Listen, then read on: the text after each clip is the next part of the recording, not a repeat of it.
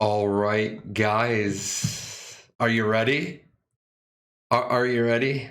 It's don't get too excited. It's not going to be that impressive yet. But I am no longer in the living room. I am no longer in the front entranceway. Uh, you know, got moved upstairs. The desk came in more than 3 weeks early. I know the audio is going to sound a little different. I am in a different room. Hopefully my audio guy will pop in tonight and he'll be able to understand. I'll probably have to give him the dimensions of the room. But I'm also getting I'm going to be getting an Elgato Wave 3 mic. So I don't want to do too much. Oh, look at it right out of the box. We're starting it. Unfortunately, major reflection of unfortunately there are some technical issues we're gonna have to work out. No matter where I'm gonna put that, I only have my downstairs lighting. I do need to get I am gonna have to get some 3-point lighting for up in here. I gotta use what I have. I gotta use what I have for the time being. I wish I didn't have to wear the glasses, but I can't see the screen. Guys, I wish I could take the camera and kind of move it around. It took me forever to get the camera mounted today. There's two. It took me forever to get the camera mounted today, so I'm going to do a little video walking tour in a couple of days when I get it all set up. Yeah, I'm in my office. You may hear some background noise. Unfortunately, my house is really weird.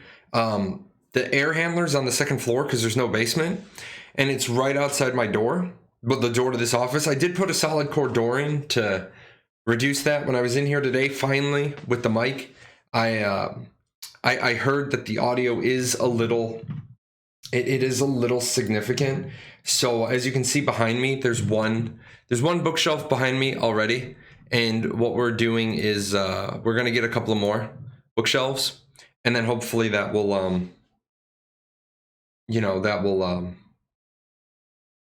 deaden the sound coming through. I might have to put, let me go to this one real quick.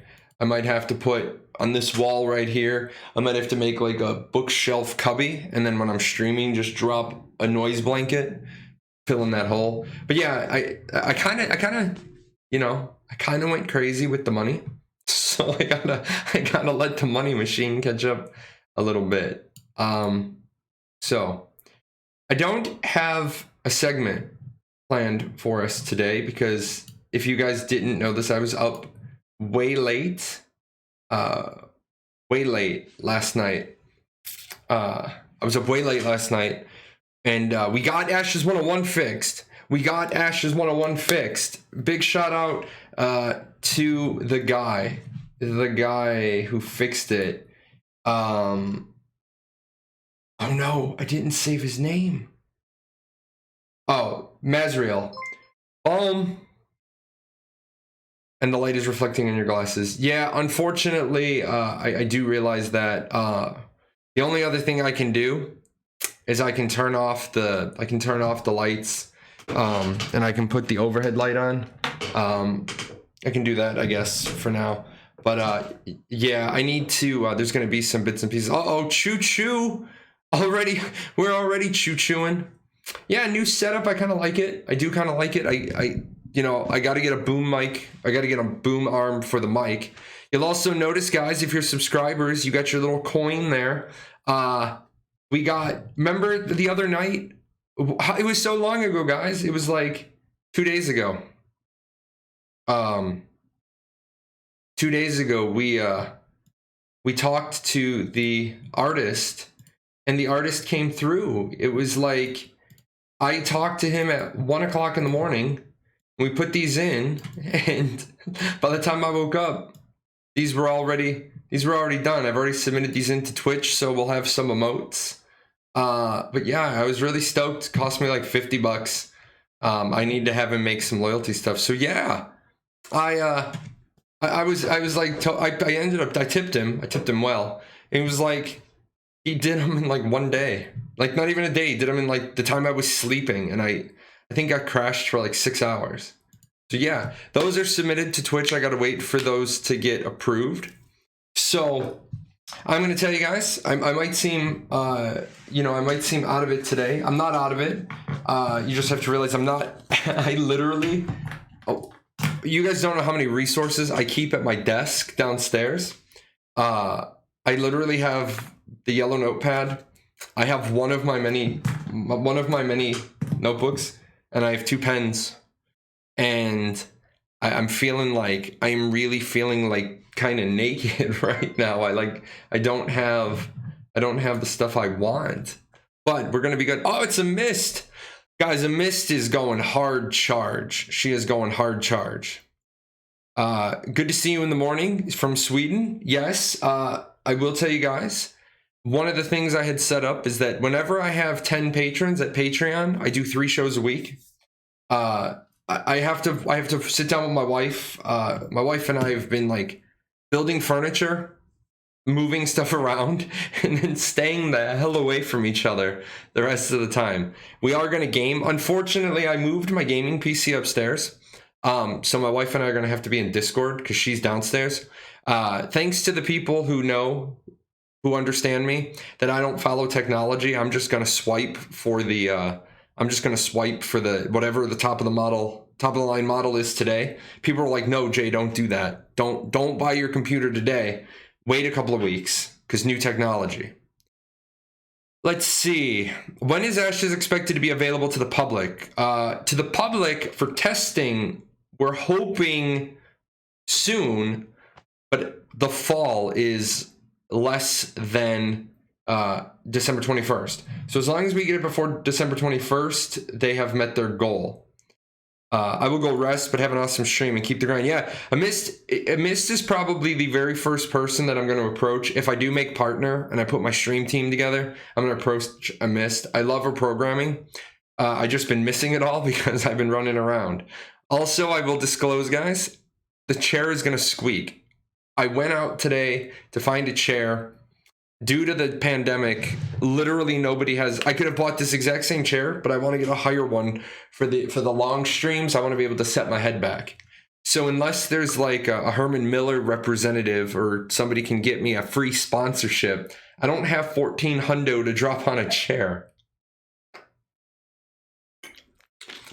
Also, you guys may see me making some changes. I got brand new monitors. These monitors are brand new. They're different from my ones downstairs. So I was rushing to. Oh my lord! Look at this guy. Look at this guy, and I think he just bumped us another level. Look at that, 100%. He's giving out 5. You guys are an amazing. You guys are an amazing community. So we are rolling up to, did you push us to 3? Level 2 is complete. I'm gonna get a little conductor's hat and a little train whistle. Yeah, halfway through 3. Look at this guy go. So yeah, we're hoping that Alpha 1 is before December 21st. No, you're amazing. Nah. I'm only the guy with the mic and the camera. You guys make things work. Is this a wild Jahlon I'm seeing? No, this is a domesticated. This is a domesticated Jahlon. I would get banned faster than Dr. Disrespect if I took a camera with me live. You can't stop me. You can only hope to contain me.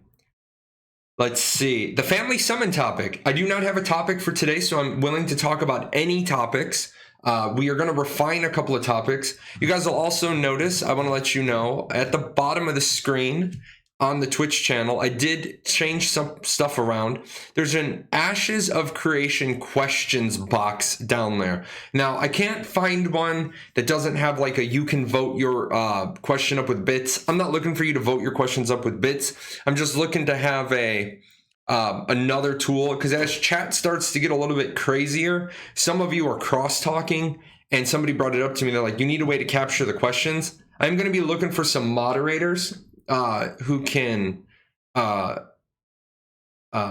pull out questions and throw them into a Discord channel. Like you won't be a Twitch moderator. You'll be like a side host, and you get some kudos. So I got plans now that this is done. Now that the move is done, all I got to do is clean the rest of my house. So the family summon topic: freeholds with taverns can buy crafted rentable beds that act as hearthstones. Cooldown dependent on the quality of the bed. I like the idea. I like the idea of only being able to family summon to a tavern. We talked about that. I really did like that idea. I don't like the idea that the tavern owner would make money off of that, because then everybody would be building it. Everyone and their brother would try to build a tavern and max charge. And I don't think the cooldown should be dependent on the bed. We kind of agreed, and we can always open up Pandora's box again. We kind of agreed the other day that the family summon is probably okay if it has like a 12-hour cooldown or a 20-hour cooldown. That way it really affects the casuals that need... I don't want to say casuals. Let me roll that back. Let me walk that back. I don't want to say casuals, because people that have a job and kids and like a career and they're going to college at night and whatever they're doing, they're not casuals. They're limited playtime people. So the limited playtime people are the ones we're trying to make sure can fit into Ashes as well. Because if we don't make a home for them, our worlds are going to be really empty, and we're going to end up with a lot of server merges. And remember, we do not want server merges because we do not want our servers to die. So I think I would be totally okay with the tavern. You have to be summoned to a tavern. So I'd be good with that. Email Secret Labs, they throw away sponsors like mad. Maybe. I feel kind of weird. I don't want to like contact people and like ask for, freebies. So yeah, I've only been streaming for 11 minutes. Somebody uptimed me. Paradox Ambassador. Yes. Keep putting out the quality content. I've been watching all of your streams as we do social distancing. It was weird. A lot of people got mad. They're like, all you're doing is you're not making any content anymore. You're loading. All you're doing is loading your streams. And I said, do you not understand that those streams are content? I was like, I did chop up that other one. If you guys didn't see that, I took our segment from 2 days ago, and I took our segment from 2 days ago. I chopped that up and made it its own YouTube video. So that works really well. I need to get better at that, because that took a lot of time. That took a lot of time I didn't have, but it was a learning experience. You should do like a question or something. Yeah. The problem is that no matter what I do, it's difficult to grab the questions when you guys want to crosstalk. And I don't want to stop you guys from crosstalking. Because I think that's important as well. So if I have the Ashes of Creation questions thing down there, people can drop their questions in there. And if I miss it, I can just look over. Like right now, I got some nice Samsung 27-inch screens. And I told you guys I was never going to go into like, what's above 1080, 2K. I said I was never going to use 2K resolution, and I have it on 2K resolution. It's not too bad. I got to play with the monitors a bit. Family summons to tavern is like using the bathroom at a bar. You need to be a customer first. Okay, yeah, I agree with that. Karthos Tavern. What's the tavern keeper's interest? I guess the tavern keeper would be interested in letting people summon there, because as they got summoned there, they might want to buy that food that gives them the radial buff off of the tavern, but maybe a small fee, not too much. Fee for teleport in. And that's just theory crafting. I mean, I know Steven likes to look at all the ideas people come up with. Plus no summons with mats, or if you're in a node guild war. Yes, you cannot have any materials on you. To be summoned, you can't have any materials on you. So no craftables, no gatherables.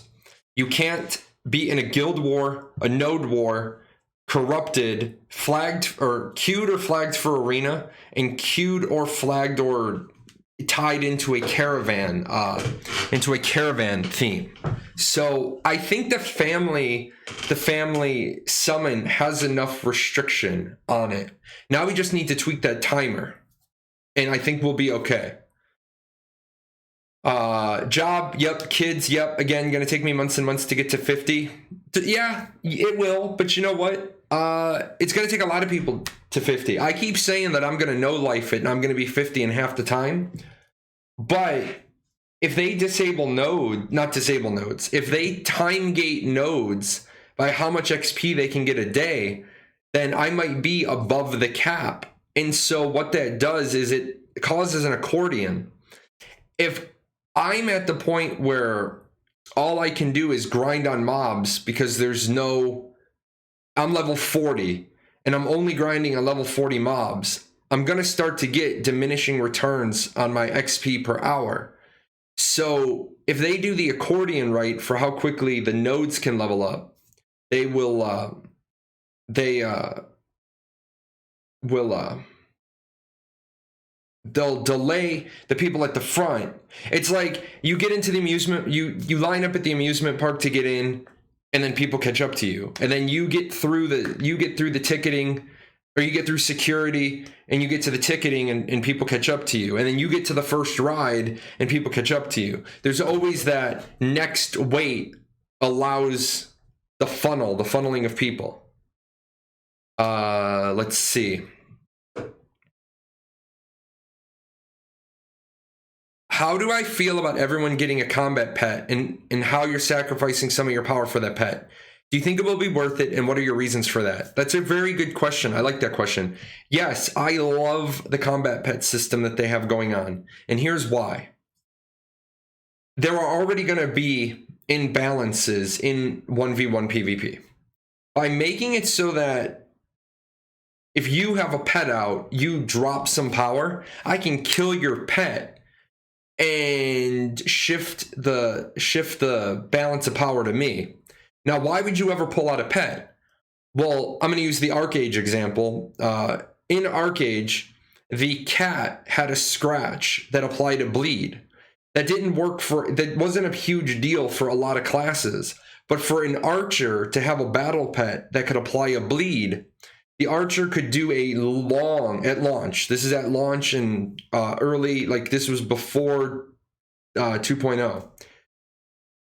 The archer could pull off a really long combo chain if they manually controlled their pet, manually controlled their bleed application at the right time. So if you were fighting an archer 1v1, you had to turn your attention and kill that battle pet because you couldn't allow the archer to keep a bleed on you continuously. So I like the idea that everybody can have a combat pet. I like the fact that summoners are going to have, think about it, a good summoner is going to have 3 summons plus a battle pet plus themselves. That's going to make summoner actually kind of interesting, kind of potent. So yeah, I'm good with that. I like the combat pet system. If you guys disagree, throw them in there. Let's talk about it. Do you think a couple of days head start for the backers would diminish brand new world experience on launch day? No, and here's why. Only 1 or 2 servers per region are going to have head start. 1 or 2 servers per region will have head start. None of the nodes can develop during head start. The nodes don't get turned on until the server goes live. So there is an advantage, and Steven recognizes that there is an advantage, and he's not trying to downplay that the head start comes with an advantage. It's just a natural course of how life works. But they're trying to keep the advantage to a minimum. So I don't think you're going to have your brand new game, brand new world diminished if you go to a head start server. Plus, let's be honest.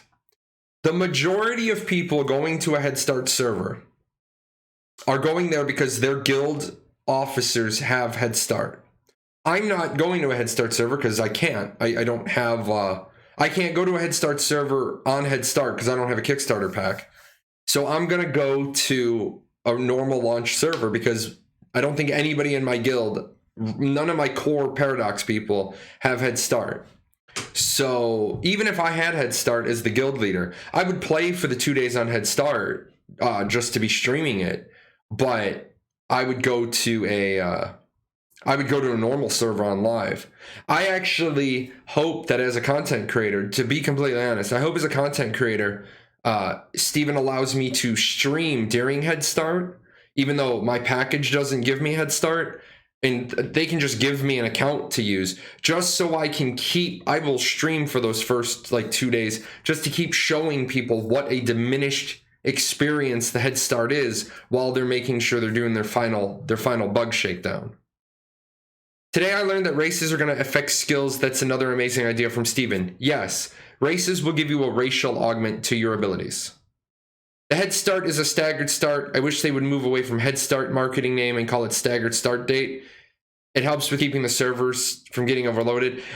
Carlos, I agree with you that it's a staggered start, but it doesn't help 99% of the servers. It's only going to help the 2 servers. So you've got like the Sandal server and you've got the Silas server, and those both have start. And those both have head start. And then Riley, Jahlon, Bacon, Baconator with cheese, the Bard, none of those servers have head start. Are nodes predetermined to type? Yes.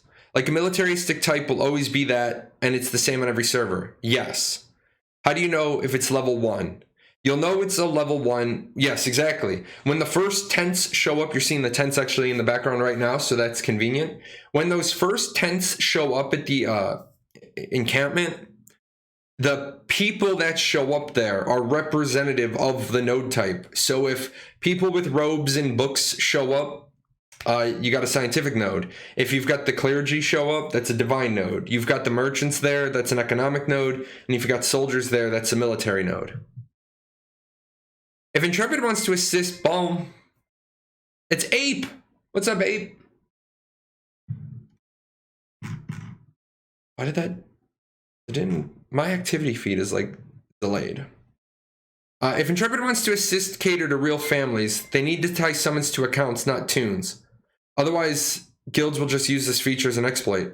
Likes to watch, you're going to have to explain to me how being tied to tunes, because you can only have 8 people in a family, so it's not going to matter. And it's not just catering to the real families, they're catering to the statics, the 8-person statics, the people who play together all the time. That's who Family Summon is there to assist. But there's so many restrictions on it. Big guilds are not going to be able to exploit it, because big guilds are going to be in a node war or a guild war almost all the time. Because there's always going to be somebody that wants to burn your stuff down. You guys are just amazing. Look at you go.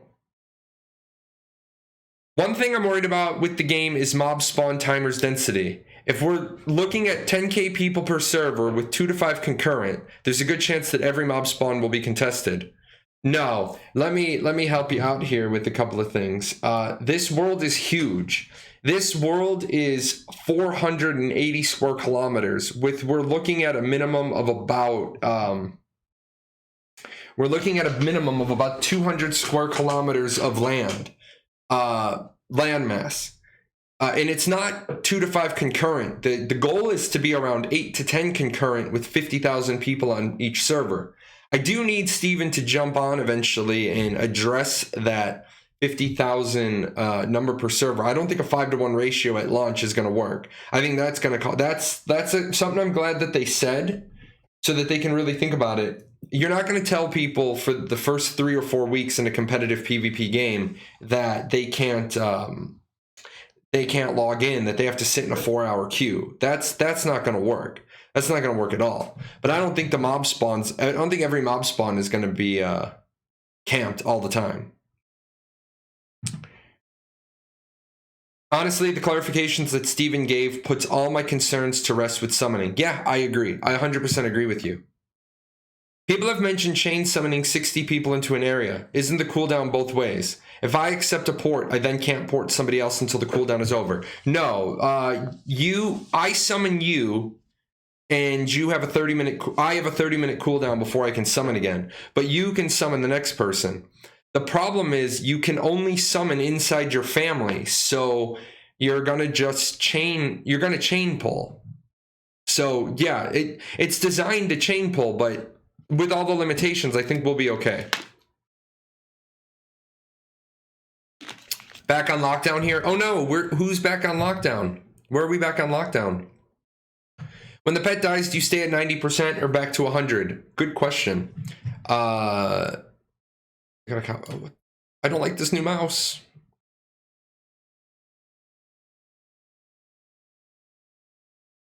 Okay, what is going on?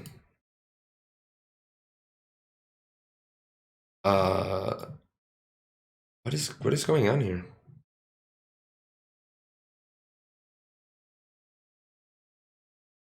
Okay. I do not know what is going on at the moment, so. Oh, and that wasn't what I wanted to do either. I'm breaking stuff in the new office, guys.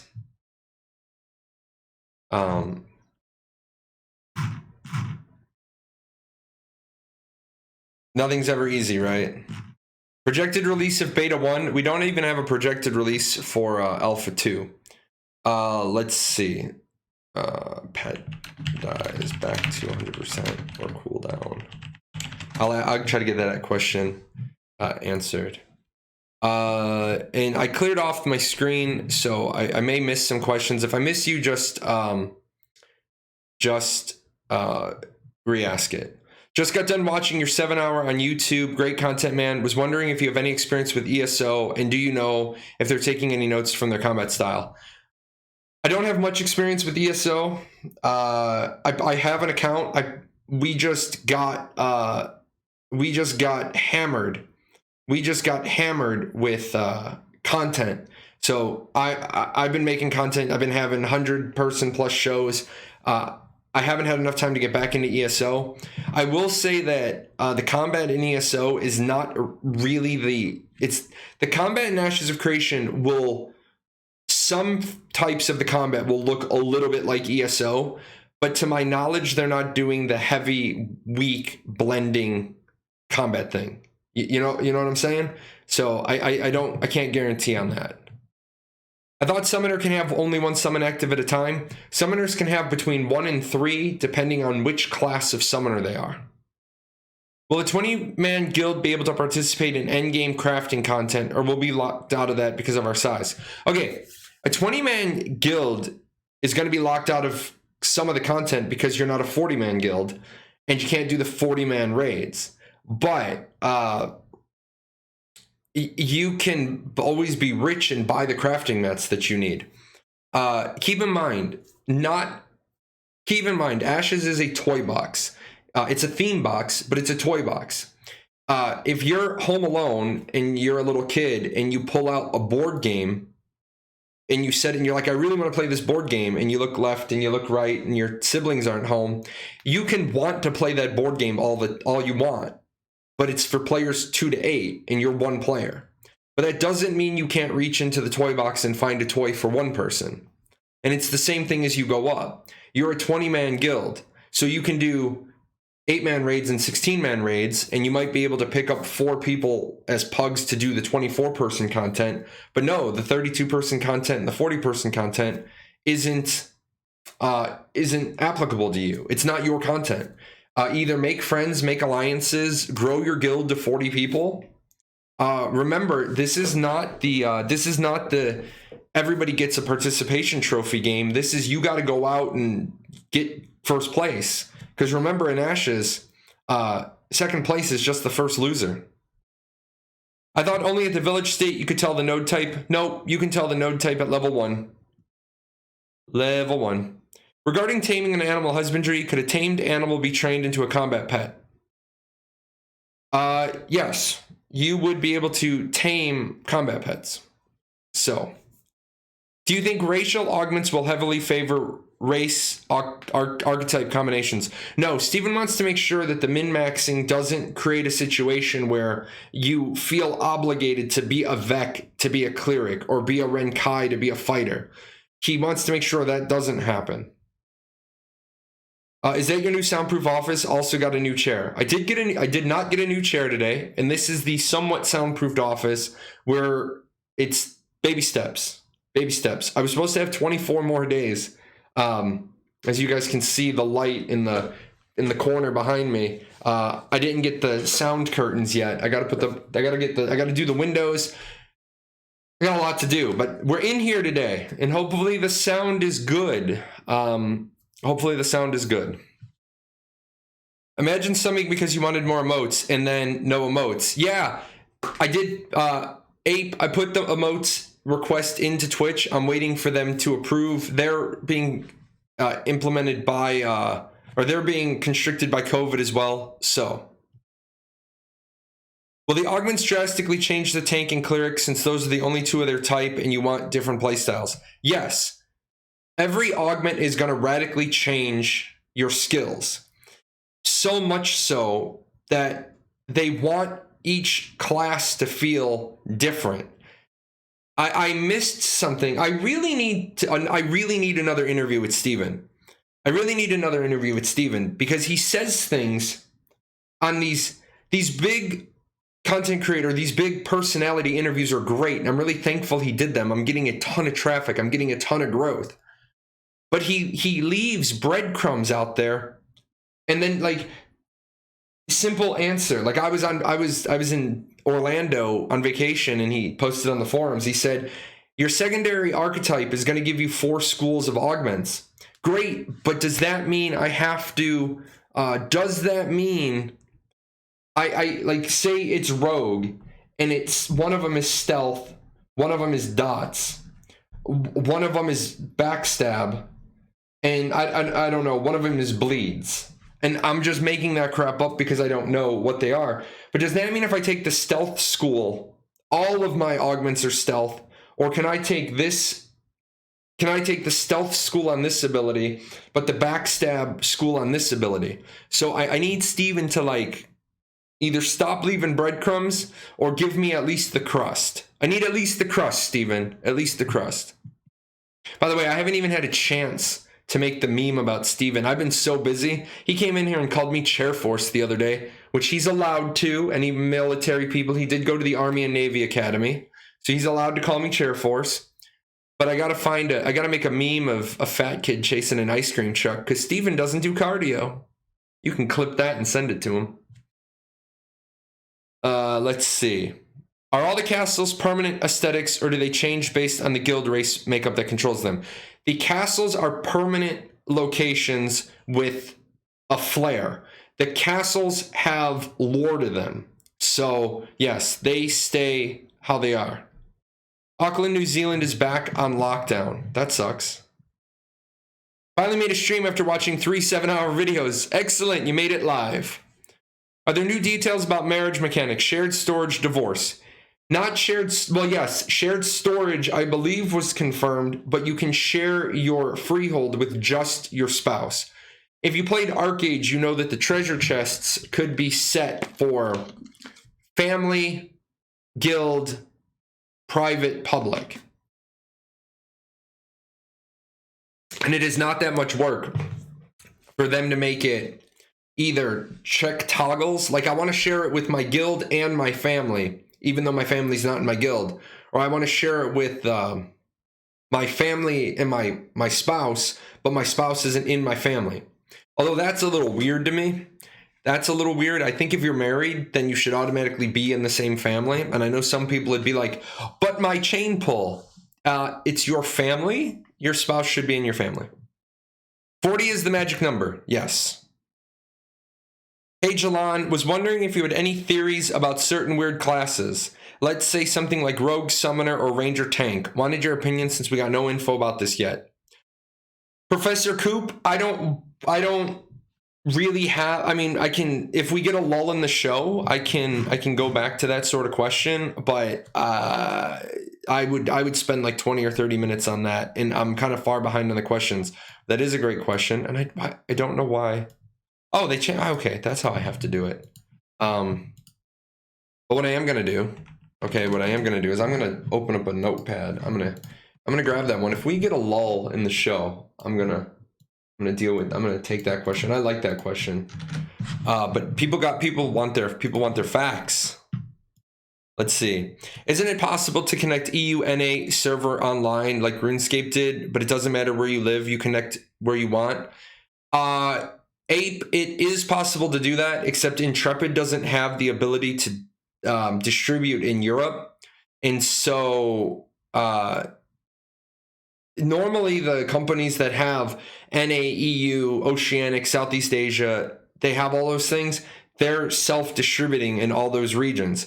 Remember, My.Games doesn't want European players playing on NA. Steven's not going to block a European player from having an Intrepid account and playing on NA. Thank you, Unlucky Geek. But My.Games paid a lot of money to have the rights to distribute Ashes in Europe. So they want all of the European primetime servers to be under their control so they can make money. That's just business. That's just business. Let's see. Finally catching one of those life after spending so much time on VOD these days. Keep up the good work. Hey, thank you. Yes, shots fired back. From what I understood with augments, you can apply multiple augments to one skill. No. Augments, you pick one augment per skill from all of the ones you get. Race, citizenship, social organization, class. The only and more augment you get is your religious augment. On your religious augment, you can get and more. Let's see. Weak sauce, next time he'll call us wingnuts. Yeah. Repost. Another question about the combat pet. What power would we be sacrificing? Overall damage or in stats? I don't know. All I know is you sacrifice your combat efficiency. We don't know what yet. That's a good question. Let's see. All right, guys, I'm gonna miss a lot of questions. Somebody highlighted theirs. These family and marriage features are making me jealous, so I'm going to have to create an intake family to receive these features. Is it intended? Yes, it is intended. Oh, with islands on the map. Thank you for reminding me that I have the map up. Has Steven ever given an estimate of how many character slots there would be per account? A comfortable amount. Let's see. Does the weapons that were in early videos and the battle royale, like the book and the orb, going to be in the game? Because if yes, it's a loads type of weapon. No, it's not an ammo weapon, but there are 15 weapons that are going to be in the game. There are going to be 15 weapons that are in the game. All right, I'm going to do this.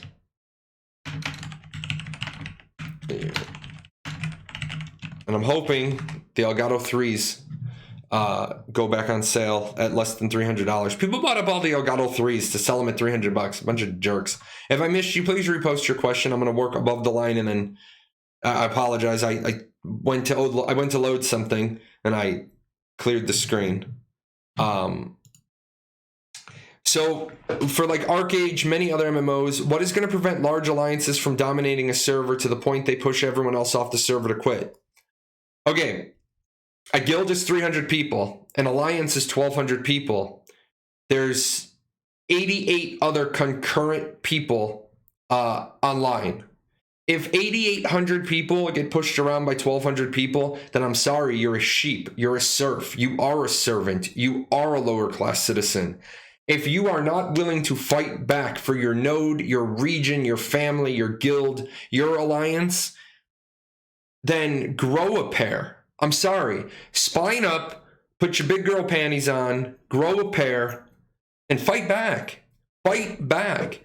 Large guilds are bullies because everybody panics. Oh my God, I died. It's a short trip. It's a short trip to the respawn.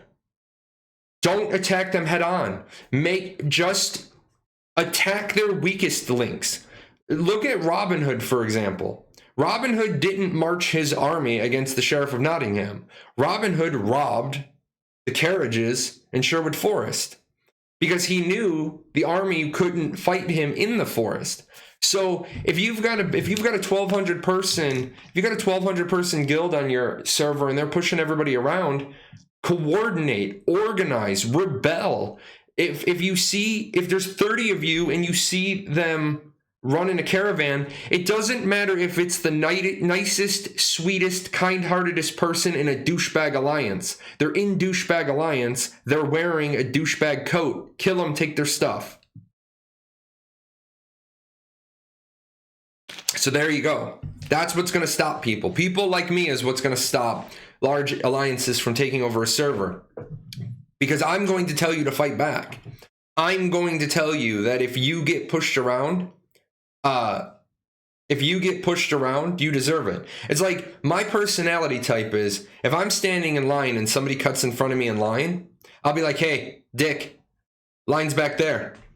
And they walk to the back. I'm not a huge dude. I'm not a swole turkey, but I'm a big enough guy that if I call them out, all it takes from 99% of bullies is to call them out.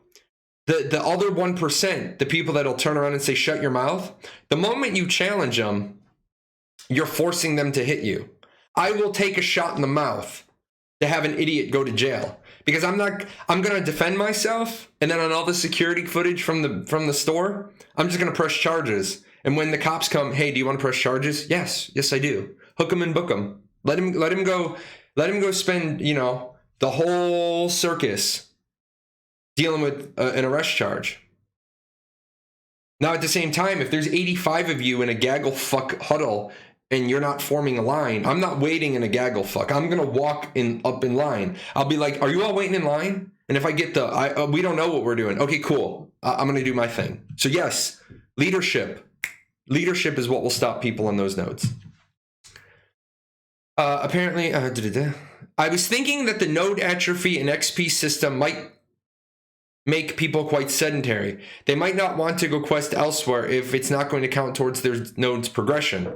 Yes, you are going to be based out of somewhere. However, every single thing you do earns XP. Every single thing anybody does in your node zone of influence earns XP. So if you have a good node going on, people are coming there to craft, to gather, to run the dungeon, to grind mobs. If you're facing atrophy, your node's already dying. Do all of your abilities get augmented once you choose a subclass?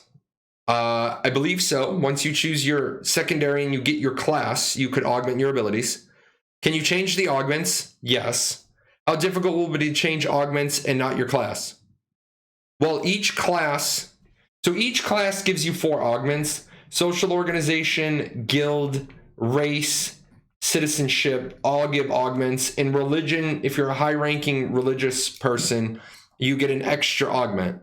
So yes, it's not going to be difficult, but you're not going to be changing augments in a dungeon. You are going to have to go to a trainer. You are going to have to go somewhere to change your augments. So it's not like all right, I'm a fire mage and we killed the ice boss and we're in between rooms and I respec to ice mage or lightning mage or arcane mage or earth mage. I can't do that. I can't do that. Well, for example, nothing is stopping them from having a 4,400 alliance size. Okay, well, at that point, they're half the server. So what's going to happen is nobody's going to roll on that server. That server is going to get a reputation for being filled by one guild. And congratulations, that guild works really, really hard. And then their server gets merged and they lose all of their progress. If they get merged with the next server, then people, like, honestly, if I was Intrepid and I had an organization, a gaming organization with 6,000 people came in and tanked one of my servers, I wouldn't merge their server. I would leave all 6,000. Here, congratulations, guys. You have a playground. You have nobody to fight. You're playing a PvP-based game now, a PvP-centric game with PvX. Congratulations, you're having a fun time, but you're not getting to do. What fun is it to have all 5 castles if nobody ever tries to take them from you? Sunday afternoon is like, well, this sucks. What are you going to do? You're going to be like, we're world first in everything. Nobody cares. Nobody cares that you're world first because you're zerging the server. So I'm not worried about that at all. It's not just a short trip, it's also XP debt. But I mean, let's be honest. If you're playing the game for any length of time every day, you're going to be earning back your XP. I don't know why people are afraid of negative XP. I mean, there's no over leveling system. So it's not like Final Fantasy XI or Arcage with their whatever 34, 55 ancestral levels, like 9 billion XP. You're at level 50. You die, you get some negative XP. Just grind some stuff. Let's see. Depends on how long it takes. Maybe it doesn't really. Gotcha. In Eve, right now, almost all of nullsec versus goons just to bring them down to size. But here's the thing, and I'm going to be honest about Goon Swarm. And it's been like 7 or 8 years now since I played Eve.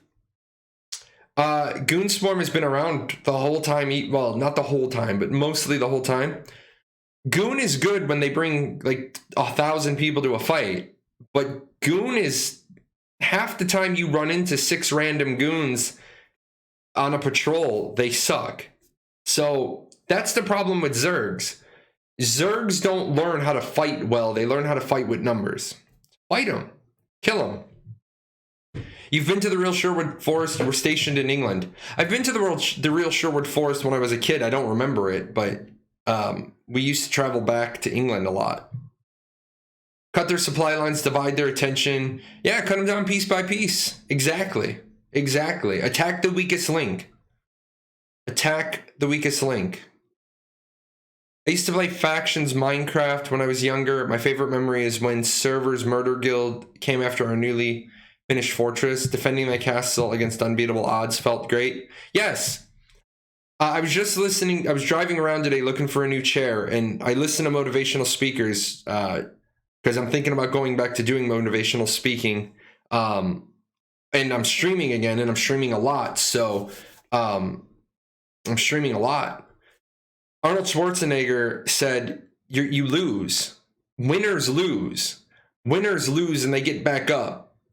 Losers lose and they lay on the mat. You're going to lose. You're not. If you're going into Ashes thinking you're going to win every fight, you're not. For me, I know that my guild will either out of the box, and they all share my vision. They want me to be a monarch. So right out of the box, our goal is to get a castle on our server from the NPCs. Because getting it from the NPCs will be the easier way than getting it from another group. But if we try to get it from the NPCs and we fail, we're not going to hold our heads down and be like, oh, we failed. We're going to get right back up and say, okay, this is our 17th time trying to take a castle. We know 17 ways that don't work. We're going to try number 18. But I don't have a plan B. You noticed I didn't say I had a plan B. My plan is to be a monarch. My plan is to be a monarch and to be a mayor until my node goes metro. And once my node goes metro, pass that mayorship off to somebody else in my guild so we have 2 dragons. I don't have a plan B. Because every ounce of effort in your plan B is an ounce of effort you didn't put into your plan A. So I don't have that. So that, yeah. If someone kills you while you are transporting goods with a mule, and they are not at war with you in any way, will they end up with corruption? Yes. Your mule is not a rolling PvP zone. Your mule is a flaggable state. So if you have a loot pinata, aka a mule out behind you, and I kill it, and you don't oh, he's angry. They can't get into me. If you're rolling around with a loot pinata, and you don't flag to defend yourself, if I kill you, I get corruption. And I wouldn't be surprised if you get X level of corruption for killing the mule as well. We won NA Classic for a couple of months till one day a coalition formed, and we lost for like 4 months in a row. Eventually we recovered and started winning everything. Yes. The Chicago Bulls. In my lifetime, the Chicago Bulls won 3 championships in a row. And then Jordan didn't play for 2 seasons. And they didn't win for 2 years. They didn't win championships for 2 years in a row. And then they came back and they won 3 championships in a row. Even champions lose. You notice that in sports, there are very few teams with a Cinderella season. There are very few teams with a perfect season, because perfection doesn't exist. Perfection doesn't exist. Nobody is perfect. It's okay. Frost is here now. That's good. Your brother is getting married tomorrow, but I don't need sleep. You need answers. Is your brother having a wedding during a pandemic? Are you somewhere safe? Guys, I ain't even kidding. I looked at some in like the 10 minutes last night I had for my personal development time. I looked at some CDC modeling. Keep yourself safe. We don't even take our youngest daughter anywhere but gymnastics. And literally there is so much hand sanitizer at the gym. The gym coaches are there, and they're either coaching or they're there with the handheld UV lights just everywhere the kids are touching. They're just coming behind them with the UV lights. And the lessons are all one-on-one right now. So yeah, keep yourself safe. How big of a group and what level people do you think you will need to take your castle from the NPCs? I believe you'll need 250 people, and you'll probably need to be levels like 48 to 50. That's what I believe. I think really good people might be able to do it at 48. But the problem is they also can control when the first siege, like I don't know if you need to make a siege declaration scroll to take the castle from the NPCs. You very well may, and you can't even drop a declaration scroll until you have Master Crafter, Master Gatherer, and Master Processor. By the way, guys, there's a lot of you popping in. I do want to let you know I did move offices, so I do know the lighting is off a little bit. I didn't have time to get the 3-point lighting set up properly. If the mic sounds off, just leave me feedback on that. So I'm not going to do a ton of changes until I get my new mic. Finally, I did put a questions box as a widget down below. So if you've got a question you want to get out there, you will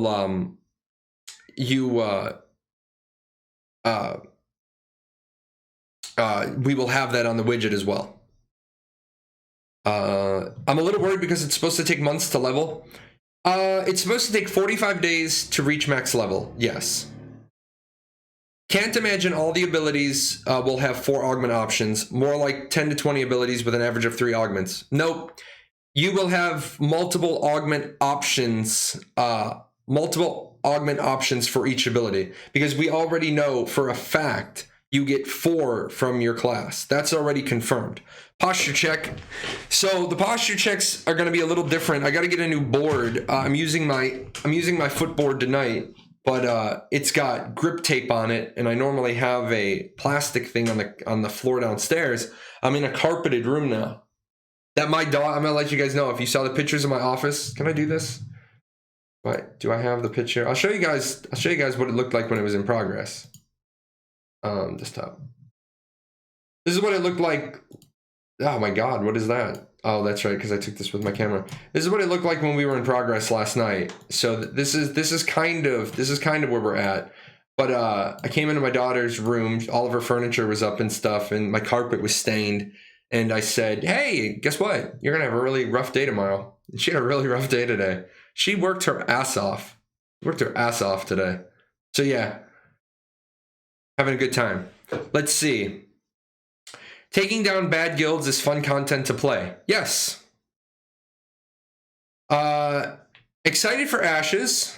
So are we all. There are 151 of us excited for Ashes right now. Maybe more. Guys, I do appreciate you all hanging out. Kick over some rocks. Tell your guilds I'm streaming. If you got new people, you don't have to answer questions for your new people. Just send them to me. I'll answer them. Will the augments be unique enough to make all different classes different and not just cosmetic or minor changes to the base class? Their goal is to make it so that all of the augments are meaningful. They want all the augments to be meaningful, yes. And could you simultaneously siege smaller nodes that are part of their cluster? Starve them out? Yes. You can simultaneously organize a group of people to keep nodes in states of sieges. Remember, if you don't win the siege, then you do give them a 20 to 60 day lockout. But let me grab the nice part is I didn't get my new computer yet, so all of my stuff is here. I need my nodes. I need my cowbell.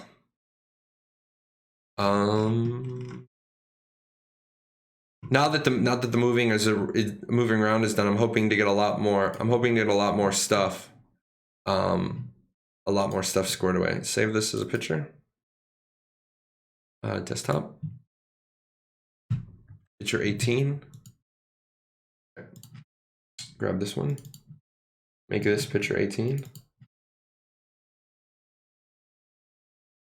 Make this bigger. So say these are two competing regions, right? Say that's my region, and or say we're gonna say that the brown region is the other region, and my region is the snow region, and we've got a village on that border. Well, you can believe that I'm gonna help. I'm gonna talk to that village mayor. If I'm the king, I'm gonna talk to that village mayor and say, hey, you want to be bigger than a village, I assume, because I'm not gonna say I want you to be bigger than a village. They may have a good reason they want to stay a village, but I'm gonna come to that village mayor and I'm gonna say, you're being blocked out by that node across the regional boundary, so that other king is getting town level taxes, and I'm not, and you're not. Do we want to siege that town? And if the mayor says yes, I'm gonna say, okay, let's get this organized.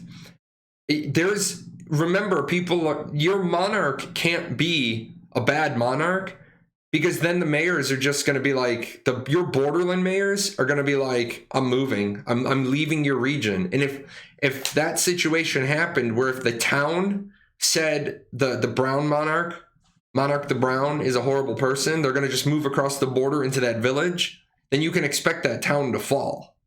So keep that in mind. Will XP debt prevent you from providing your experience towards your node's progression?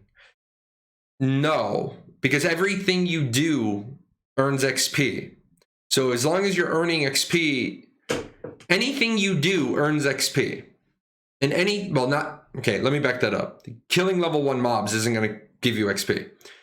Anything you do that earns XP would give your node XP. Anything that you would do that should give you XP should be giving you XP to your node. Of course, I could ask Steven that question, and I could tell you right now we won't answer it because that's too far in the weeds. Steven would say, no, you're getting too far into the weeds now. Let's see. I could see how XP debt could scare newer and unexperienced players, whether or not it even will be an issue for them. Yes, and that's one of the things. Thank you for that. Debt. Boom. Oh man, Mr. Waffles, you're making me hungry. I will tell you guys today, I usually don't do a dinner break, but since I am on intermittent fasting, if we're staying strong for a couple of hours, I will need I'm gonna take as few breaks as I can, because I'm gonna need 10 minutes to go choke down the rest of my lunch. I had 3 slices of pizza and got back to work. My office wasn't set up. I couldn't stream. 3 slices of pizza and we had to go. You have to fight NPCs to get the castle the first time. Yes, Ninja Tank. You have to take the castle from the NPCs. It's going to be the same sort of story. It's going to be the lore story from the Battle Royale. The castles are where a group of people set up shop in order to try to starve out the corruption storm. Now, if the people in the castle that hold it at first are corrupted, that's going to be interesting. We're waiting to see that. But if there's a PvE event to take the castles, and then from then on, it's PvP. Let's see. So, the thing about the mayor, where I said I would pass mayor off to one of my officers, I didn't mean I have a mechanic to pass mayor to one of my officers. If I was the mayor of a metropolis and we took a castle, then in the next election cycle, I would not try to be the mayor of the metropolis and the monarch of a castle, because why would I want two dragons on the same character? I would be using my monarch dragon and say Frost is my... He probably wouldn't be Frost, even though Frost could be a great mayor. Frost works nights, so I mean, unless Frost is going to call in sick every time the node gets sieged, which he would. But you wouldn't want to have a monarch be a metro mayor, because you'd put two dragons on one person.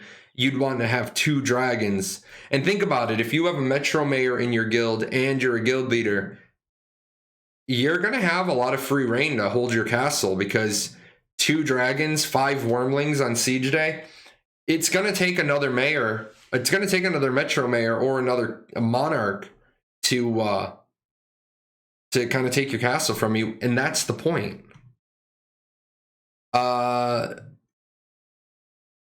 Let's see. Perfection equals effort plus luck. Perfection doesn't exist. Success equals hard work, but I don't think luck has to do with success. You don't need to be lucky to be successful. Sometimes success looks like luck to other people. There is definitely the small minority that gets successful due to luck. I'm not gonna say that it was lucky that I got my commission in the Air Force. I'm gonna say it was the result of hard work, but there was RNG in the fact that I was in the right place at the right time with the right briefing. So it was the result of hard work. But I'm never gonna upset Lady Luck and not say she has a hand in things. So yes, sometimes there's luck. How hard do you think it will be to balance both building your node up and your local homestead, and also exploring such a massive map with limited fast travel? So difficult, because choice. And as we learned in the Matrix, the key is choice. Are you choosing to build up your node? Are you choosing to build up your homestead? Are you choosing to do exploration? I'm going to build up my freehold first. However, I'm going to be playing 12 hours a day. So it's going to be like my freehold is getting built for this purpose. Once we get our freehold built, then it becomes like, why are we building up Jay's freehold first? Well, because Jay plays for 14 hours a day during the launch week, and then it's like, okay, we built up Jay's freehold. Well, we're a lumber company. We don't need 15 freeholds with mills on them. So now the next thing is, who's my miner? Okay, guys, we know lumber is the first one, ore is the second, processed stone is the third, cloth is the fourth. The first 4 freeholds, the people that want those things, we're going to build those. If our node pops up, then yes, we're going to build our node as well. But I'm a smart leader. If my freehold is close to the node and I've already built a lumber mill, why am I going to use one of the gatherable spots in the node for a lumber mill? If I have the option to open my freehold to fellow node citizens, then I don't need to waste a constructible spot, but we need the rule set for that. Let's see. Do weapons have augments too? Weapons don't have augments. Weapons have skill trees, but those skill trees might add procs that you want. Like, you might take a bleed proc versus a poison proc. Let's see. I'm skipping ahead because I fell far behind. I'm going to try to grab the big questions. If I missed you, just repost it, because I see there's a lot of crosstalk, and that's good. I like crosstalk. Will the unique legendaries have abilities that are tied to the item? Yes. Monarch, not king. No, when I'm talking about myself, I'm a king. When I'm talking about myself, if I'm the king, if I'm talking about the monarch, it's the monarch. But when I'm king, because I play male characters. You have to take down the lesser nodes before you siege the castle. No. However, castle nodes. So here's the castle, right? And at the castle, there's those 3 military nodes, and they're not nodes. They're more like outposts or garrisons. Steven might change the name or give them proper names. If during the 4-week castle cycle, and guys, I have a video on this at ashes101.com. I break down the castle siege cycle in a lot of detail. So this is like you were absent yesterday and the teacher's like catching you up. But if you want to see the whole lecture, you can do that. So each week at the castle siege, there's an event. So you've got node A, node B, and node C. Outpost A, B, and C. There is content that is there. And so on the first week, if I'm the monarch, I'm the king. I'm going to say monarch in this situation because it's not me. If I'm the monarch, I have a vested interest in making sure those 3 outposts get built. Because if I get outpost A built during its 1-week cycle and we don't lose it during the weekly event, then on siege day, I have a wormling to give one of my officers. If B gets built, I have 2 more wormlings, and on C gets built, I have 2 more wormlings. You need to make sure you're disrupting the castle so that the mayor doesn't, so the king doesn't have, or the monarch doesn't have access to not only those wormlings, but all the mini bosses that you're going to get, all the siege equipment, all the bonuses to the walls, the gates, the towers. If you let them have a fully built castle, you're almost saying it's impossible to take it. The castle siege isn't just a 1-day event. It's a month-long extravaganza of PvP because the monarch is going to have to bring caravans into those three outposts. So the people who say, oh, well, it's like once a month or once every 3 weeks like Arcage. No, it's nothing like Arcage.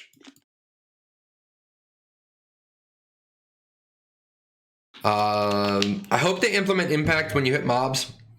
It's looking weird if it's just tanking until it's dying. Yeah, they're still working on animations. Are we discussing Cowbell Hero now? I got a fever. Do villages Metropolis have a limit in citizens? There is not a limit on nodes' citizenship. The soft limit is housing.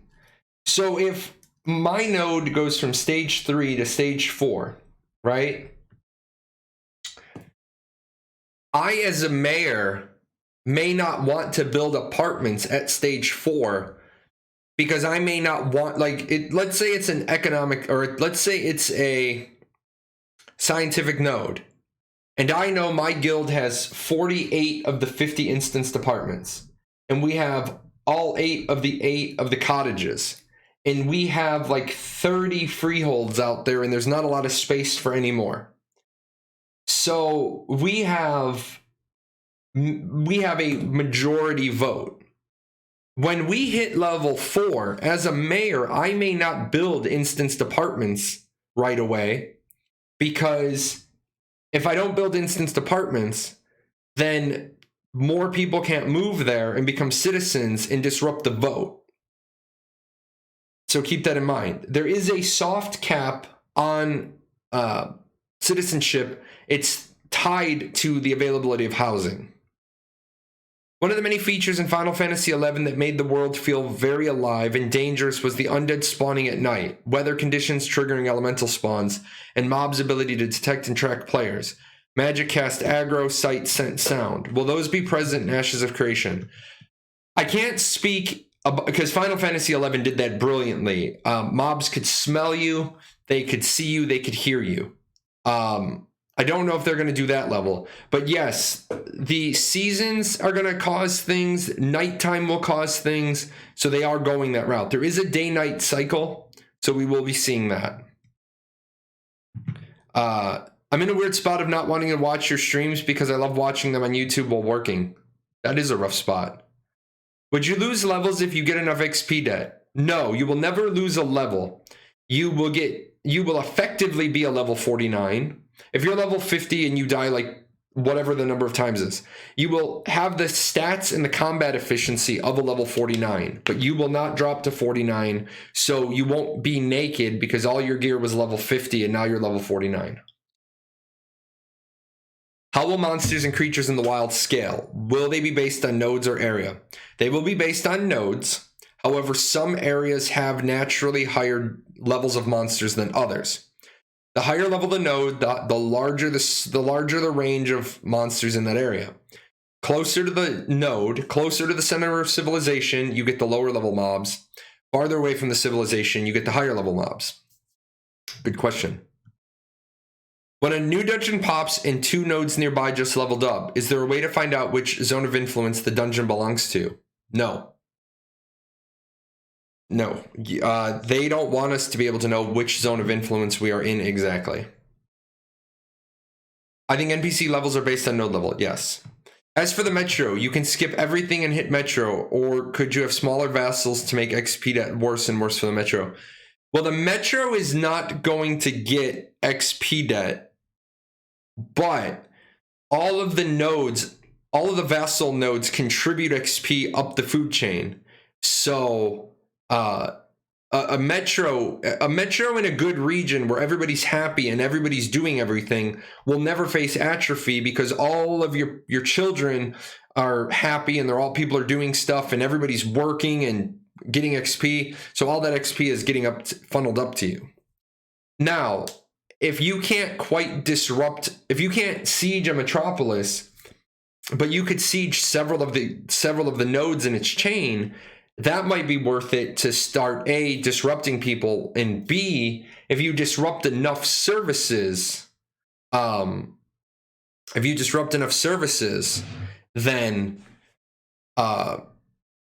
you can maybe force the metropolis into atrophy. Your guild does own the node. No, a guild never owns a node. A person is the manager of the node because they have the mayor slot. There is no guild mechanic required to be a mayor. You can be Johnny Nobody of the Nobody Guild and be a mayor. Is there a table on how long it takes to farm up enough XP for nodes of each stage to level up? No, and we will never have that information. Do we have any information on the amount of players these time frames are calculated on? No. For example, the many days it takes to level up a village to town. Are they many days calculated on 100 people, 200, or 500? Is there any estimations? No. Steven doesn't want us to have that information. Luck is getting the opportunity. Hard work is what comes after that. Yes, I would agree with that.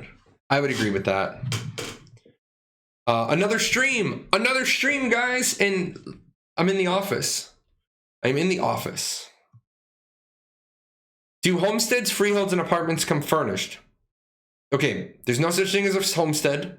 There is an in-node house, because I like terminology. There's an in-node house. There is an in-node instanced apartment, or just an instanced apartment, which is in the node. And then there are freeholds. In-node houses and instanced apartments come pre-furnished. Steven, during my interview with Steven, he said he wants to maybe have, when you buy the house, have some different options for how much furnishing comes. So like I'm making up numbers here. For 1,000 gold, your apartment is completely furnished. For 500 gold, your apartment is nicely furnished. For 250 gold, your apartment is the bare minimum. You have a chair and a bed. So there is a day-night cycle. I gotta get my glasses wiped when I go downstairs. Let's see. Does each class have a base starter weapon? Yes, probably. You will probably get a starter weapon that is your favored weapon. Your starting armor will probably be your favorite armor. Are there going to be bag expansions, or is this going to be more like WoW or Black Desert? There will be specialized backpacks for gatherers and for processors that allow them to have more storage for gatherable items or for processed goods.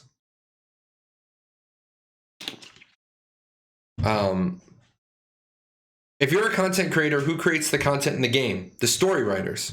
See the confusion? Sounds like Steven's style of communication. Kind of. Steven has gotten a lot better at public relations over the 3 years. That's also why I beat Steven like a piñata. Because if I'm beating him like a piñata, then he doesn't have to worry about...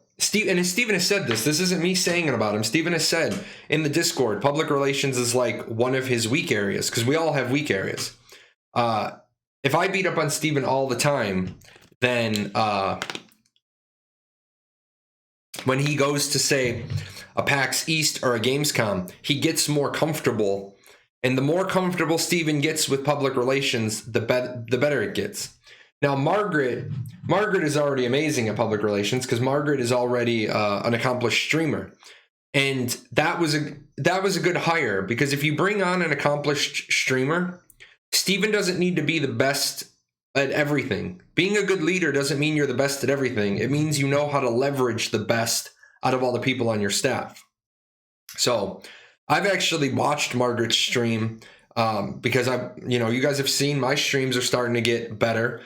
Cleaning up stuff the best I can. I look at a lot of streamers. There are some things like there are some things from some streamers I want to emulate. There are some things that that they're not me. I'm not going to do them. And it's not called stealing. It's called benchmarking. If you see something somebody is doing good and you start doing it, you didn't steal their idea. You benchmarked it. Repost. I am sorry. We are going to have reposts. We do get behind. Don't forget, if I miss your question, you can put it in the Ashes of Creation question box widget down below as well. And I will get that. Does all housing have maintenance cost? Yes. What types of housing will be most attainable for casual players? Instanced apartments. The barrier to entry is instanced apartments, freeholds, in-node houses. 10-hour Q&A tonight. I don't think I'm going to go for 10 hours, but I will always be willing to play the game with people. The more people we get viewing, the more this channel grows. I am trying to make partner. So like if somebody was to be like, I brought my whole guild to, like Steven the other day, you jerk. I was at hour 8. I had moved to the talking screen to close up, and Steven runs in and calls me Chair Force. I can't stop the show with him calling me Chair Force. So I streamed for another hour. I was up to an unacceptable hour this morning. I was up till 4:40. I didn't even do my personal development, my personal reading until I want to say 4:26 is when I jumped in a bath because I wasn't going to jump in my hot tub at 4:26 in the morning. But thank you to the person who helped me. I'm gonna give him one more shout out. Hold on, my daughter's checking in. She's alive. Give this guy Mazriel on the official Discord. He helped me fix Ashes 101, and I've been having a conversation this afternoon with somebody who I want to be genuine here. I appreciate all of you that have contacted me with either telling me you'll lay me out a WordPress site, or that you've actually taken the time to lay out a WordPress site. I don't know how to build in WordPress, and I don't have time right now to switch tracks and learn something. If this hype dies down and I have time, I will definitely look at WordPress. Somebody who builds all their stuff by hand, or who knows how to build it all by hand, contacted me today, and we started talking. I didn't get the chance to finish that conversation. But last night I showed people what was broken, and it was 2 lines of code. 2 lines of code fixed it. So a huge black eye on my website, a huge thing that was embarrassing is fixed, and I was so happy. Can I pull money together with my friends to share a freehold, even when the owner of the freehold is offline? Yes. One of you buys the freehold, sets the permissions properly, and then everybody can use it. You don't have to be online to use it. If furniture in an apartment doesn't give anything visual effect, I don't see the point of paying more for a furnished place.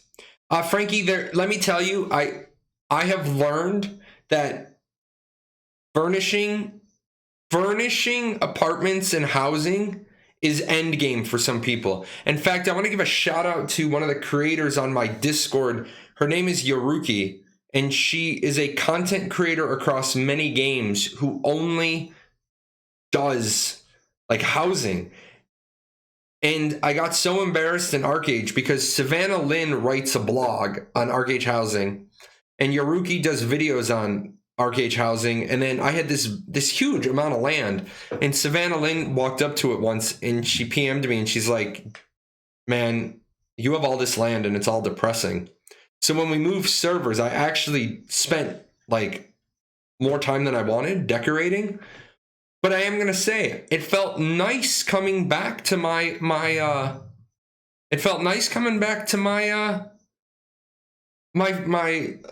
house. It felt nice. It was welcoming. And then the Paradox Gaming Network, you know, I had some stuff for them. So yeah, it was I'm not gonna say that at launch I'm gonna be worried about the housing. I will make my house look nice. My wife always makes her housing look nice. She laughs at me. We have housing in Final Fantasy 14 together. I have a Demel in the basement. That's okay. Oh, yes. You can pull gold together with your family and share a freehold. Your family can use it when the owner is offline. Yes. You can set those permissions. One person owns it, but you open it up to family. Do you need to be a citizen of a node to place your freehold in its zone of influence? No, you have to place housing in a zone of influence to be a citizen. What kind of information do we have on guild halls? Are they placed like freeholds? What kind of services is a guild hall offered to its members? So there's 2 guild hall things, and I think I just saw Smurg do a piece on guild halls and guild fortresses. So they are 2 different. They are 2 different things. Guild halls are a place inside nodes that guilds can acquire. I believe if they're one of the patron guilds of the node. There may be some more to that. Guild fortresses are guild freeholds. I don't know if I, as the guild leader, have to use my personal freehold for the guild freehold, or if I'm a guild leader and I reach a sufficient size, I get a second freehold plot that I can only put guild fortress buildings on. That's another one of those things I tell you guys all the time. Steven will say something. He will tease something, but he doesn't put any more than that in the open. So guild fortresses and guild halls are going to be a ingrained portion of guild wars. Guild wars are not going to be just an hour long, let's go kill each other. Guild wars might be the Paradox Guild has a artifact in their guild fortress, go siege their guild fortress and steal it. And like my response is, since you don't have a guild fortress, you only have a guild hall, I might have to kill an NPC in your guild hall, or I might have to do something with your guild hall. We don't have a lot of details there, but hopefully we're going to get more. We're going to get more soon. Good question. I had to step away. Sorry if this has been answered. Given the contentious nature of the family teleport issue, do you think having separate servers where it is allowed, disallowed would split the player base too much? You can't have different servers with different rule sets, nor do you want different servers with different rule sets. The reason why, and just look at ArcAge as an example, the more different versions of the code you have, the more ghosts in the machine you invite to have happen. So, no, the family teleport system will either be in all the servers or it won't be on any. The only tweak I think you're going to see between North America and Europe, North America and CIS, to my knowledge, and I will admit the last couple of months I haven't done a world affairs examination. To my knowledge, it is still against the law to be same-sex married in Russia. With that said, you are not going to be allowed to have a video game that promotes same-sex marriage. The last game we saw that tried it was Revelation Online, and in order to push that out, they changed it from they pushed it from marriage to best friendship, because they couldn't have same-sex marriage in one region, so they just made it best friendship. Now, of course, my wife and I were best friends because we're married. We're always married. We're married in Final Fantasy, and we're on Malboro, for the person who asked. If you build a freehold, does it work for the entire clan, and what are the benefits? Guild, not clan. Let's use the right words, because we may end up getting clans or families. We might get that down the road. With that said, you can set your freehold for public, private, family, guild. I'm hoping we can convince Steven to make it so you can set your freehold for node citizens only. I think that would be a great setting. With being able to put freeholds together, since you will be married in the game, have her make hers a nice house and you can have the needed buildings. You technically can't put your freeholds together. What I'm trying to get Steven to do is change the code a little bit, make an exception. And I understand people are going to exploit it. They're going to marry their own characters because people are shitheads and they ruin everything.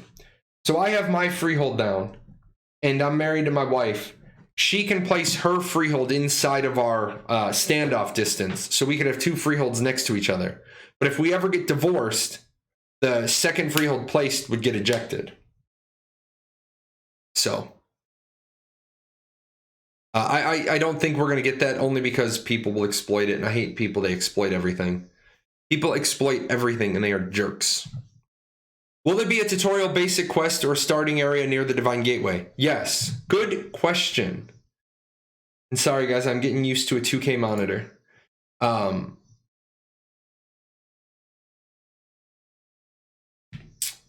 Divine Gates are the circles. Starting camps are the triangles. There are 2 starting camps per Divine Gate. It's going to be just enough to teach you about the game, just enough to give you some direction, and then get out of here, son, you bother me. The next wave of people are coming through the gate. By the way, guys, can you hear the cicadas? I am sorry if you can.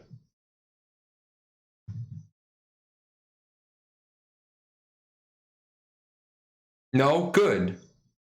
Good. Did I say triangle? I'm sorry. Diamond. Triangle. You got me. You got me. Diamonds. The diamonds are the starting camps. The circles are the Divine Gates. If the node goes down, there's a 2-hour period of vulnerability. Then you have a grace period after that to rebuild the node to an appropriate level before it gets deleted. You will not get your freehold. You will not get your node built back up from level 0 to level 3 inside of the week, because the only way that would even be feasible is if there were no other nodes developed around you. So your node won't get destroyed and then re-leveled up inside of a week to save your freehold. But what could happen is, say, that's not it. So say this town gets destroyed. This town just underneath the regional castle. Say that town gets destroyed, and there's some freeholds left on the border of the village zone of influence. In those 7 days, those people with freeholds that are near enough to the village's zone of influence, they might all pile into that village and just hardcore grind XP, hoping to get the village to pop to a town. And when the village pops to a town, since there'd be nothing in that town space because it had been destroyed, the zone of influence might shoot that way and absorb some of those freeholds. Remember, freeholds don't just move out in a radial circle. They push, pull, turn, twist, warp. Like, you might have a freehold that runs itself up a river. Did I take those all out? I think I did. I'm gonna go to this one. You might have this metro up here. I can take the segments down. We're not doing those. Nope. And then I can make that bigger. So you see where that town is? Just depending on how the zones of influence push and pull and twist, it's not going to be the metropolis may not be a circle around all these nodes. The metropolis isn't going to really get pushed back by anybody because it's the big boss. But that town might be like swooping on the river because of how things are pushed and pulled. So yeah, lots of different pieces to the artisan system. Of course, we've got our guy teleporting around the world because he's a citizen at a scientific metro. Let's start 4K video. Turn this one off because I started it over. Let's see. What is a social guild? Is it run by NPCs or it's some kind of relaxed player guild? A social guild is a relaxed player guild. They play for fun. They don't play. They're not tryhards. They're not trying to be the best on the server. They play a game for fun. Believe it or not. I know there's strange people who play games for fun. How dare they? People are shitheads and they ruin everything. Yes. How is the new desk? Did it come in? Yes. Yes. I'm sitting at the new desk. I'm sitting at the new. That's not the new desk. I don't have all these new ones in. I am getting used to it because what I did. I'll show you guys again. What I did was I did non-connected monitor arms. My desk downstairs, the two monitor arms are connected, so my freedom of movement is very, very limited. And so it's sometimes a pain in the ass when I'm trying to, like, they're on the same jointed swivel, so they bump into each other. But right now, like, so the camera is behind them.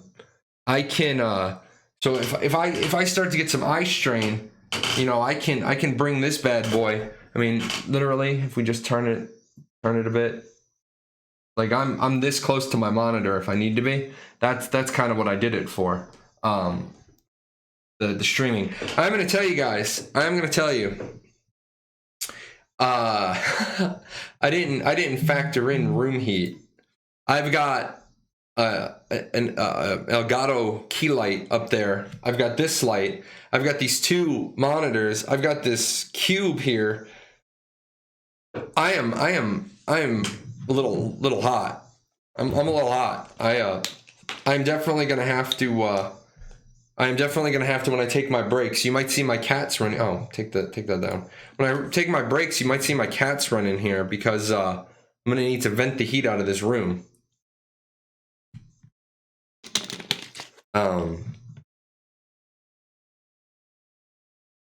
Oh, you got 1440p? Yeah, leverage. I got I'll tell you guys which monitors I got. My ones upstairs, I didn't want. I told you guys I was trying to make a complete duplicate of no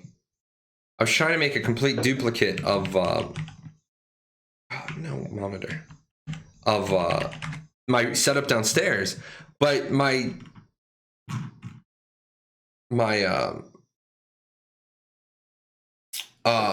monitors that I had are no longer current enough, so I couldn't find them anywhere. And by the time I started looking for by the time I started finding people that had them in stock, hydrate. I'm out of tea, so I'm gonna refund. I'm gonna refund 2 of you. And I'm gonna mark you as complete. I'm gonna have to take a break. It's hot up here, but let me grab the monitors that I have so you guys know what I'm talking about. That's the link to them. I wanted to get the downward ones so that downstairs was the same, but I couldn't. So I thought to myself, do I want to put the new monitors downstairs or in my office? And I realized I'm gonna be in my office far more than I'm gonna be downstairs.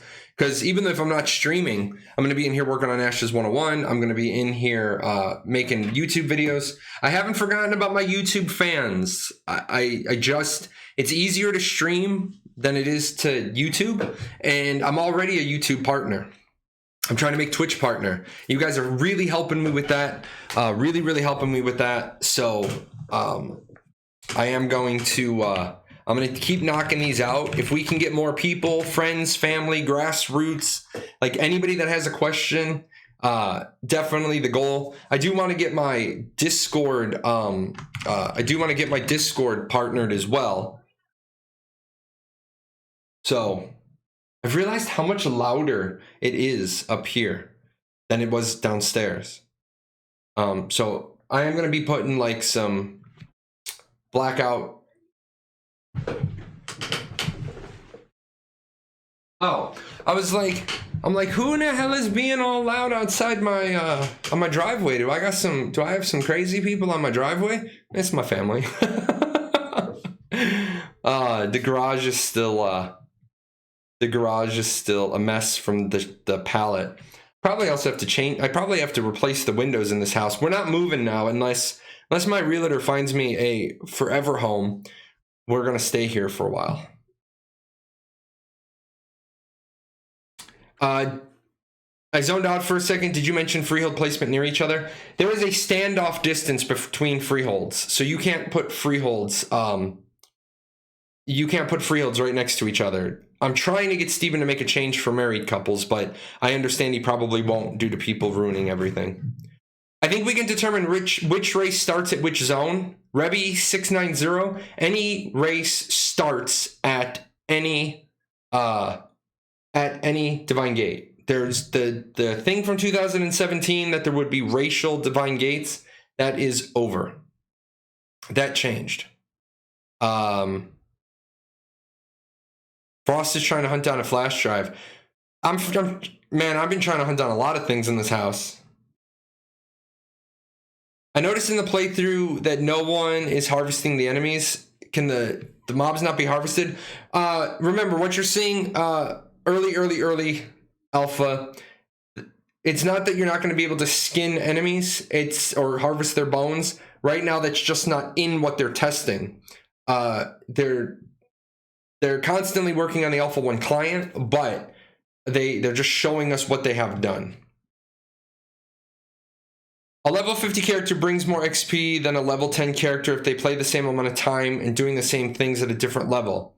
If not, it means that when everybody is going to be endgame nodes are going to grow way faster. Oh, is a level 50 character going to bring in more XP than a level 10 character? Yes. I mean, of course. Some are worried that people won't want to explore, but the only way to get a mansion is to own a home in the node since it was a town and get it to metro stage. I think the status of that alone will push people to try to develop their own nodes. Yes, I agree. Also, you can't have everything in your node. So, you can't have everything in your node. So I'm the mayor. In my node, like, and here's my plan for my guild. I'm showing you guys some stuff. I plan on us living between 3 nodes. This is our little path. This is our level 5, our level 4, and our level 3. And I want to make sure we shape a section of the world. And I want the highest level node on the water. Okay? That's my goal. That's my stuff. That's my goal. But that might be a divine node on the water, and an economic node in the middle, and a military node at the end. Some of my guild members are going to want to live in a military node. Some are going to want to live in an economic node. Some are going to want to live in a divine node. So there is going to be reasons to move around the world because you can't have everything. So I will sit down and organize with my guild on the path that I will be the mayor, laying out the node we live in first. So if 75% of the people in my guild want a Scholars Academy and 25% want a Thieves Guild, then I will say, all right, in the primary node we're going to make our citizenship in, we're aiming for a scientific node, and we're going to put a scholars guild there. we want to also build up a divine node, and that's where we're going to put the Thieves Guild, because I can't put 2 social organizations in right away. So there's going to be a lot. That's what's going to mean people aren't going to all, like, just because you want to live in this node, just because your guild wants you to live in this node, doesn't mean you can. You might have to move around the world a bit. Are there any games with this node system or similar? No. There are no games with this node system. Grab a fan. I have a room fan, and I will turn the fan on. Like when I walk out of the room, I'll turn the fan on, leave the door open. You'll probably see my cats run in, knock the hot air out. I bumped the house to 72, but I'm probably gonna bump it down for a little bit, cool off the house. It's getting hot here. It's getting hot late in the day. I thought social guilds were going to be some merchants. No, those aren't social guilds I like to watch. Those are social organizations. Those are social organizations in the game. Social guilds are a designation of real world players in their games. Anything below 80 is cold for me, so I don't have these problems. I'm going to be honest. Anything above 75 for me starts to tweak with my my anxiety and my PTSD. So I keep the house at 70. So with that, oh my God, guys, I've reached a water break. I'm going to go downstairs. One of the things I am going to get, I'm not going to get a mini fridge because I don't want the humming to be a problem. I'm not going to put a mini fridge in here until ever. I will put a mini fridge around the corner. Again, I don't have that either. And as you see, I don't use my Twitch money to buy this stuff. All this stuff I bought out of my own pocket. I did get paid by Twitch today. I haven't even looked at the money. So I think I can pay myself back my corporate formation loan. And then when I pay myself back my corporate formation loan, I'm gonna be doing some gift card giveaways next week. So I'm gonna get up. I'm gonna leave you guys the video running, and I will be back in a couple of minutes. I gotta run downstairs, say hi to my kids, and I'm probably gonna shove a piece of pizza or 2 in my mouth, so I don't have to take a long dinner break because I'm starving. So kick back, relax, use this opportunity to check out my webpage, my YouTube, and kick some rocks and get your friends in here. Be back in like 2.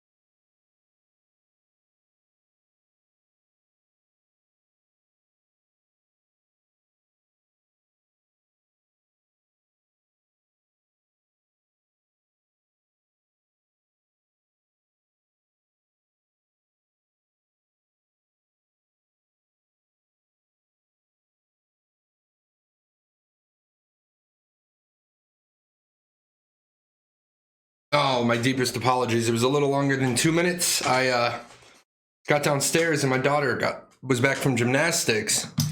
And it was dinner time.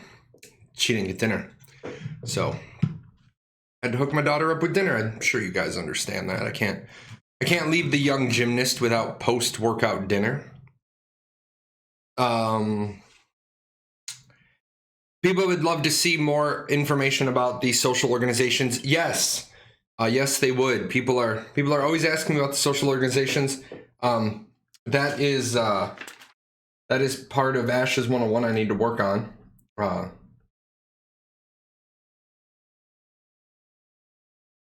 It never stops, guys. It literally never stops. I never stop creating more work.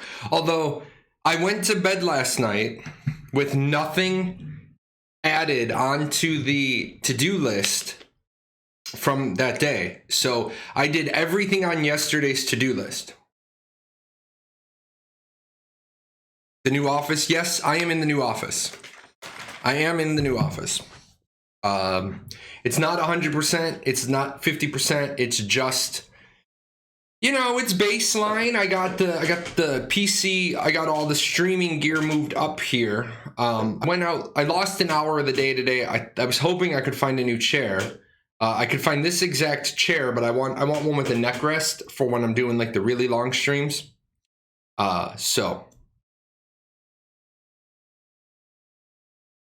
let's see. Are there instruments? I'd love how some people play music in Final Fantasy 14. Capata.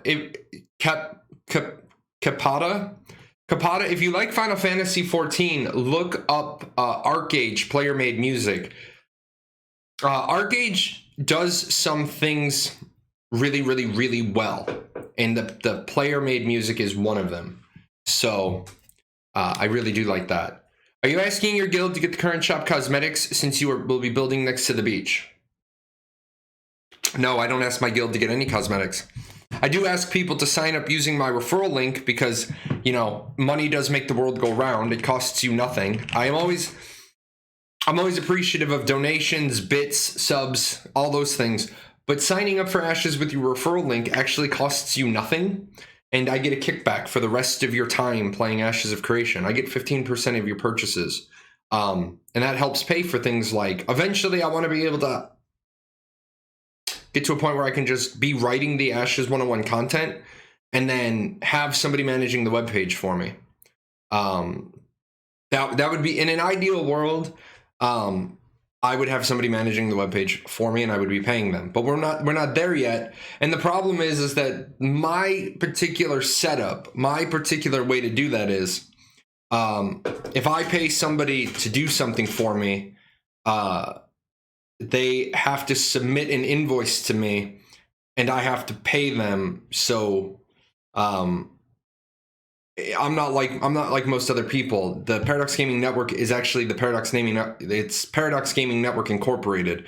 So it does, it makes things more difficult for me, but that's due to my personal tax situation. Is a level 50 character? I answered that. If a level 50 character gets more XP for the node than a level 10, if yes, it means that when everybody will be late game, nodes are going to grow up way faster. No, because nodes block each other out. So if you pop a node to level, let's not do that. Let's just go get the damn thing. Where is it? So this, by the way, guys, these examples, you guys are like, how the hell does he already have? How the hell does he already have these examples knocked out? Ashes101.com is my website, and there are videos. There are videos tied into it. So YouTube videos dial in with the webpage. So this is node lockout 1. And then we're going to do this one as well for node lockout 2. These are straight examples from my Ashes 101 nodes part 1, nodes up to level 3. But I can show, it's like, doesn't matter. You guys don't have to watch the video. You can get the love. You can get the love as well. So let's see. We're going to do a new image because every time I reuse an image, I make things look horrible. So yeah, perfect. So here you go at level 1. That's me. That's a very sexy looking me, right? I'm here. We have a level 1 node. As soon as that, sorry, back that up. Stage 1 node. I have a stage 1 node. Nodes have stages. Stuff inside nodes has levels. Buildings have levels. Nodes themselves are stages. So the this stage 1 node pops, right? And that means the nodes inside zones of influence A, B, C, and D are stuck at level 0 because this is early game. This is shaping the early world. Because this node went stage 1, it exerts its will against all neighboring nodes. So those nodes can't level from 0 to 1 until this node levels from 1 to 2. Now, when this node levels from 1 to 2, right? Now, it stops caring. It doesn't care about anybody near it because it says, okay, I'm a level 2 and you're all level 0s. You're not a risk to me. I don't need to put my hand on your forehead to keep you down. So those arrows go away. Now, a couple of those nodes popped up to stage 1.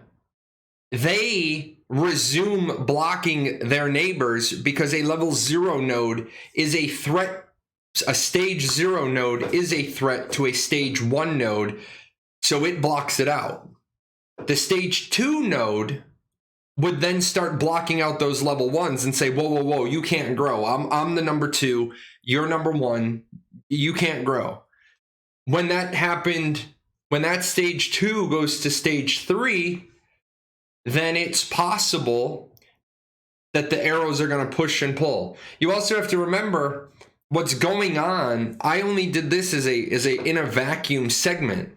There might be something going on the other side of the node as well. So this might actually be like 2, 1, and then where I'm at 2 if you're going north by northwest. So this stage 2 node goes to stage 3, but the stage 1 on the west side, it can't go to 2 anyway because it's being exerted on by another 2. That's how the world works. That's how complicated the world is. Let's see. If a node is economic, does that mean all the villages, towns, and cities will be economic also? A node is the center of civilization. So the terms like village, town, city, those terms you can't use because a node can be a village, it can be a town, it can be a city. A node is a center of civilization. A node is civilization, community. The zone of influence is the border. If a node is economic, it is an economic center of civilization. If that node gets destroyed and you build back up in that zone of influence again, it will be economic. It will always be the same node type. Instance apartments also get more expensive the more there are. This will make big cities more expensive to live in and nodes out in the country more affordable. Yes. Plus, we talked about there is an advantage to living out in the country or living in the lower level node. The lower level nodes get work orders from the higher level nodes. A metropolis is not self-sufficient. The game mechanics prevent it from being so. If it needs things, it can't self-produce those things. A stage 6 node has to get things from a stage 5 node. A stage 5 node has to get things from a stage 4 node. They can send the work orders to those nodes, but they cannot make those items themselves. Let's see. Does resourcing mats in a different node contribute to that node, or does it based off citizenship? You provide experience to whatever node you are. You contribute experience to the node that is tied to the zone of influence that you are in. So if you are in an enemy zone of influence you are giving experience to the enemy node. Cooling that room while not producing excessive noise might be problematic. Yeah, all I have to do is put another HVAC intake in the ceiling, and that will pull the hot air out, as well as reduce external air pull outside the room. Yeah. This house, this room doesn't actually have a return vent. The house, don't even get me started. I don't even want to. I don't even get me started on these. Reckless. What's up, Reckless? I actually found out. I'm gonna talk about this room for about 10. These houses for about 10 seconds. They have the ductwork in the ceiling, but they don't actually have ductwork. They never actually put the metal ductwork in. It's just wood. And they wonder why these houses are so inefficient. I didn't realize that until we were cleaning an event, and I was like, where the hell's the ductwork? That's one of the reasons I wanted to move. But I can't find a house I want, and I can't build a house here for a reasonable amount of money. So this might be home for 11 years. Every bit of experience, yes, we got that. Will there be more than 3 social organizations already confirmed? No. The only things we know are the ones that are confirmed. Yes, the subscriber badge is new for those of you that missed it at the beginning of the show. At the end of my show on Tuesday, the Tuesday show that started on Tuesday night and ran into Wednesday morning at like 1 o'clock in the morning, before Steven popped in, we went and placed an order for emotes, and the emotes came in. Well, I took the money one, and I sort of pulled the assets out to be like 1, 2, 3. But yeah, the subscriber badge is in. The emotes are in for review, but it takes Twitch time to get that. So are the in-game instruments would love to jam in a tavern? We assume there's going to be in-game instruments, but we don't have solid confirmation. Ow. I asked this a few times, but haven't been able to get an answer. Did Steven ever clarify his flight path statement from Asmongold's interview? No, he has not clarified that statement. And that's a big one. However,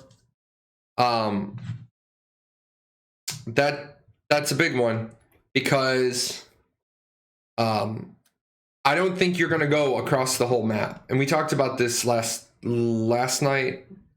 No, 2 nights ago. Guys, my days are just bleeding together. You guys are amazing. If you guys keep showing up for all these, I'm just going to be here all the time. I don't imagine that you're going to be starting. I don't imagine that you're going to be starting in the upper northwest in the like gray mountains and be able to take a single flight path all the way to the boot of Italy. I think you'll be able to take a short hop flight path, and then you'll have to go somewhere else and take another short hop flight path. It's not going to be like WoW where it moves you. And if they think they're going to put in a flight path system and then not be hated, no, people are going to hate that. I'm a fan of just taking the flight paths out altogether and just carriages. I don't want to be able to click on the map and auto move either. I'm good if the carriage takes me from one node to the other, because that's a quality of life thing. That's a quality of life thing, so that people that have to balance, a real life with being a gamer, I'm totally okay if they have a carriage that moves you over to the next town. Like, so why would that be relevant? Because I get home from work and I log in and I get on the carriage and then I go change and then I walk across the node to the other carriage system that takes me to the other node while I go into the kitchen and I, throw some food in the microwave. If you make it so restrictive, people will just go play a game that is accommodating. You have to accommodate enough. You have to accommodate enough that you're not so high on the barrier of entry, but you don't want to accommodate so much that people think your game is easy sauce. So yeah. Can the level 0 nodes still collect XP so that when that stage 1 gets stage 2, those stage 0s automatically get to stage 1? No, you cannot be on the cusp of staging up. You cannot be on the cusp of staging up. You will get your XP banking halted at a certain point so that when the node that's blocking out several people either levels up or is sieged and removed, then it's off to the races. So no. Is it possible for a node to level down? Currently, in the current build, yes. In the current design thinking, one alternative is if a node doesn't get enough XP on a daily, weekly, monthly, whatever the cycle is basis, it will enter atrophy, and when it gets too much atrophy, it will de-level. The problem with a de-level system is that a de-level system creates one of those ghosts in the code where you can never have two nodes of the same stage, next to each other. But if this is a level 3 and this is a level 2, and this were to de-level, if this is a stage 3 and this is a stage 2, and this was to de-stage to 2, now you have two stage 2 nodes next to each other. Stephen has said that node sieges were going to be allowed to de-stage nodes, but now node sieges destroy them. So it is high stakes poker. It is all in. You either win or you lose. If you lose, your node is gone. If you win, your node survives and it gets a grace period where it can't be sieged for 20 to 60 days. When a node is supposed to destage due to atrophy, they may just make it so that it is the same mechanic as a successful node siege. So you had atrophy, you hit an atrophy tier, you no longer have the ability to try to save your node. Your node is simply gone. That makes it easier to make a large node away from other nodes, it seems, due to the clustering nodes impeding each other. Well, yes, but remember, everywhere in the world, those other nodes will eventually catch up to you, and you don't get to pick where you put your node. The system, every node is in a predetermined location. Some zones of influence have 2 or 3 places where civilization may be born, but you don't get to decide where that is. They're all pre-programmed. Let's see. The heart emote is so cute. Yeah, like I said, I sent it to an artist. And then I didn't have any emotes. So baselining a set of emotes was good. And then as I baseline the set of emotes, people can say, if people are like, I really don't like your happy one, I really don't like your angry one, I really, like, we can improve upon that. But for $50, for $50 for 6 emotes, yeah, those all work for me. Those all work. Steven popped in after you left. Yes, Happy Pappy. Steven popped in. He called me Chair Force. I said he can't catch an ice cream truck. So. Zero hype. He never answers anything. Useless old uncle. I don't want Steven. Like I told you guys when he popped in the other day, I don't want you to treat Steven like he's an answer pinata. He's here to be a human being. Steven and I talk about things as human beings. We talked about merchandise while he was here. I'm more interested in talking, like, that's the reason why Bacon doesn't hang out on the Discord anymore. People treated him like an answer pinata, like he owed them an answer. The developer doesn't owe you an answer. If the developer is not on a yellow name, the developer just wants to hang out with the community. Now, even the developers with the yellow names, they don't owe you an answer. They do owe you some accountability if they do some things that are in contrast to what they've already said. Steven does have a little bit of a problem still with when he does a major design change major design changes are going to catch people are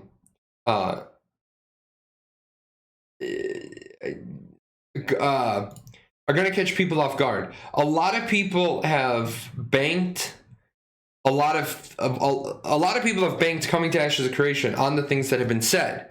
So if you start changing what's been said, you owe people, and I say you owe because you've sold people stuff. You've sold advanced copies of the game. And I'm not saying that they can't deviate the design changes. But if they turned around and they said, we're not going to have 64 classes, we're only going to do the 8 primary archetypes. We've decided to gut the archetype system, the augment system. We've decided to make all these major changes. Then you can't just pop in and say that and peace out. You got to come out and say, hey, we need to talk about it. This is why we're doing it. We know we said this. We're going to address the things we've previously said. And then here's the reasons why. Say they decided to take out, give me a feature that's not like core to the game, but a lot of people like. Say they decided to take out the Tulnar. Hey guys, I know that during the Kickstarter campaign, we had a stretch goal that there was going to be a 9th race. It was going to be the Tulnar. Unfortunately, in design, we've reached a threshold that we either publish or we're going to be a Chronicles of Valyria. We're at the point where we need to go or we're going to be broke. Okay. Well, they decide that they're going to take out the Tulnar.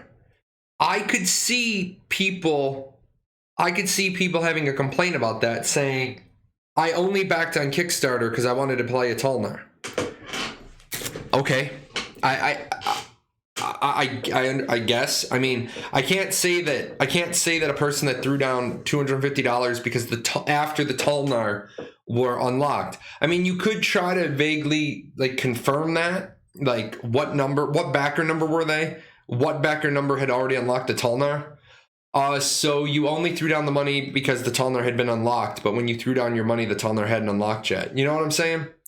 Or arenas is a good one. Hey guys, we've realized we're not going to have 1v1 arenas. We looked at it when we were doing the entire discussion on the military node leadership, and that 1v1 combat isn't what we're building for. We know there's going to be rock, paper, scissors balancing.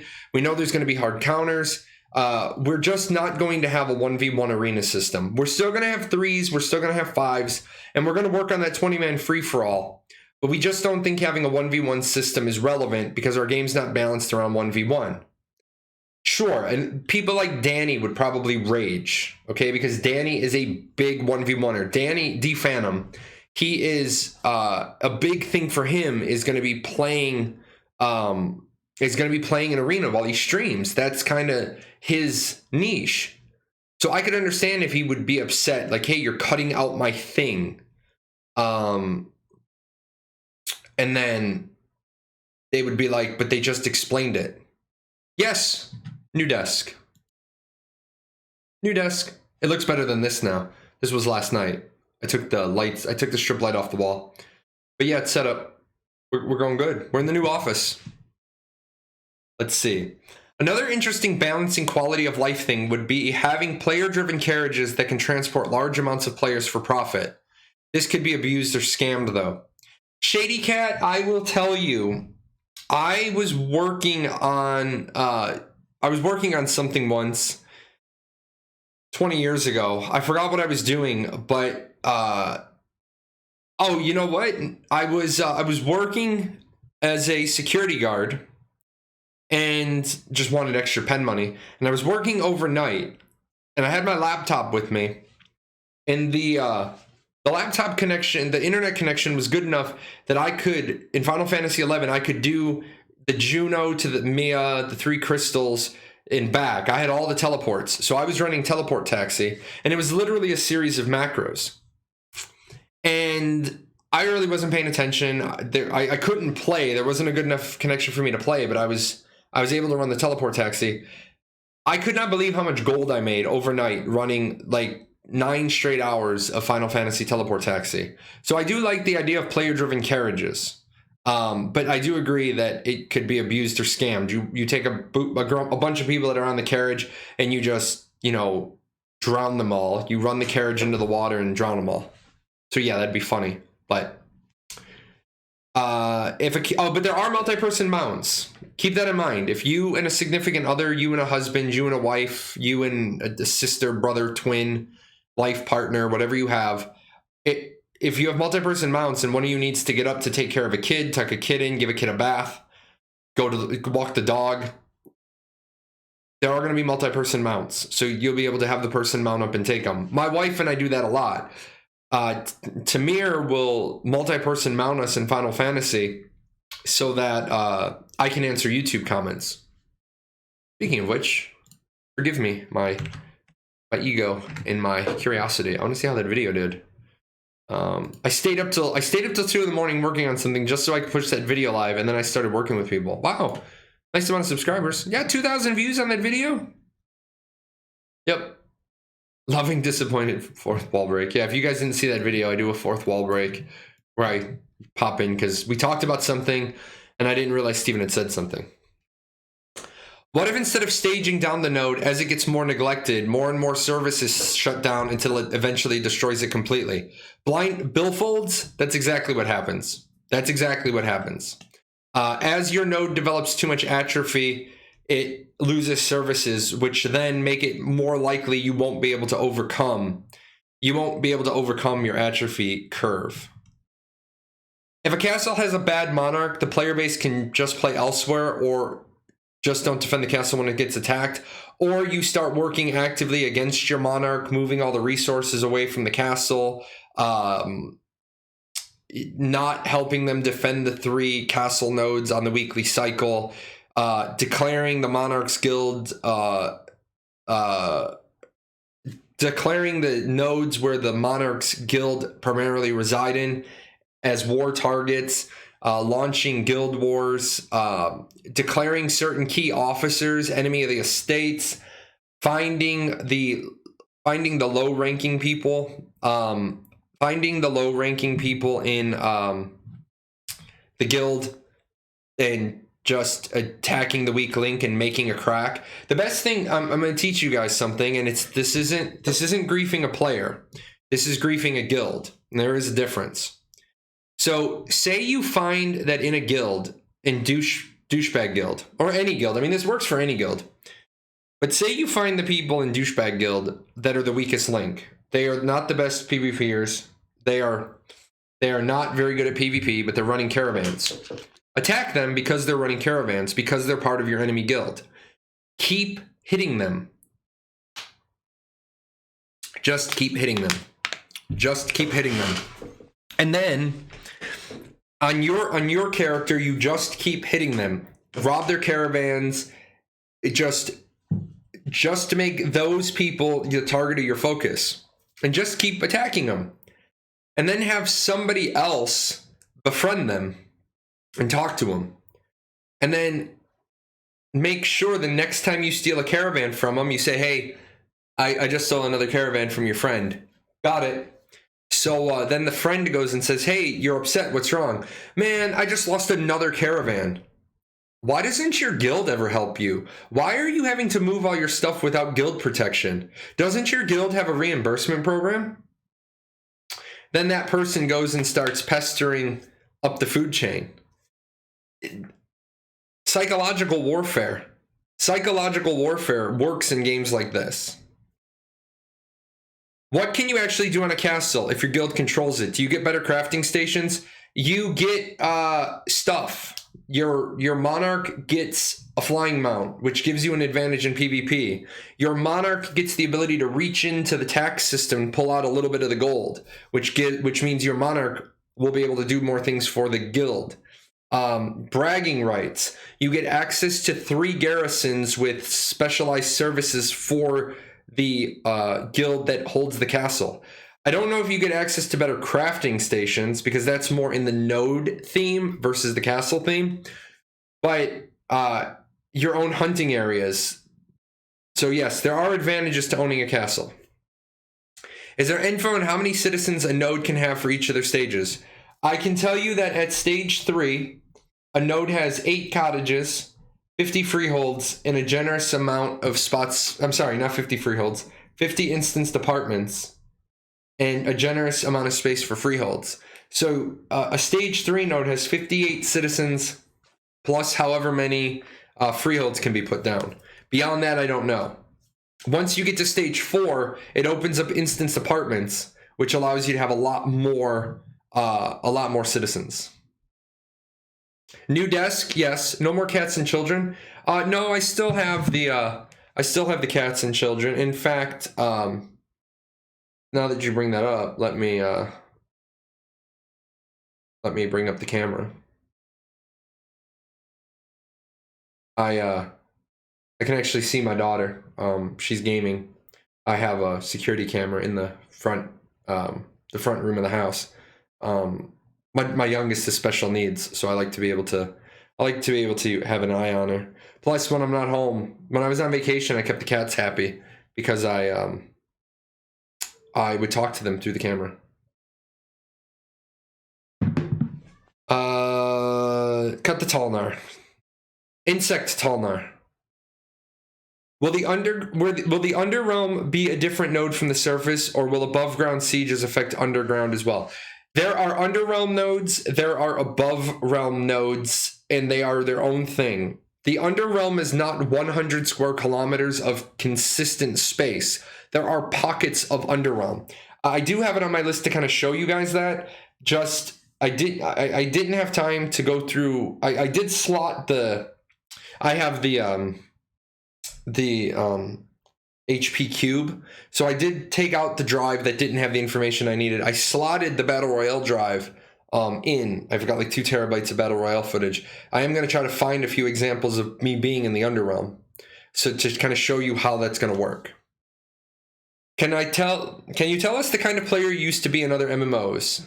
Is that going to be different in Ashes of Creation? Have you learned any lessons from your past experiences? Yes, I have learned a lot in my time as an MMORPGer. I am going on 24 years of playing MMOs. I used to be very Care Bear, very casual, very Care Bear, very PvE. I can't even remember all the MMOs I played when I was in college, but I churned through high school and college really, really fast. I started college at 16, so I didn't have a lot of like leisure time.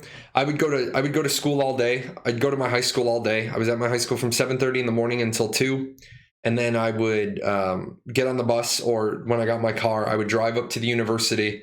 And then at 16 years old, I was taking night classes at the university. I had a plan. I had a plan with what I wanted to do. So I didn't have a lot of time in high school and college to play. I remember playing EverQuest.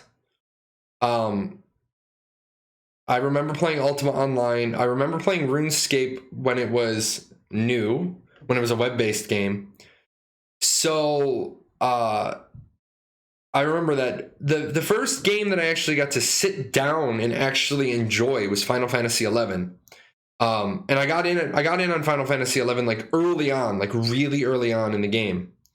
I was a Care Bear though. I was a Care Bear. I went to EVE Online, and I became a ruthless savage. I became a ruthless savage in EVE Online.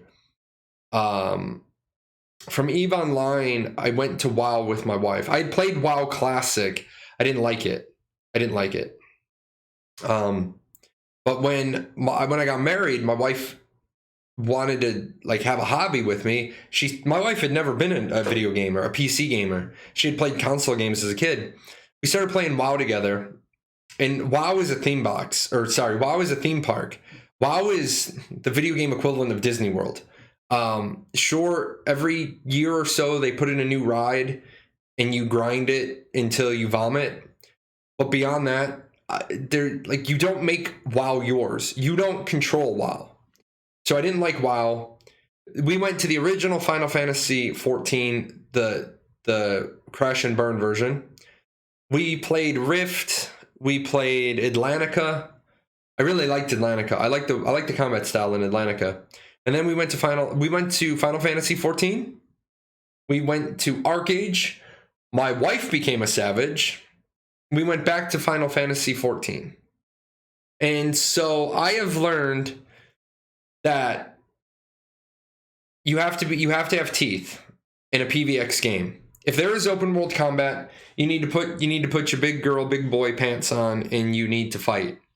You shouldn't ever be whining to the developers to make the game different. If you don't want to play in a game where there's non-consensual PvP, then go play in a game that doesn't have non-consensual PvP. If you want a theme park game, go play Final Fantasy, go play WoW, go wait for Pantheon. But don't sit there and whine to Steven that he needs to protect people who only want a PvE. No, he's not building a PvE game. Likewise, for all my PvPers who want to say the corruption system sucks, the loot drop thing sucks, all those things, you need to go play a full loot drop PvP and stop yammicking at Steven to make a game you want. They are not making a full drop PvP game. So, play the game for what it is, enjoy the game for what it is, and stop trying to make it what you want it. You don't get to make Ashes a product of you. You get to be a product of Ashes. EVE Online taught me as a Care Bear the value of risk in games and how much it made my heart pound as I did things with my friends in the game, which is the main reason I'm so drawn to Ashes of Creation now. Let me tell you, I've been told EVE Online is free to play now. If you have nothing else to play in your life, go play EVE Online. Go play EVE Online. The reason why, hold on, we're actually gonna do this.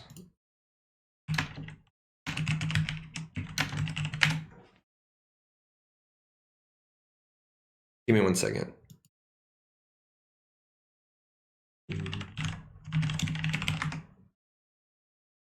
Please enter the email verification that was sent to you. We're gonna do this. Give me 1 second. We're trying to get things.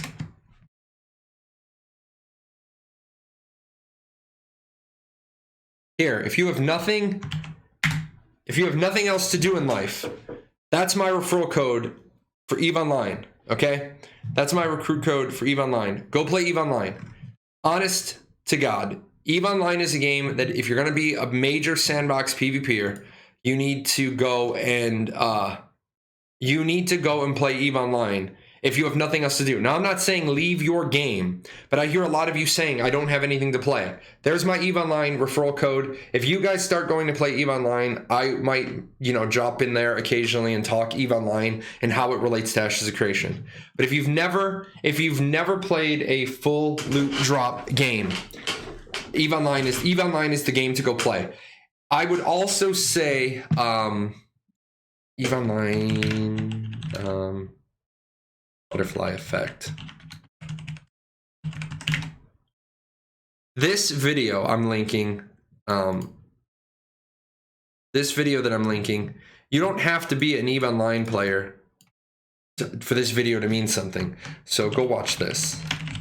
Go watch this EVE Online video. It's called the butterfly effect, and it shows you how the smallest thing in EVE Online changes the shape of an entire like solar system, region, quadrant. Yeah.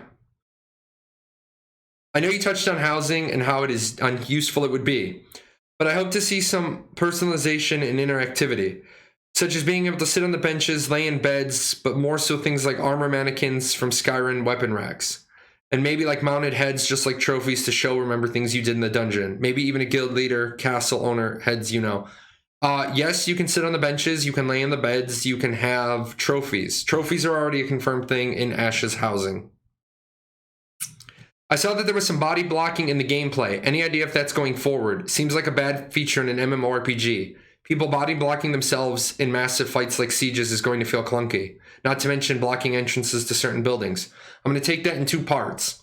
Blocking entrances to buildings, you're not seeing the inertia effect right now, but they are going to have a inertia effect later on down the road.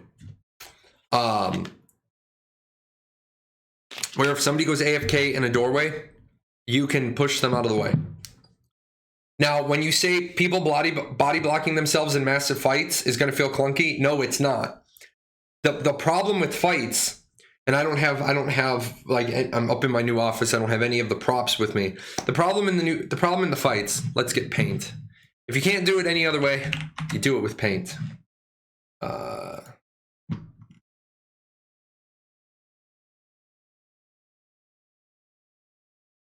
Okay, so the problem is that the problem is I didn't grab the right tool. So the problem is this is me, okay? Green, I'm the good guys, okay? And the problem is this is you, and this is your friend, and your friend, and your friend, and your friend, and your friend, and now I only have to worry about 6 of you in this example, because you're all body blocking against each other. So this guy over here, who's a melee, I don't worry about him because he can't get to me. He can only use his limited ranged abilities. This is how it should be, because position should matter, okay? So position should matter. So I shouldn't be Neo fighting the 500 agent Smiths, okay? You guys should have to, I should have to fight through you. I'm not saying I shouldn't have to fight all of you if you jump me, but I shouldn't have to fight more than 5 or 6 of you at a time. The problem is games that don't have player collision have this, right? They have this. So here's me. No, I'm the green guy. And here's you, and the next guy, and the next guy, and the next guy, and the next guy, and the next guy, and then and all of you Agent Smiths are standing on top of each other. Now here's why this is a really, really, really shitty game design mechanic. Okay? There's 20 of you, and you're all level 40. There's one of me, and I'm level 50. Okay? Should I have a chance against 20 level 40s? No, I should not. I should not have a fighting chance in hell. If there's 800 levels of player character there, and I'm 50 levels of player character, I should not have a chance. But what happens? There's 20 of you and you're all standing on the same spot, and I cast, Thunderstrike, and it's an AoE, and it's a level 50 AoE hitting 20 people because they're all right in the ground reticle, and I just killed 20 level 40s. So yes, body blocking in positioning takes the game to the next level. Plus, it also means that you all can't stack right on top of the healer. Let me do this example another way as well. This is the fighting that I've seen happen over the last few years, and it just irritates me because there's no skill involved with this. And this was Arcage, and this is what I told people to do because this was Arcage. I was playing a badass healer in Arcage. I had a legendary club. I was specced out to the 9s for healing, crit, power, everything. So this is what everybody did. I'm the healer. And I told everybody, I put a heart on myself. I literally put a heart on myself. And the battle tactic was when you start taking damage, just come stand on me. Because I had a song that ticked for 1,000 per tick. And so the whole raid just stood on me. Now, there was a little bit of body collision in Arcage, but nowhere near enough because you were all crammed in there like sardines. You also had protective wings. Everybody crammed in there like sardines. Okay, that is crap gameplay. That is just horribly crappy gameplay. Nobody wants that. Nobody wants that. Everybody stack on the X. No, the bosses, the AoE wide room effects for the boss should actually matter if you can get your 40 morons into the safe zone. Not that all 40 morons are standing on top of each other. So yes, I think collision absolutely is a thing that they're doing, and they're doing well. I've never actually seen people complain about the corruption system existing. They complain about the abusable edge cases that exist in the system and will be abused. I will tell you that I've been around long enough to see people complain that the corruption system exists at all. The problem is a person like me, I will sit there and just keep arguing with you and arguing with you and arguing with you. I will keep putting up different arguments. If you keep just sticking with the same argument, everybody else in the channel starts to take my side. They're like, Jay's moving all over the spectrum to try to accommodate you, and you're not moving at all. The only time the corruption is a horrible thing happens on the Discord is when I'm not there. Because the moment I'm there and people say the whole corruption system needs to go, nobody can make that argument. So you're right, people make it, but then I usually get pinged like 8 or 9 times, and they're like, somebody's making the argument. I'm like, I'm on my way. Played Ark, was a really good experience for PvP. We were the biggest tribe in the game. We got 23 servers. That's a lot of people. Have I ever played Albion Online? Yes, I played Albion Online for 2 hours. And then because the company lied during their marketing and their alpha sales, I charged back that shit, and I helped a bunch of people get their money back. And yeah. Will you gonna play AOC with your wife? Yes, my wife can't wait for it. My wife is ecstatic for what's coming. My wife can't wait for it. My wife actually forgot that I spent $500 to get her an Alpha 1 account too. So she was like, the other day we were on our walk. We walk together pretty much every day. Today we're not going to take a walk just because the day got away from us. But I'm not streaming. I'm not. For me to be, if you want me to be here for 10 hours tonight, that viewer number better be at like 500. We better be like constantly going up. Okay, we constantly be going up. But because I need sleep, I need a night off. Oh, you know what? I take that back. I can't sleep. I can't stream late tonight anyway. I got to go to the TSA tomorrow. That's what's on my list of things to do tomorrow. Let me make sure I set my alarm. I have to go get my TSA pre-check. Mine and my daughter's. So this is why I love talking to you guys, because as I'm talking, 7:41. Yeah, that'll work. But yeah, tomorrow I want to sit down. We're in the office now. I'm gonna try to remember to take it down all the time, but I'm probably gonna have an easel. I have at least another bookshelf to get. I'm gonna show you guys. This. I'm very sad. I collect snow globes, and it's over here. One of my snow globes is leaking. I'm very, very sad. This is the 2005 Thomas O'Brien snow globe. I was very sad. But I've got some bric-a-brac to put there. I've got some books. All those are Vampire the Masquerade and Vampire LARP books. But I got a whole nother shelf, at least one more shelf. And I got to get Mr. J up here. Mr. J's got to be up here. Although I did think about, no joke, I thought about for the show, like hanging Mr. J right behind me, like, you know, put it on some fish line string and just hanging him behind me. Let's see. Imagine of all the warriors, like 300, that could be awesome. Yeah, I think it could be awesome. I also think I need you guys to help me. If you see people saying tanks are useless in PvP, don't beat them with a stick. Ask them why they're saying it. The only answer I'm getting from people is, well, they're useless in WoW.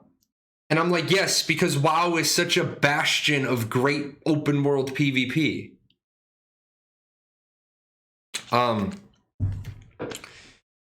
If you tried to play Revelation Online without a Vanguard, that didn't work too well.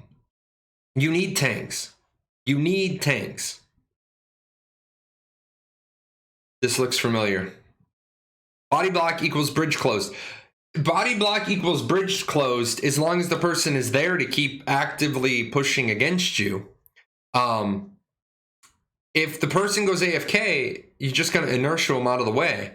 If the person goes AFK, depending on the physics and the mechanics, you may just steal the person. If I can put the person onto a caravan, I'm stealing the person. Don't go AFK. Believe it or not, there are quite a lot of similarities between this game and Rust, Arc, body blocking, collision, PvP, working as group mattering. I know some of you are young pups, and I know some of you look at me and you're like, what are you calling us young for? I'm an old dude. PvP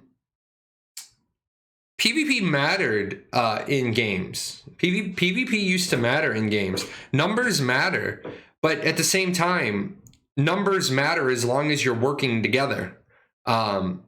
If you're not working together, I hate to tell people this. People are afraid of Zergs. Zergs can be dealt with. Zergs can be dealt with by way fewer numbers. We used to fight, like, Frost will tell you, it was like 28 versus like 70. And the only reason why we would die is we would die because we were out of mana. We had killed so many of them and they just kept coming back.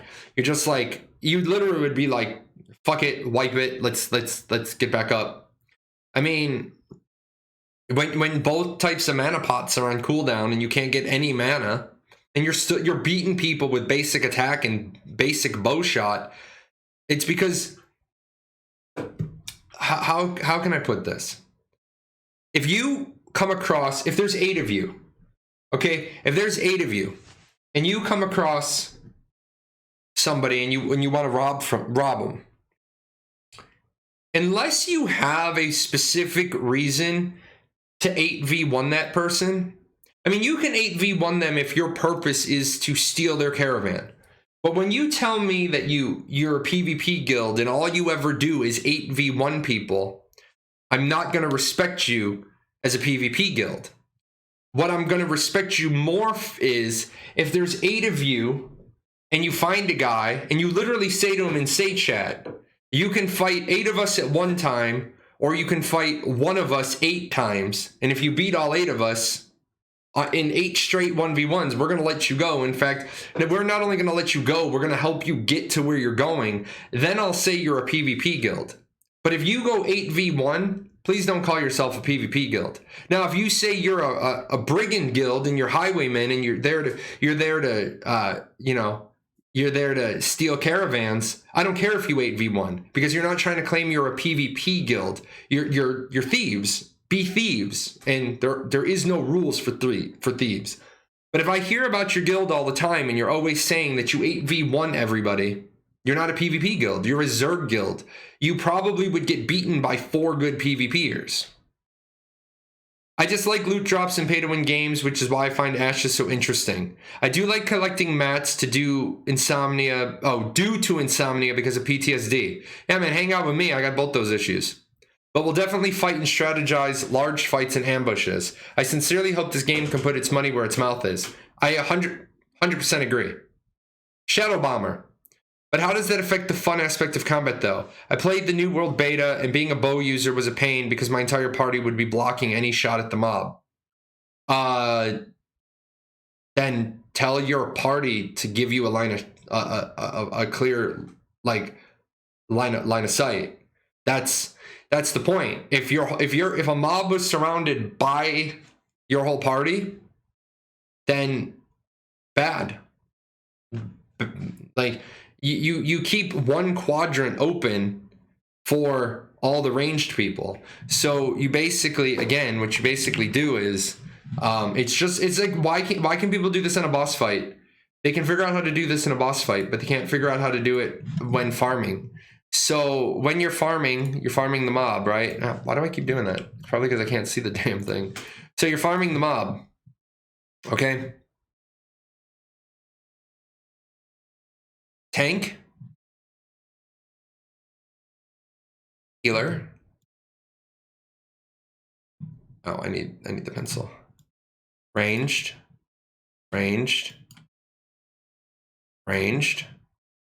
Any rogues or backstab people? Rest of the melee. Why do you do it this way? Because he can get you, he can get you, he can get you. Doesn't need to get you because you're away from the mob. If you've got people doing a completely clown fiesta set of bullshit, ready? If this is how your group is killing mobs, right? If this is how your group is killing mobs, melee, melee, melee, melee, melee, melee, melee, melee, then again, you've got too many people. Now, I know there were the invasion mobs. Give the rangers a line of sight. Give the rangers a line of sight. Give the people using the staves a line of sight. Is there in-party damage where you cast a spell that does area damage and someone is in that area? I do not think there is friendly fire. No. Friendly fire kind of sucks. What is your opinion on the enhancing system as described in Tim's interview with Steven? Seems like RNG will be a big factor in upgrading. Yes, Brodka, RNG should be a factor in upgrading. Here's how it works. Level 1, Level 2, Level 3, Level 4, all safe. Level 5, Level 6, Level 7, RNG, where you can have downgrades. Level 8, Level 9, Level 10, you don't have downgrades anymore, you have breaks.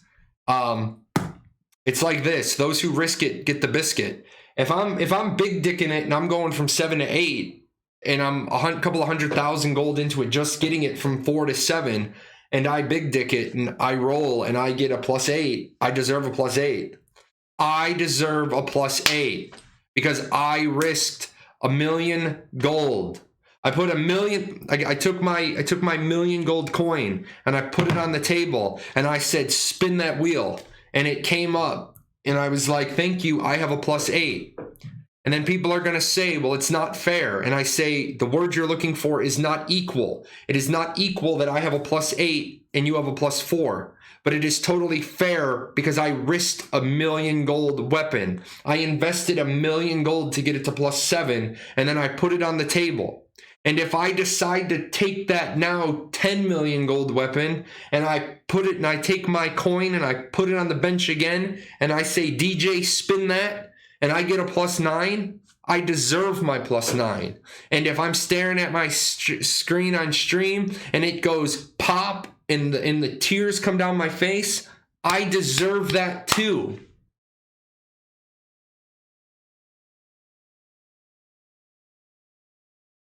What is your opinion of... Oh, I got that one. Nuggety, did I... Oh, you must have been talking about referral. Unfortunately, I do fall behind. Let's see. Have I played Revelation Online? Yes. I really liked Revelation Online as a game. Revelation Online as a game is great. Revelation Online as done by My.Games was horrible. Was horrible.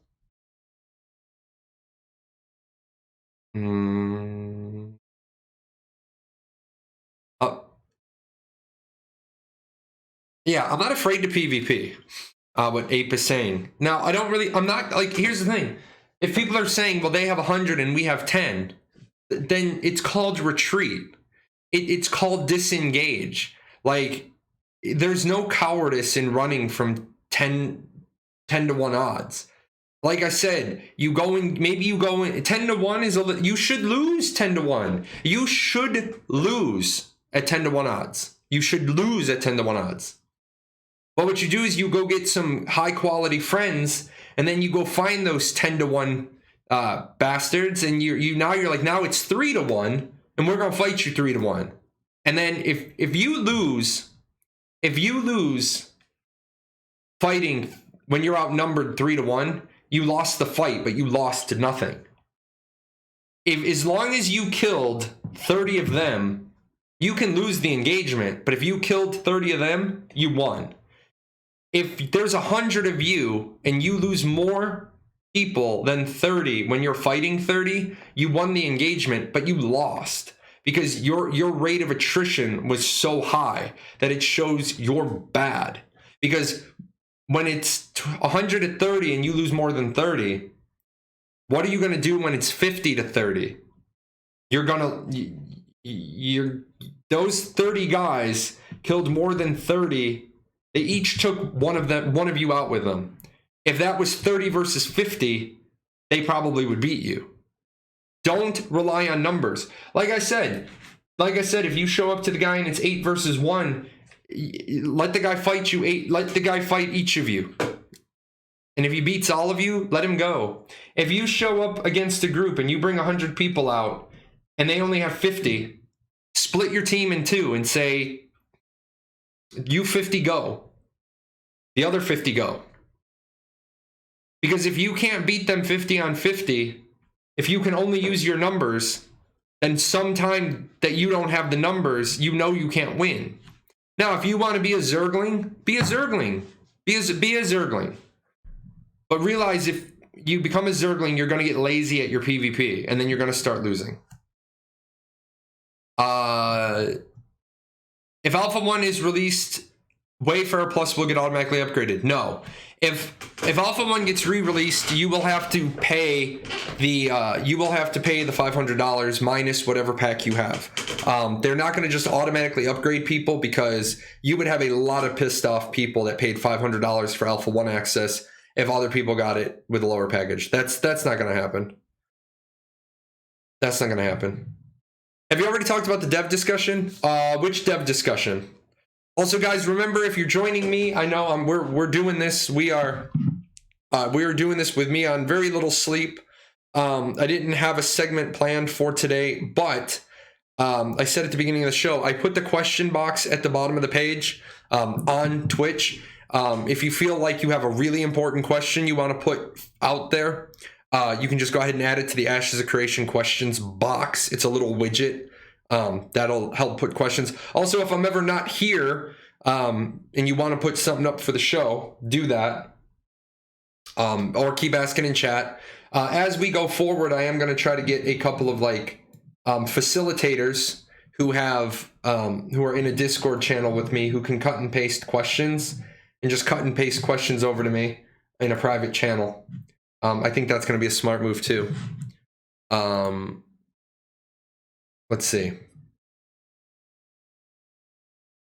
I'm not necessarily a young pup, younger than you. In reference to Rust and Ark, I was more so drawing a conclusion that these new MMO RPG games have some interesting similarities to AOC. I've mainly played WoW, so these mechanics in an MMO are very enticing to me. Yeah, absolutely.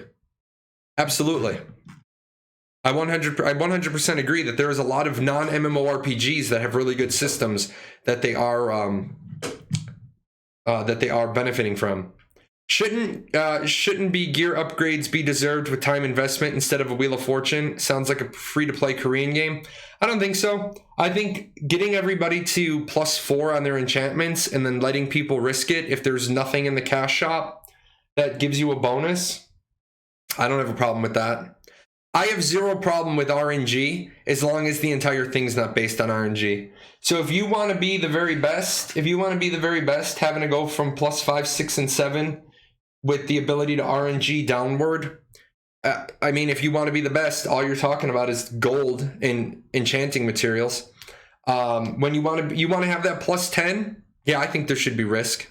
I definitely think there should be risk.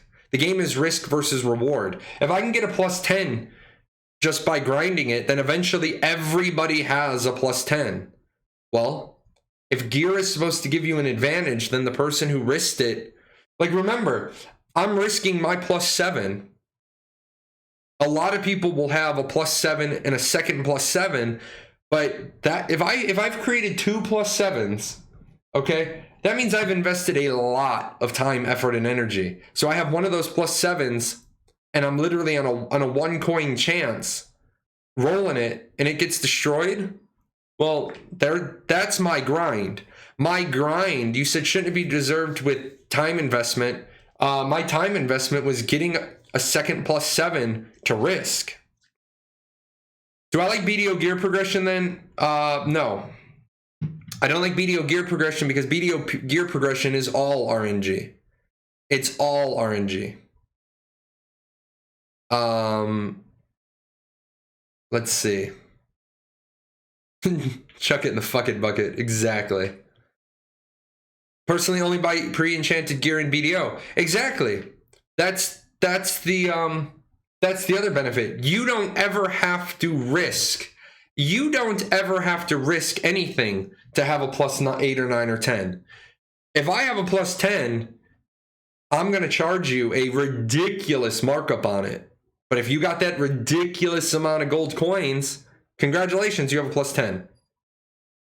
Are we in the new office? We are in the new office. Guys, you have no idea how much nicer it is.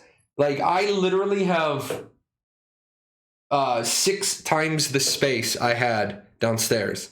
I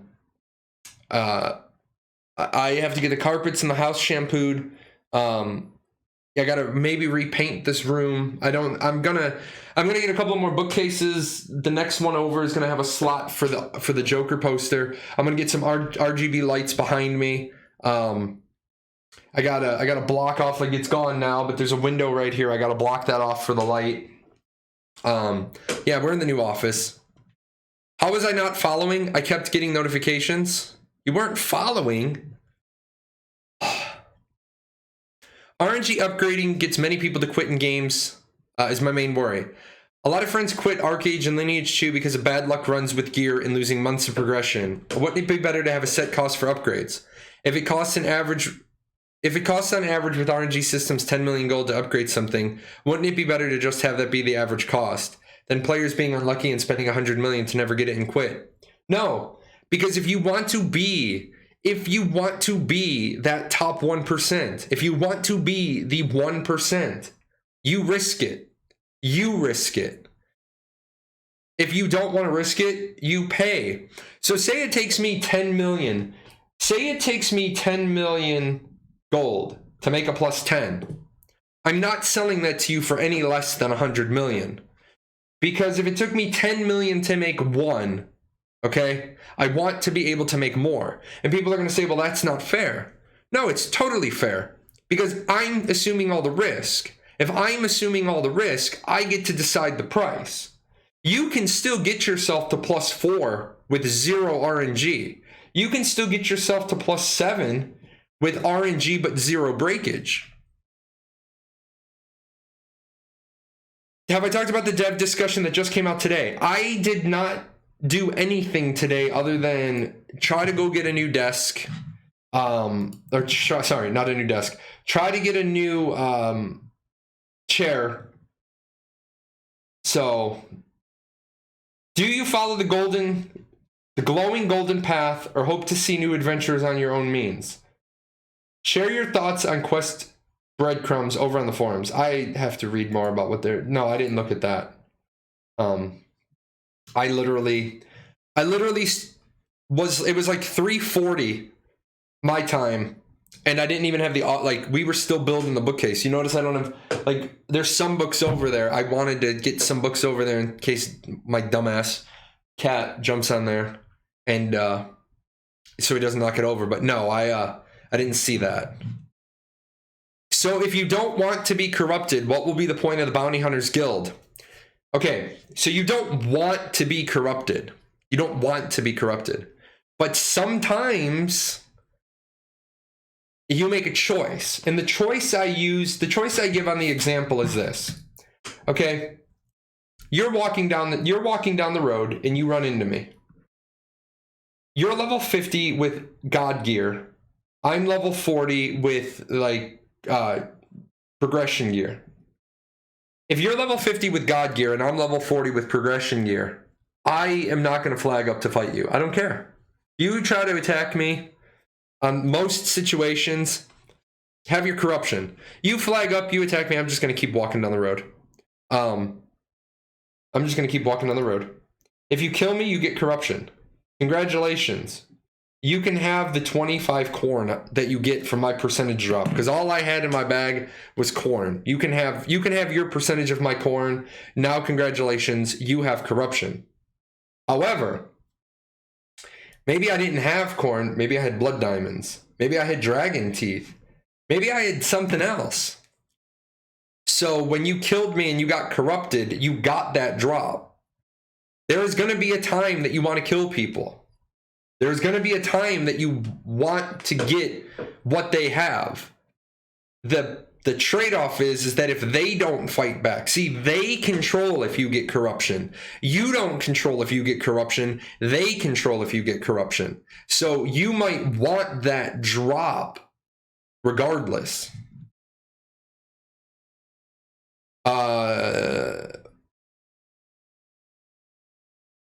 Repost to repost. Will the zone of influence in the underworld affect the surface and vice versa? Answer of an answer. The zones of influence in the underworld, in the underrealm, in the above realm are separate. They don't overlap each other, but they do operate inside the node system. So if you're above, where's my other one? So if you have a node here, and there happens to be, or if you have a zone of influence up here in the above realm, and a zone of influence down here in the under realm, these two zones of influence are still going to be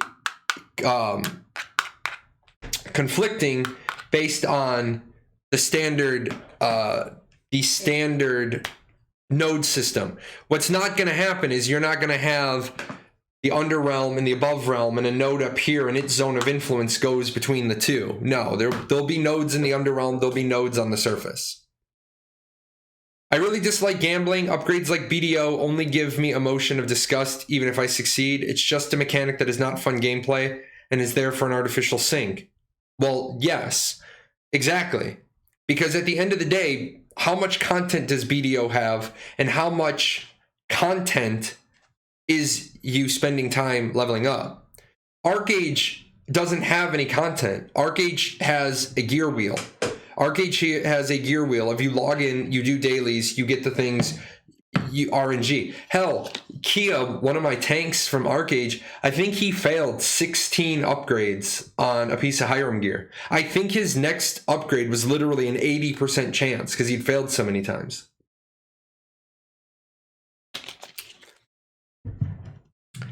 I know they've talked about a mobile app to keep you up to date on in-game content actions, but they are possibly going to push the app early to give notification on launches and new cosmetics. Would be a good beta for the mobile app when they get there. They're not going to develop the mobile app until they've developed the game. There's so much changes. I don't know a ton about mobile app development, but I have 3 nephews that are all computer science geek people. And they talk to me and I'm like, bring it down, down, down. And they do mobile apps and they say literally, by the time they get done working on like one mobile app project, they have to relearn some new stuff because everything has changed. Like the mobile app industry is evolving so quickly that it really wouldn't be beneficial for them to build their mobile app. Give you an example, Final Fantasy has a mobile app for 14. It's really useless. The app is really quite useless. It's great that you have it, but it's kind of useless. If it's RNG, everyone will gamble up to plus 10 too. It will just take random times. Yes, that's the thing though. Well, I'm going to disagree with you. Not everybody will gamble up to plus 10. Not everybody will gamble up to plus 10. There will be people who go up to plus 7 and then they use their gold to do other things. That's the difference. That's the difference between vertical and horizontal development. There will be people that will waste 10 million gold getting a plus 10 weapon. And there will be people that will get a plus 7 weapon and then their entire armor set will be plus 7. And then their tavern will be stage 3 and they'll do a lot of different things. Risk versus reward only works when you have an input on the outcome. When you don't have input on the outcome, it's not risk versus reward. It's luck. Yes, RNG regrading is luck.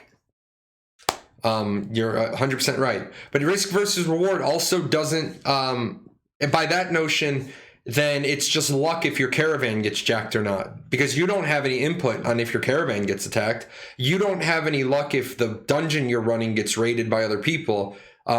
So yeah, RNG systems are fun for people that are lucky and they make unlucky people quit. Well, quit. I mean, if you're looking for a sympathetic ear when it comes to you not wanting to risk it, then quit And like I talked about earlier in the show, and it's always ironic when these things happen. I talked about earlier in the show about Arnold Schwarzenegger's motivational speech I listened to today.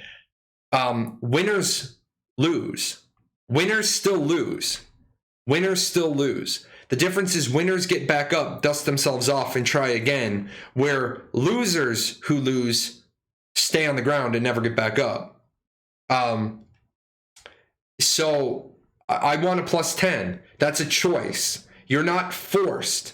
You are not forced to go for a plus 10. You can stop at plus 7. You can stop at plus 7. You choose to be the 1%. You choose to be the 0.1%. You choose to be the 0.01%. That comes with the reward. The reward is a very small combat buff because you risked it. I guess it's subjective, but gambling isn't unhealthy, in my opinion, for the player base, for the progression rates. It's not necessarily people who put in the work. You can have exclusivity by giving the strong grind or difficulty.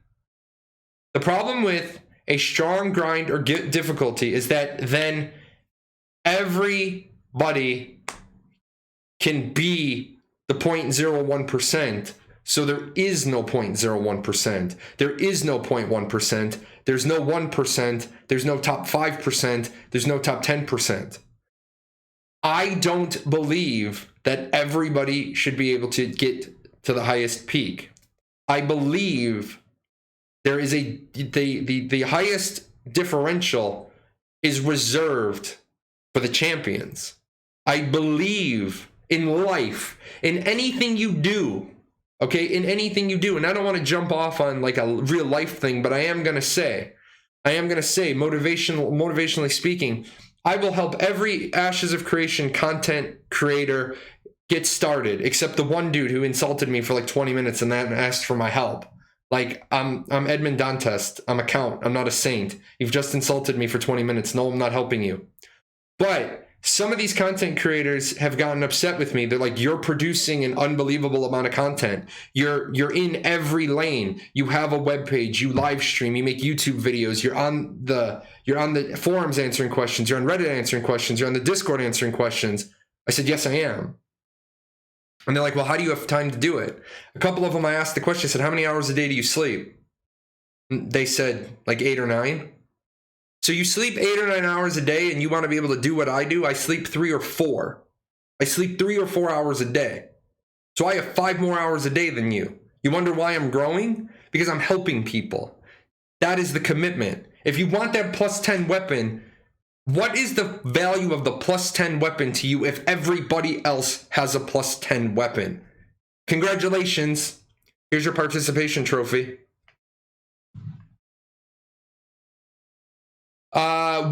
You see, with these enchanters, they should really think well and put huge risks on these, because I got plus 14 gun and lineage, and many people left the server and accused me of buying items, being admin or pay to win, but I was just lucky and didn't care that much. So the gun really made me powerful, not even with full gear. I would say plus 8 max with huge risk every plus.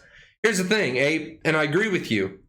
If a plus 10 weapon is a 10% combat boost, that's shitty game design. That's shitty game design. If you have a plus 10 combat boost over a plus 9, that's a plus 5% boost over a plus 8.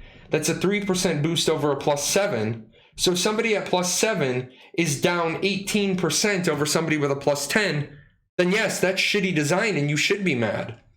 But if the plus 7 to plus 8 is 0.5%, or we'll say the plus 7 to plus 8 is 1%, and the plus 8 to plus 9 is 0.75%, and the plus 9 to plus 10 is 0.5%, and you're upset about 2.25%, then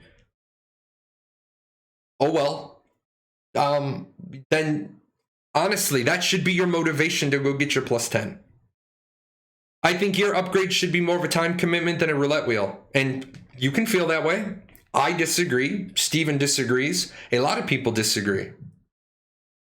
In my opinion, being top 1% should be about the skill and time dedication and not getting lucky in RNG-based role, but maybe that's just me. We weren't talking about being the overall top 1%, but we were talking about being the top 1% in gear.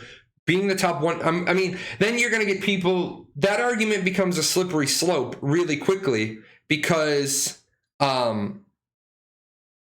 skill doesn't matter much in a game where 50% of your combat efficiency is gear. So you're always going to have the people who can only play 3 hours a night who whine and complain that the no-lifers can always have more gear than them.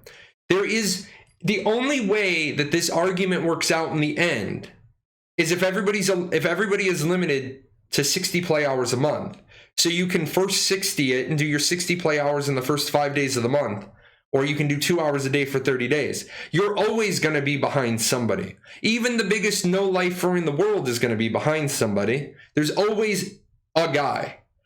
I love John Wick for the teaching example. You can have the high table, which is like the majority of the elite players. But there's always that one dude that sits above the table. There's always the best. There is always the best person. When you say gear breaks when over enchanting, do you mean the gear disappears or just unusable until you repair it? It's gone.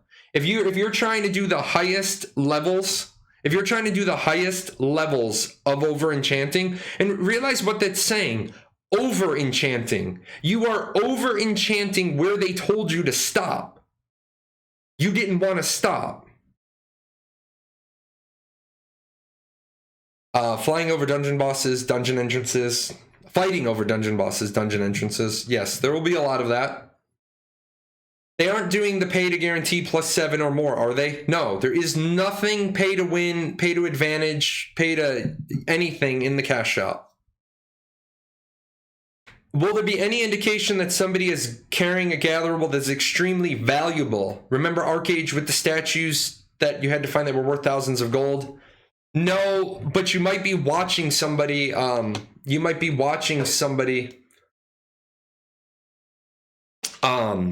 gather blood diamonds. You know they're blood diamonds. You tried to click on it, and it says you don't have the gathering ability to gather this, so you know it's valuable because it's higher than what you can gather.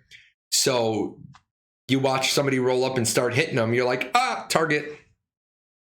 If the Tulnar's zones of influence, stop. The Tulnar do not have zones of influence. The world has zones of influence. Are only in pockets of the Underrealm.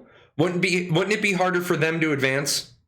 Races are not tied to any specific nodes. So, Brockta 8, you have a completely different, yeah, somebody got you, yeah. Go read ashes101.com/nodes. If you go on AOC and you think you're going to have a legendary gear +20, easily go on AFK Arena. Yes, exactly. If you want to get god tier gear doing nothing, go play AFK Arena. I 100% endorse that statement. I will admit, I have my visions, I have my goals, I know what I want to achieve. A completely ludicrous, ridiculous goal is to have a full set of legendaries. That will never happen. But so that is the unattainable, that is the unicorn. That is the unicorn goal. Have every single gear slot as a legendary. No matter what it takes financially, work, effort, grind, whatever. With a free market, chances are on average 10 million upgraded item will be available for 11 million to buy. Will be my favorite option. Yeah, exactly. That's the other thing. If you don't want to play the RNG game, that's fine. Don't play the RNG game. Wait till somebody does it for you. If you get attacked in a raid or on a caravan, you do have input that you can defend yourself. Yes, but see, you can't say that risk versus reward is only matters if you have choice, because you don't have a choice if you get attacked or not. So you can't say it's only about when I have a choice. Tier 1, appreciate that. It's really, you always have to go to the highest level of where the choice was. A lot of people like to go into the like the 5th or 6th or 7th step and say, well, there's your choice. Well, roll that back. When did your choice really happen? Question. We know that the map will initially have some fog of war. I don't think that Intrepid has defined what they mean by fog of war. I expect that each player has to explore the map to reveal that on their map. Yes. But will the fog of war return? Yes. Will nodes have to be continually scouted if you don't allied with them to know what's going on? Doesn't matter if you're allied with them or not. If you don't go to those nodes, the fog of war will return on your map because the world is always changing. There's a likelihood that there's going to be a cartographer profession that can share maps with people. That's something Steven mentioned. He hasn't recently hard confirmed that. I think it's an error that many MMOs have. Competitive equal no life. MOBAs, it's more player skills. Yes. Remember, MOBAs, a lot of MOBA players try to come over to MMORPGs and they get upset. In MOBAs, it's 100% skill. There is some luck and some randomness on who you're matched up with. However, at the end of every MOBA, you start over again and you do it all over again and you do it all over again. That's the mentality of the MOBAs. I know in some games, the longer you've played the game, you have access to different weapons slightly better. Like one first-person shooter I played was Iron Sight. The more you played it, you had access to different weapons, but my weapon didn't do more damage than somebody else's. Like I couldn't buy an advantage. I could buy to get that weapon. I could buy to get that that item earlier, but so can the person who grinds it for week after week. I don't want everyone to have a +10. You can have the gate be a time skill gate rather than an RNG gate to go through. If it's a time skill gate, it's not a gate. If everybody can get to a +10, then it's not a gate. It's a queue. The loss of your item creates a gate. It creates a risk versus reward. It creates a choice. Do I want to lose my weapon? Do I want to be happy with what I have? I don't think everyone can be in the top 1%. If it costs 10 million on average with RNG to make a +10 item, or if it costs a flat 10 million to take a +10 item, in both situations, that will be roughly the same amount of +10s. No, there won't. No, there won't. Because if it takes on average 10 million to make a +10, somebody's going to make one straight shot RNG. Like the kid on ArcAge, the kid was on ArcAge and he was regrading his weapons, and he regraded a legendary because he didn't know his epic could break. The kid was like 8 or something and he rolled it and he got a legendary. The kid went from divine to epic on one scroll, epic to legendary on one scroll, and he had a legendary weapon. So that's why they're called averages. If it costs 10 million to make a +10, there are a lot of people who have done it at a lot less than 10 million, because there's a lot of people that have done it and it's taken a lot more than 10 million. Unless we're doing actual math and we're doing mean, median, and mode, but most people don't. Most people, when they talk about the averages, they're talking about the statistical average of how much money did I put in to make this weapon. I prefer when the difference between casual gear and 1% gear is somewhere between 5 and 15% tops. I think 5 is too much. If you want to tout the game is based on skill, like 2.5%, 3% is still going to be a big difference. How do I feel about the non-combat content of Ashes of Creation? I love the non-combat content of Ashes of Creation. I'm stoked to be up at 3 o'clock in the morning because I can't sleep, and I just finished streaming with you guys and raising, goats or mining or smelting, or the fact that there's a chance that you can do crafting experimentation and find exclusive recipes that you can have a patent on for several weeks. I absolutely love that. Breeding, my wife damn near came out of her chair when she found out that the breeding system is going to be better than Black Desert Online's, because she played Black Desert Online for months after I quit, just breeding horses. Let's see. other non-combat systems. Owning a tavern. So you guys know I run a 2-monitor setup. I will have a second PC for my new player guild over on this monitor. It'll probably be downstairs. I'll be playing in my front room with my wife. So I'll be on this screen with my main, and then I'll have my side machine and new player tavern. I'm definitely gonna have a tavern to help new players with. So yeah, there's so much non-combat content I'm just stoked for. Are flying mounts only for a select few amount of players per server? Yes. The 5 monarchs can have a flying mount. The 5 metro mayors can have a flying mount. And then there's 5 to 10 legendary eggs that are available at any given time. Once those legendary eggs are found and grown, those mounts only live for 14 to 30 days, and then they die, and then the legendary eggs go back into the cycle. I thought that Steven said that the over-enchanting would just give the item the broken condition. Nope. If you break it, it's broken. The over-enchanting, you can actually destroy your gear. In fact, I will go get that quote. Just so we have it.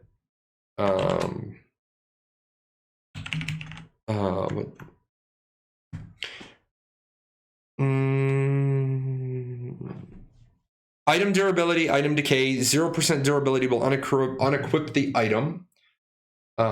Which one do we want to do? We just did Art of War. We'll do this one. Over-enchanting carries the risk of destroying that item. Said on 8 May 2017. First time catching you live. Before I ask my question, have I played Lineage 2? I did play myself some Lineage 2. Look, I'm all in favor of RNG enchanting, but justifying by calling it over enchanting and you don't have to do it is just dumb.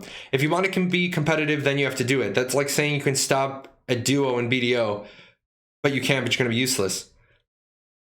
So yes, you just proved my point. If you want to be competitive, then go be the 1%.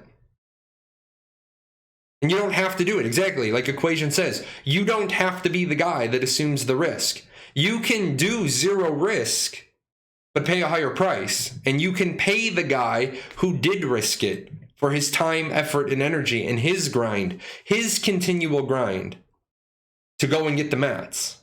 Because the guy who continuously goes and gets the mats, he deserves some cashola. He absorbed the risk. He gets the reward.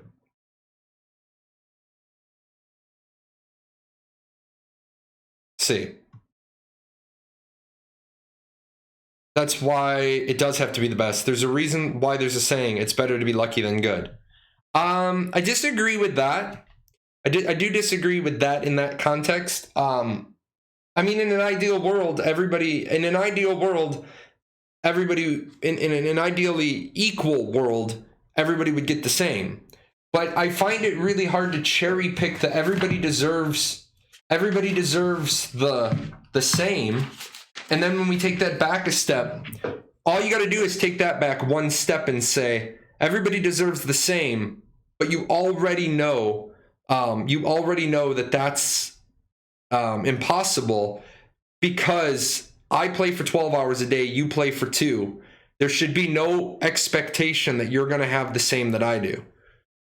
And then people are like, well, it's not fair because the game systems are designed that I can never catch up. Well, you're right. You can't. Because I play for 12 hours a day and you play for... I play for 12 hours a day and you play for 2. It's also... I'm taking my annual vacation to Orlando, and our node gets sieged while I'm on vacation, and I'm one of the big boy healers in our node, and we lost the node, and the people that sieged our node only sieged it because they watched Jay's stream, and they knew Jay was going to be on vacation. Steven, my node shouldn't be able to be sieged because I'm the mayor, and I'm going to be on vacation with my family for 4 days. Shouldn't be able to be happy. No, it's the risk I take. You don't play for 4 days, you run the risk of your whole node being burned down. Has anyone on the team said anything about there being an auto attack next enemy system where where it's like a macro and playing a game for you, yeah, they probably are not going to have things that play the game for you. They don't want those systems in place. Now, the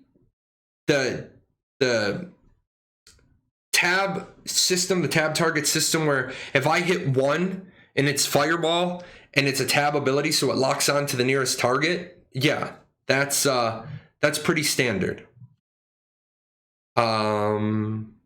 People will make a Mac companion apps for each server. That is a good mobile app I would want for the game. Yeah, they might, but the problem is Intrepid's not giving access to any of the API, so that might be a little hard. Plus, if you keep in mind, if you make an app for a game and you don't charge for it, you're good. If you do charge for it, well, then just be prepared to get copyright strikes. And phone apps, most of the phone apps, it's really easy to just copyright strike unauthorized applications. Plus, I mean, here's the other dangerous one about that. If they tell you no third-party apps and you're running a third-party app, you better hope that they can't detect that you're running the third-party app. I'm just saying. Either community updated or they will have ads and buy accounts on each server. Yeah. But I mean, think about this. It's a 480 square kilometer world with 100 square kilometers of Underrealm, and it's constantly changing. That would be a very difficult program to keep updated. That would be a ton. Steven has stated that the overall benefit of gear will only improve you at most by 40%. No, he hasn't. It's 50%. Who wants a sub to this fine gentleman? Ember Tech, look at you. Look at you go. How fast do you think the fog of war will set in? That's a good question. Getting a flying mountain ashes is like hitting the ashes lotto. Yeah, I mean, that's the other thing too. The argument about gear is one thing, but I can make the argument that anybody can be a mayor.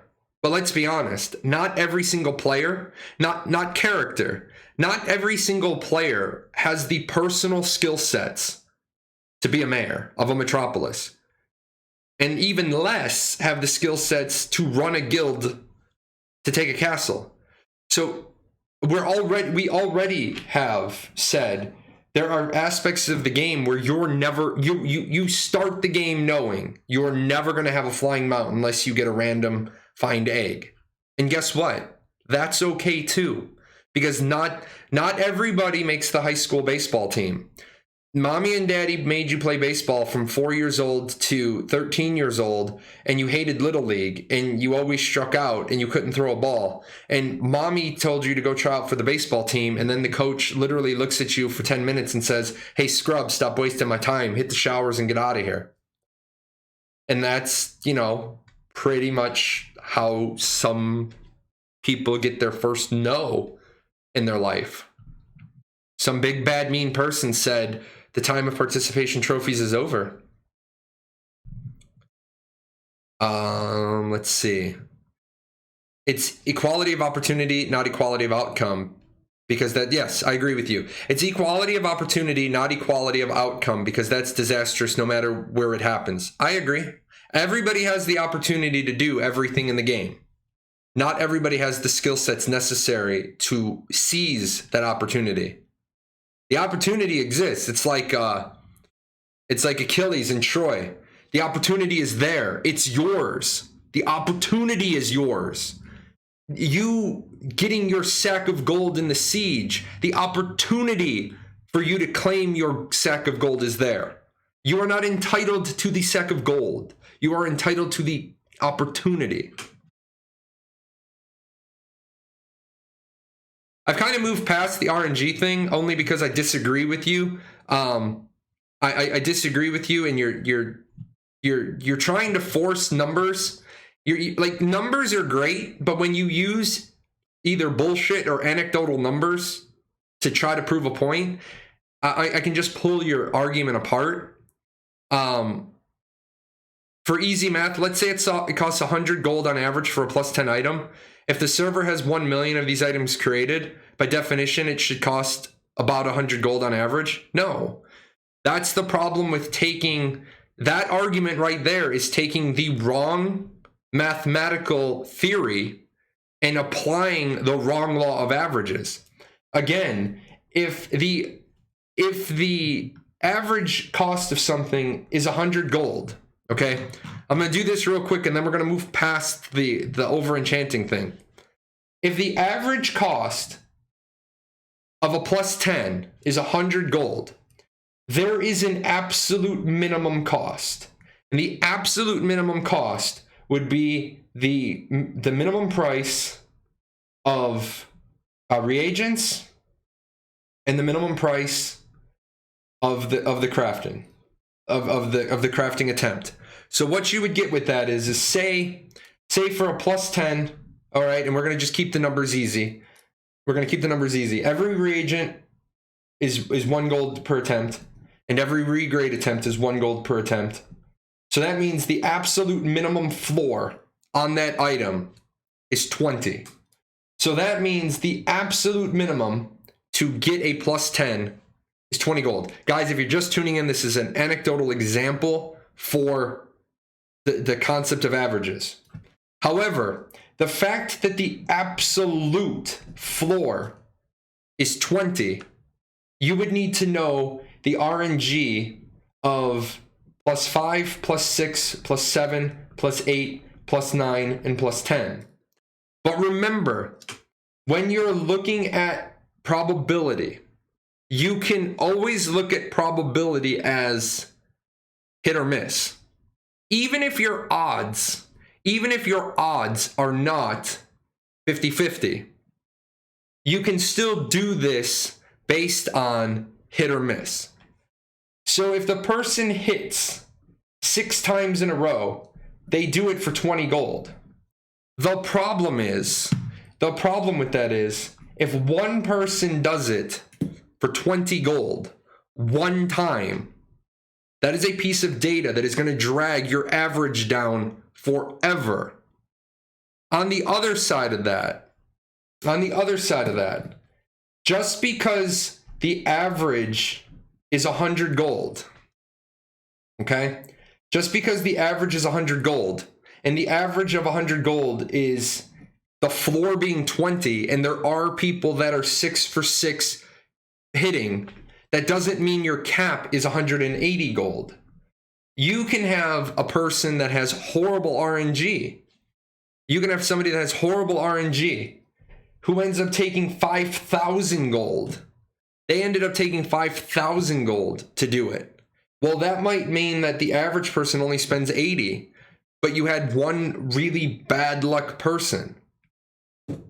That's the problem with saying numbers, because numbers are the last thing you should ever go to an argument, because figures lie and liars figure. You can make the number say anything you want. And I just showed you, I just did. I worked out a baseline of a floor. Again, if you're going to say that it should be the reward of hard work and grind, that's fine. But my only argument would be the RNG is just a shortcut because you're taking a risk. Your own argument says that eventually, if you have to grind for all these mats, eventually you'll get your plus 10. So I guess then the argument becomes, are you just mad? Are you just mad that other people got it faster than you? And again, this is a point I 100% believe. If you are not willing to risk it, stay at plus 4. If you're not willing to risk your item breaking, stay at plus 7 or whatever the break tier is. Do that. But champions take risks. That's my statement. And I'm sticking with it. Will the underground have multiple entrances? So during sieges, they aren't just defending a single entrance. Okay, 2 things there. You won't be defending the underrealm during a siege. You'll be defending the node. And number 2, the underrealm isn't 100 square kilometers of a single underrealm. There are multiple pockets of underrealm all around the world. Let's see. Has Steven addressed Guys, can we spell Steven's name right, please? Steven. Has Steven addressed the issue of trying to find PvP in the open world? One of my main complaints with currently developed open world games is the difficulty in finding players to fight against. So Ashes of Creation is not an open world game in the standard sense that you're going to be fighting people in like a faction based game. Ashes is an open world game in that if you absolutely want to kill the person, you can flag on them and kill them. There are 7 PvP themes. The caravans being the most commonly occurring open world PvP. However, you're also going to have guild wars and node wars, where you're picking a group of people that you want to fight. You're going to have node sieges and castle sieges, which are scheduled events. You have arenas that you can go to and queue up for, and then you're going to have the famous enemy of the state mechanic, where you've pissed off a bunch of people and now an entire node can kill you. You will go times where you don't find anybody to kill. The world is big. You will run into times where you turn the corner and people kill you because RNG. In military nodes, they have the bounty hunter profession, which is solely for PvP chasers. Yes. The only problem with the bounty hunter profession is that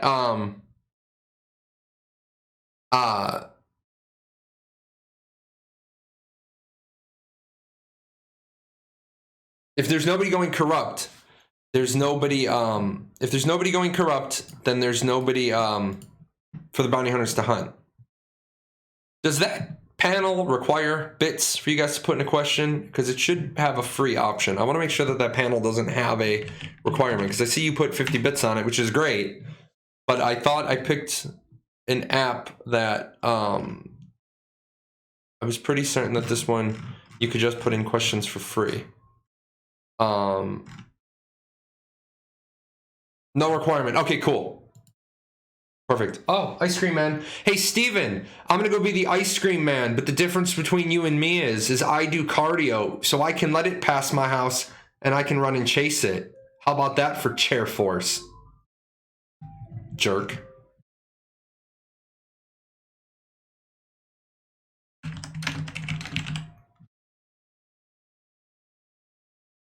Anyway, came in here the other night and called me chair force.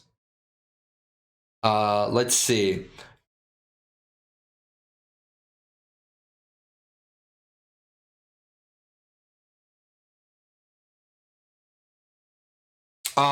Numbers lie is really dumb. That's why people use discount science and claim ignorance is the same.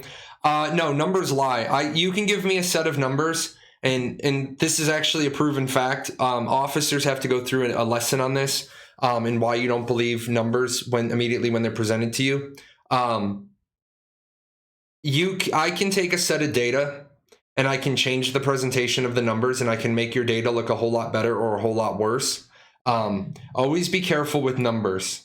Always be careful with numbers, because numbers lie. A good data manipulator can make the numbers appear as anything they want. And they haven't changed the numbers. They've just changed the presentation of the numbers. Grammarly autocorrected the name. Oh, you're forgiven. What's up, Ty? Have fun before you go to bed. Have fun on stream. Man, I'm having a blast. Sure, but be careful with them. Attempt to understand them. Don't throw it out. No, you're missing numbers lie, or figures lie and liars figure. That's an adage to tell you to be careful with them. That's why the adage is figures lie and liars figure. So yes, numbers. Yeah, thank you. What it's saying is numbers don't lie, people do. Exactly. That's why it's figures lie and liars figure, because you can see something. Yeah, it's exactly what you're trying to say. It's a warning about looking at numbers.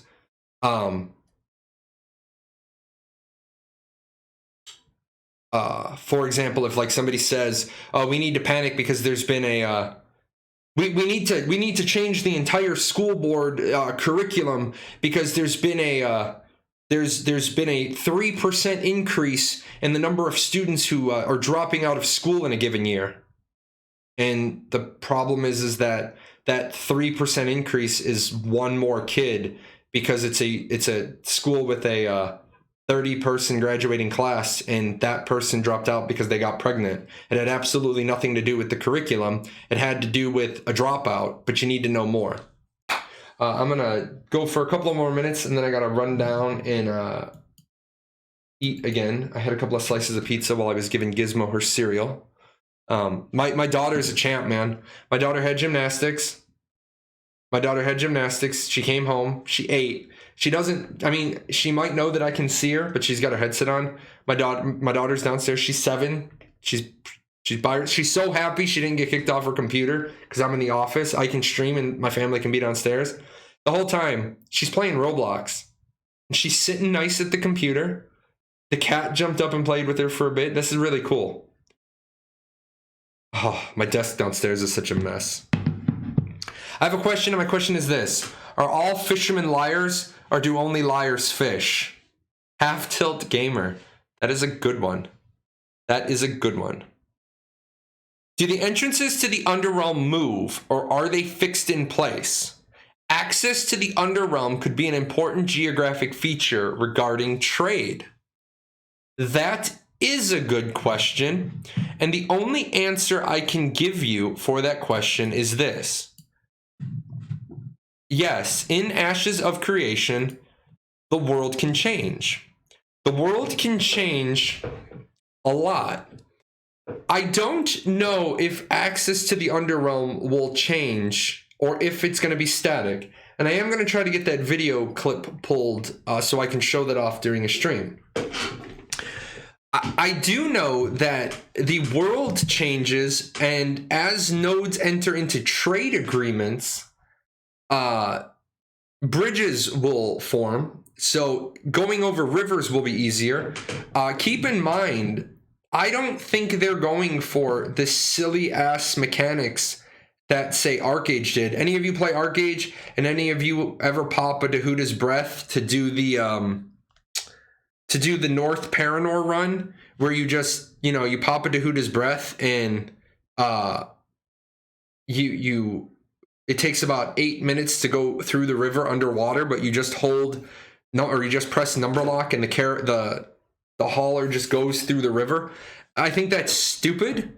I think that shouldn't happen. I think a hauler with a engine should flood. So I don't think you're going to be taking your caravan across rivers. So it is good that the environment changes due to bridges. But I do not know if the entrances to the Underrealm move. I would guess that they don't, because they would be fixed spots. But I will say, Stephen did mention that if there was a scientific metropolis in the Underrealm, it would still be able to be connected by airship to an overrealm scientific metropolis. So I would actually wonder then if, like, above the metropolis in the Underrealm, if, like, it would open up to the surface so the airship could come in and then land. There are economists who advise MMO economies. Yes, Ashes of Creation actually has one of those. The guy's name is Rocco Scandizo. He's pretty well known in the MMO RPG world for advising on economies. You teach economics in 12th grade. Fellow social studies teacher. The underappreciated. Trying to get a job as a social studies teacher when you don't coach football or baseball is rough. Econ major right now. Good major. You know what the difference between an economics major and a large pizza are? A large pizza can feed a family of 4. Just because it's easier to write for us nerds. Yeah, that was, let me tell you, my oldest daughter was homeschooled, and a lot of her papers were on MMORPGs. The homeschool organization that we went through, I was still getting my degree. They laughed because she wrote entire papers on like the economy of Final Fantasy XI. She would talk about supply, demand, availability of research. Oh, did I? Oh, teach MMO economics in 12th grade. Yeah, you're right. I read that wrong. You're an accountant. I flipped 2 words. I thought you said agree. I teach MMO economics in 12th grade. Gotcha. Reading is fundamental, especially in online games. Or is it optional? You know, I love about Ash as a creation that if you don't read the quest text, you're not going to have any idea what's going on, and there's not going to be any of that. I just go to the wiki and I look up the quest I'm on and I just auto path it. No, you gotta, like, I remember in Alpha Zero, the rabbit thing. Half the people who played in Alpha Zero don't know what we're talking about when we say the rabbit quest. They're like, what rabbit quest? The rabbit quest. We're told you to find out where all the rabbits were coming from. They're like, what quest are you talking about? Oh, well, you were always interested in running down that main road and getting from the starter area to the node. You never bothered to read all the quests appearing on the side of your bar. You're literally in Ashes. You could be like running, and if you're not looking at your quest log, you missed the fact that when you ran in somewhere, a quest appeared on the side. I'm essentially only getting an economics major because of the prestige of the school. The actual content isn't super helpful. Yeah. Welcome to college. Welcome to college. I'm going to take that question that I got earlier that I put on my sideboard while we've got a little lull here. Somebody said to me, hey, Jahlon, was wondering if you had any theories about certain weird classes. Let's say something like Rogue, Summoner, or Ranger Tank. Wanted your opinion since we have no info on this yet. So this is all speculation on my part. This is absolutely speculation on my part. I think some of these classes are really going to surprise us. I think some of these classes are absolutely going to surprise us. I don't think Steven is in the market to make a bunch of like Arcage. I don't think he's trying to make an Arcage clone. Well, what does Arcage have now? 220 classes, and only like 14 of them are viable. I mean, in Arcage, you can play defense, oromancy, I don't know, witchcraft. And it might be good in some situations, but for the most part, you don't even have a main damage tree. I'm looking forward to seeing how they do all the hybrid classes. But I don't really have an opinion on how they're going to be because I haven't really thought about like what is Rogue Summoner going to be? Well, I'll give you a Rogue. Let me not be lazy. Let's get the class chart. What is a Rogue Summoner going to be? A Rogue Summoner is going to be what is that? Shadow Lord. So I could see a Rogue Summoner having a minion that pops for 7 seconds on a crit on certain abilities. So that's your augment. So your augment is minion. We'll just call it minion. It's the minion school. So you pull off a 2-step combo with a crit. And then a minion appears for 7 seconds and then it goes away. And then that might have like a 30-second cooldown. So you can't do that. Or it might be that you don't need the crit because crit is RNG. Just if you successfully combo a 3-step combo, you summon a minion. Or you successfully combo a 2-step combo, you get a lower minion. You pull off a 3-step combo, you get a tier 2 minion. You do a 4-step combo, you get a tier 4 minion, and all for a limited time. You're not going to have a minion that follows you around all the time. So something like that I could see. Ranger Tank.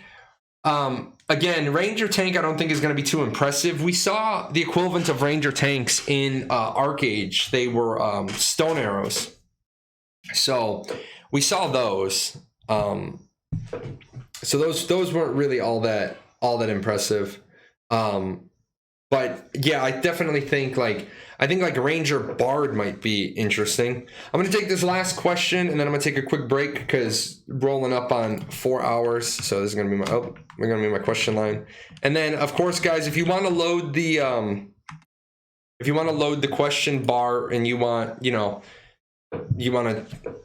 talk stuff or you want to leave things to talk about later, do that.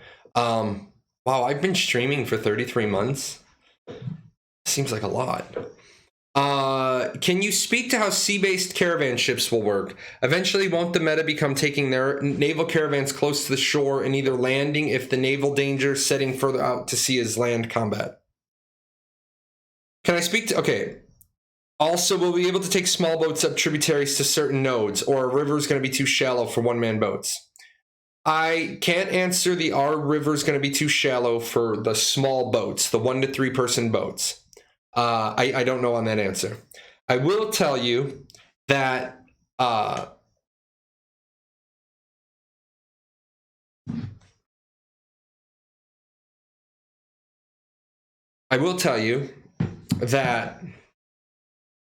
naval caravans would be able to land anywhere on the shore.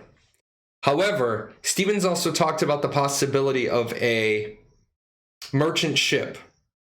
I'm not going to talk any more about the merchant ship because he told me that, and he needs to tell the community about the merchant ship. There's a possibility for a merchant ship, but that would require to go from port to port. So you wouldn't be able to like draw, because that would be a summoned ship that had have cargo on it. You'd have to get it to a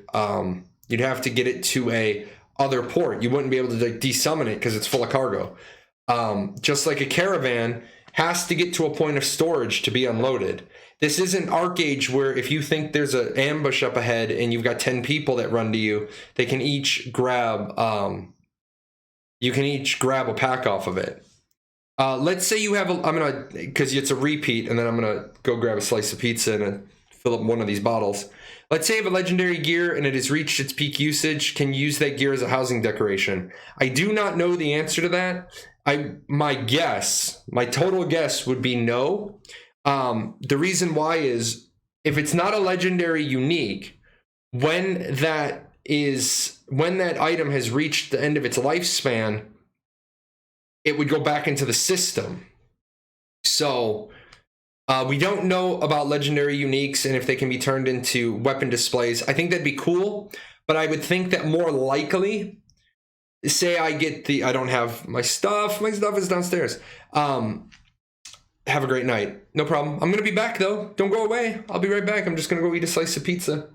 I think what would more likely happen is you would get a replica. You would get a replica decor item to show off you had that item. So I get the Jahlon voodoo staff, and when it's out of durability, I get a replica, but the item goes back into circulation.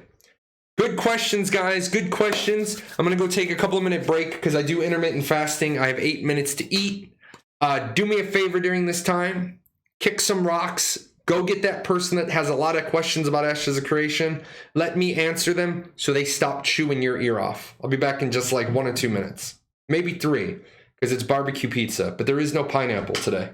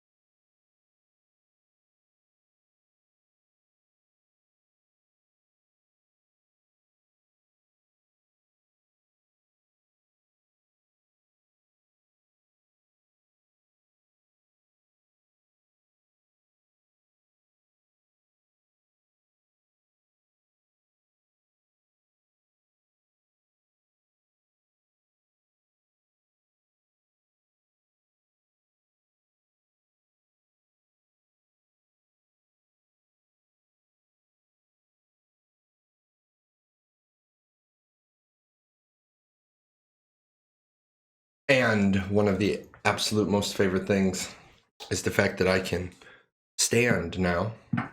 I couldn't stand downstairs. Oh, I have a fan on. I couldn't stand downstairs because the light would hit the ceiling. But now that I can have the monitors lined up differently, like I said, downstairs, the monitor arms are conjoined. So how I can move them is different than having two separate monitor stands. Plus, I mean, uplift desks, really good desks, really expensive. But I'm not gonna shill for them. If they want me to shill for them, they can give us a discount code. It can be code Jahlon. Let's see. Do I think there will be a land bridge from the West Island to the East Island? No. They want islands to be meaningful. So, no. They want boats to be meaningful. So, no. There's not going to be any freebies. You want to go to an island? Make a boat. Build a boat. Let's see.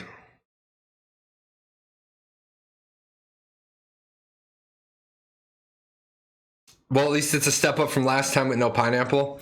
No pineapple. I know. So I do not believe in pineapple on pizzas that have a tomato sauce base. Even though tomato is a fruit. Remember that, guys. Tomato is a fruit. So you're arguing against fruit on pizza when your base sauce for your pizza is a fruit. Okay? Keep that in mind. But number two, I eat two types of pizza. I eat three. I eat a Hawaiian pizza, which is ham and pineapple. I eat Hawaiian barbecue chicken pizza, which is grilled chicken and pineapple. But I also eat barbecue chicken pizza. So yeah, it goes good. It's good. Pineapple goes on pizza. Let's see. Can I talk about PvP in this game? Is it like Warhammer Online? I missed Warhammer Online. I did not do Warhammer Online. So I can't tell you what that is. What do you want to know about PvP? Because I have 4 videos on PvP and an entire webpage on it. PvP is a theme in Ashes of Creation. Ashes of Creation is a theme box. Think of the theme box like a toy box. Inside of the box there are a bunch of themes. You pull them out, you open them up, there's different things. You roll those themes back in. All the themes fit in the box nicely. In the PvP theme, you have 2 types of sieges. You have node sieges and castle sieges. Those require pre-registration. Those occur only during the prime time window on each server. You also have node wars and guild wars, which pit the people that are in either the node against another node or the guild against another guild.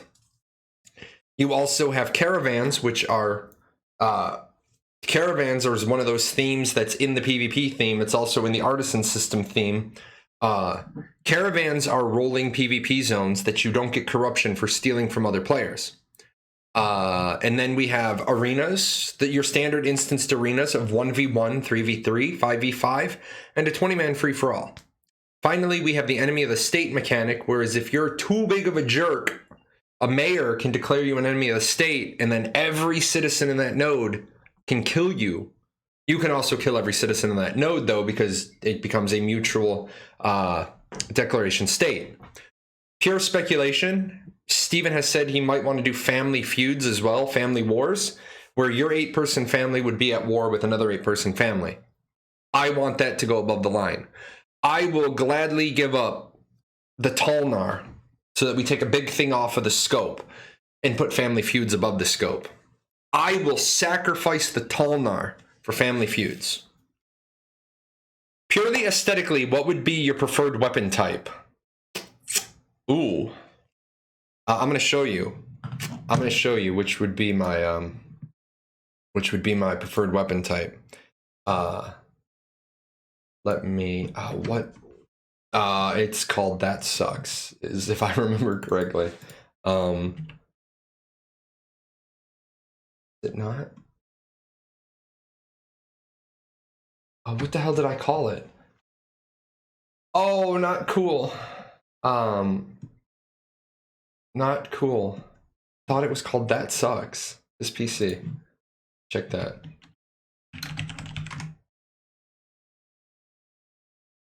I'm looking it up. I'm looking for my favorite one would be the Grimoire. I'm looking for a clip I have of it. Do you think people will make a living transporting people across the world on boat, fly ship? Well, there's not going to be a there's not going to be a flying ship. But yes, I think people will make a living transporting people across the ocean, at least at first.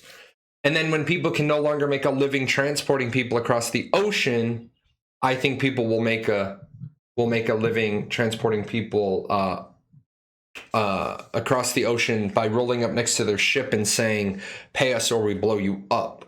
Like taxes.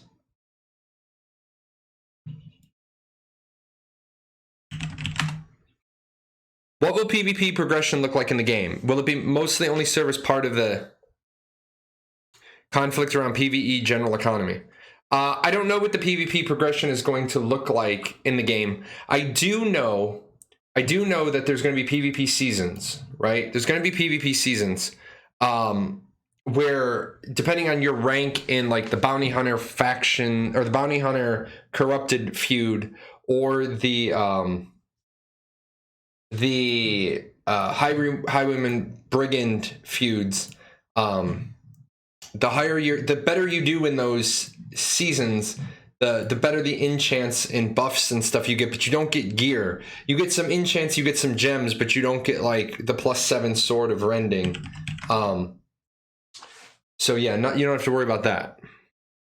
Arena progression is going to be cosmetics and maybe some enchants.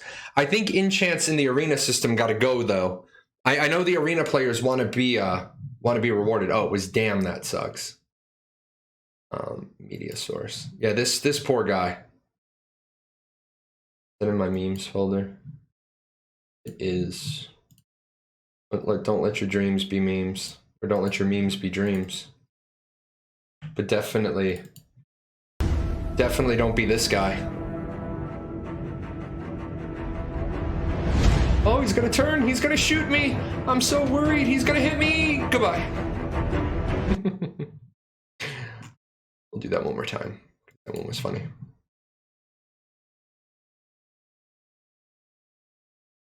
I can't. What?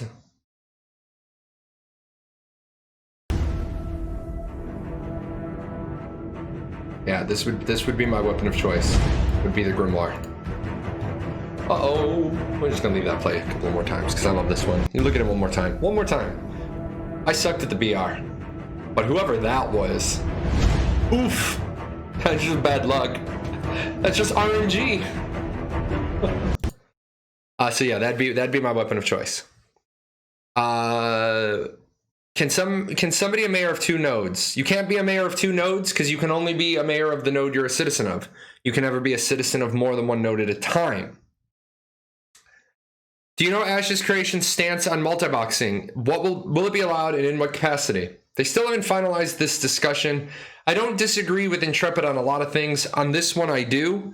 Intrepid has said right now the stance is multi-boxing is allowed as long as you're using separate physical hardware and you're controlling the characters manually. I disagree with that statement, and I disagree with that stance for this reason.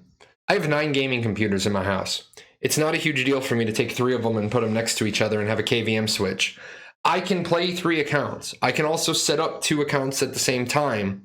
I can set up 2 accounts at the same time. I can have 2 monitors, 2 mice, 2 keyboards, 2 gamepads, 2 controllers, 2 whatever. Like, you can't tell me I can't bind the game to a controller. And it's really easy to sit a controller in your lap and just hit buttons to like be a bard. So I can have a pocket bard with me and just move it around. Like literally, you can one-hand the keyboard and you can one-hand the controller. Only one-hand your keyboard if you're playing with a controller. But they say you can't use virtual machines or you can't multi-client on the same machine. Well, let's be honest. How can, like, Arcage made this ruling. How can you legitimately tell somebody they can't use a virtual machine? I think that's one of the few things Intrepid has said that really boggles my mind. Like, You're going to tell people they can't use a virtual machine. So you're going to tell people they can't use a virtual machine, which means you're going to have to come up with a way to detect them. And so you're going to waste time, effort, energy, and resources. Time, effort, energy, and resources to chase down people using virtual machines when a good virtual machine is almost undetectable. And then some people said, well, they could track you by your Windows ID. No, they can't, because people can have multiple versions of Windows through different virtual machines. And then if you say they're going to track them by their Windows client, you instantly tell people they can't play on Linux, even if they can figure out a way to make it run on Linux. So there's no way that you can actually shut that down. With that said, most people who are multi-boxing are cheating. Most. And when you're like, no, they're not, I'm going to counter with bots, and you're going to be like, you win. Because if I get to have bots on my side, I win. With that said, I hate bots. I love the fact they're going to have active GM monitoring. So when ASDGHJ, ASDGHK, and ASDGHL all come out of the divine portal, maybe I'm going to grab the three of you and put you in prison. You're all bots. You want to know how you can? You want to know how you can figure out if they're bots? Just follow those three people around and see what they do first. See if they go immediately to the vendor to buy a basic pickaxe, and then they go off into the world and they start teleporting node to node. Just grab them. Don't even ban the account. Just take the account and put it in an identical world, and just let the bot run. And then let the bot have a bunch of gold. It can never trade it into anybody. Like, simple.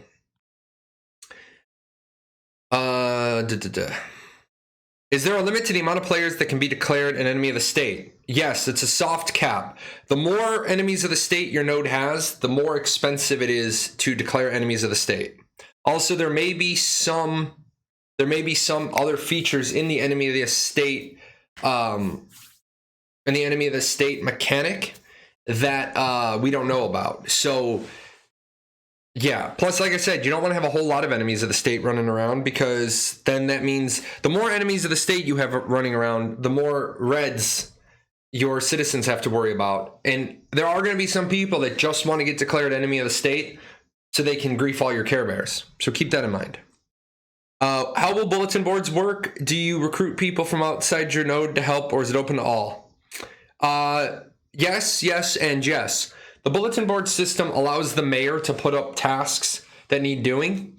Tasks are what most people call dailies. They are the monotonous go kill, go find, go do quests that most games call dailies, and they're not even quests. Daily tasks is a good name for them. The mayor says we need 500 wolf pelts. So he puts up, you need 500 wolf pelts for something. And so the mayor puts on the board, we need 500 wolf pelts. He starts that quest. There'll be a reward from an NPC in the town. The mayor gets to spawn off quests. Tavern owners also get to put up quests on their bulletin board. So it's going to be people from outside your node to help open it all. We don't know all the intricacies. It could be that there are some things that are only for citizens. There might be some things that are open for everybody. There might be some things that citizens can't do because of the work order system. We've only heard about that a few times, waiting for more on that. Are races purely cosmetic, or do they have actual stat differences? They have actual stat differences, and they have different racial augments for their abilities. So yes, they are meaningful. They are meaningful choices. Will there be an option to allow the public to use freehold buildings? Yes. Maybe charge a small fee for access to your freehold. Yes, I do recall Steven saying that at one time as well. I'm a full supporter of that. I think that if I have a smelter on my freehold near a mine that routinely spawns ore, then if you want to come to my freehold and smelt it, I think I should get a cut because I put the smelter there. At the same time, it all depends on how complicated you want to make your game. You could make running the buildings have a cost. So the person is paying you, but you have a cost. I mean, you have a cost to run the freehold, but you could make it so you need fuel. But yes, you can do that. How do you think PvPers will find their gear then? Stealing from caravans or making agreements with raiders? So PvPers, by those people you mean that don't do anything but PvP, I think those people are going to be in for a rude awakening in Ashes of Creation. Because it's because Ashes of Creation is a game where you're always at risk to be attacked. Everyone's like, well, guilds are going to sell off those mats. A guild is only going to sell off like really great mats to make really great weapons if their guild is already geared. Because I'm not going to sell something out of the guild bank as a guild leader unless we absolutely positively need the money, and I can use the money for the betterment of the guild as a whole. If I have a dragon tooth and I can use that dragon tooth to make 7 different weapons, let's say, I have to pick a weapon. If that dragon tooth is worth a million gold, then I need to look at the situation.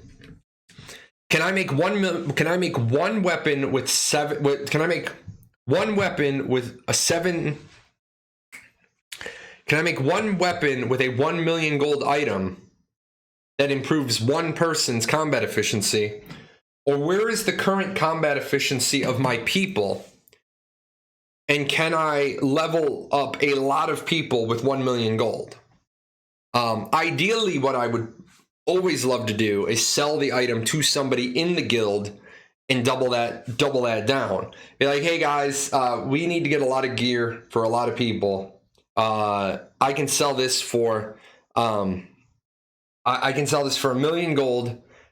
Does anybody want to buy it from the guild at the guild discount? And my guild has a dividend system. Yeah, I'll cash out all my DKP and I'll give the guild 430,000. Oh, okay, cool. Here you go. You'll also likely need that dragon tooth for repairing the existing guild weapons. Exactly. If you get a weapon that requires, like Jahlon's pet black dragon, and you guys kill my pet black dragon, and you get a black dragon tooth, and you make, or we're going to say a black dragon scale this time, and you get a black dragon scale, and you can make a black dragon shield. Your tank just got a Billy Badass shield. But the next time you kill the black dragon, you don't get a scale. The next time you get an eye, and the next time you get a tooth, and then the next time you get, a claw. And then the tank starts to contact the guild leader and say, hey man, my shield is like, the durability is near 0. I need a full repair on my shield. And guild leader's gonna say, well, I hope you haven't been using it on the day-to-day mundane shit. I hope you're not wearing your Billy Badass shield when you're killing rabbits, because I don't have another black dragon scale to give you. So only use that when we're killing the black dragon. You know what I'm saying? So we might get a second one, and somebody in my guild says something to a friend that we got another black dragon scale, and another guild leader contacts me and says, I'll give you 10 million gold for that black dragon scale. I'm going to be like, no, because my main tank needs it to refresh that weapon. So good point. I feel like titles, cosmetics, or mounts would be totally acceptable rewards for arenas. Titles, as long as they don't give rewards, access to certain things, like certain shops in military nodes, definitely. Mount skins, yes. Mounts, yes. Yes. I would agree with mounts. That is pretty great. Cool. Can you talk about healing in Ashes of Creation? Are the healing spells skill shots or target-based abilities like in WoW? And in regards to PvP, how useful will it be in 1v1? So in Ashes, ashes101.com/combat is going to tell you all about the combat system and the 75 and the 25 and the action and all that. The answer to your question is yes. There will be skill shots and there will be tabbed abilities. Cleric in PvP will be useful against some classes. Ashes of Creation has a rock, paper, scissors based system. So some classes are your direct counter and they beat you except in the 5% of the time where you outskill them. Some classes are easy mode for you. Boom! Some classes are easy mode for you, where unless you play like a derp, you are going to win 95% of the time. And then 33% of your fights are going to be good fights. You're going to be fighting in that middle realm. So, yes. Good question. Do any of these devs have backgrounds in other significant MMORPGs, namely WoW or EverQuest? There's at least one developer with WoW experience. There are a lot of them have EverQuest experience, Star Wars Galaxies experience, PlanetSide and PlanetSide 2 experience. You just upgraded your Kickstarter package. Nice.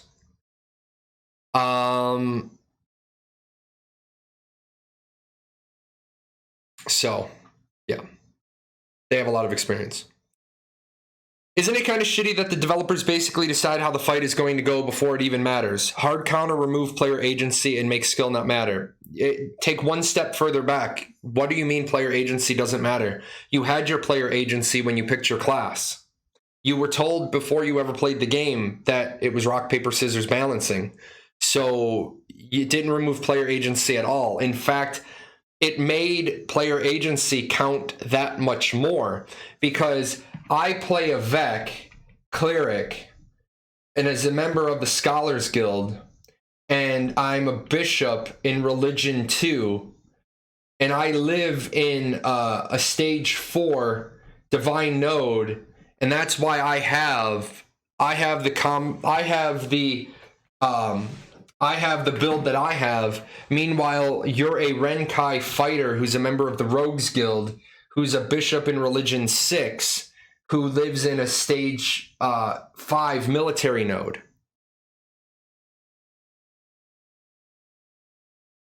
Yeah, 250 hours ago. So nothing in the 250 hours should matter in the matchup. Yes, exactly. I just listed all the things that matter. You have so much player agency in this game. You have the ability to completely change your rock, paper, scissors. You're describing builds, hard countering each other. That's fine. Yes.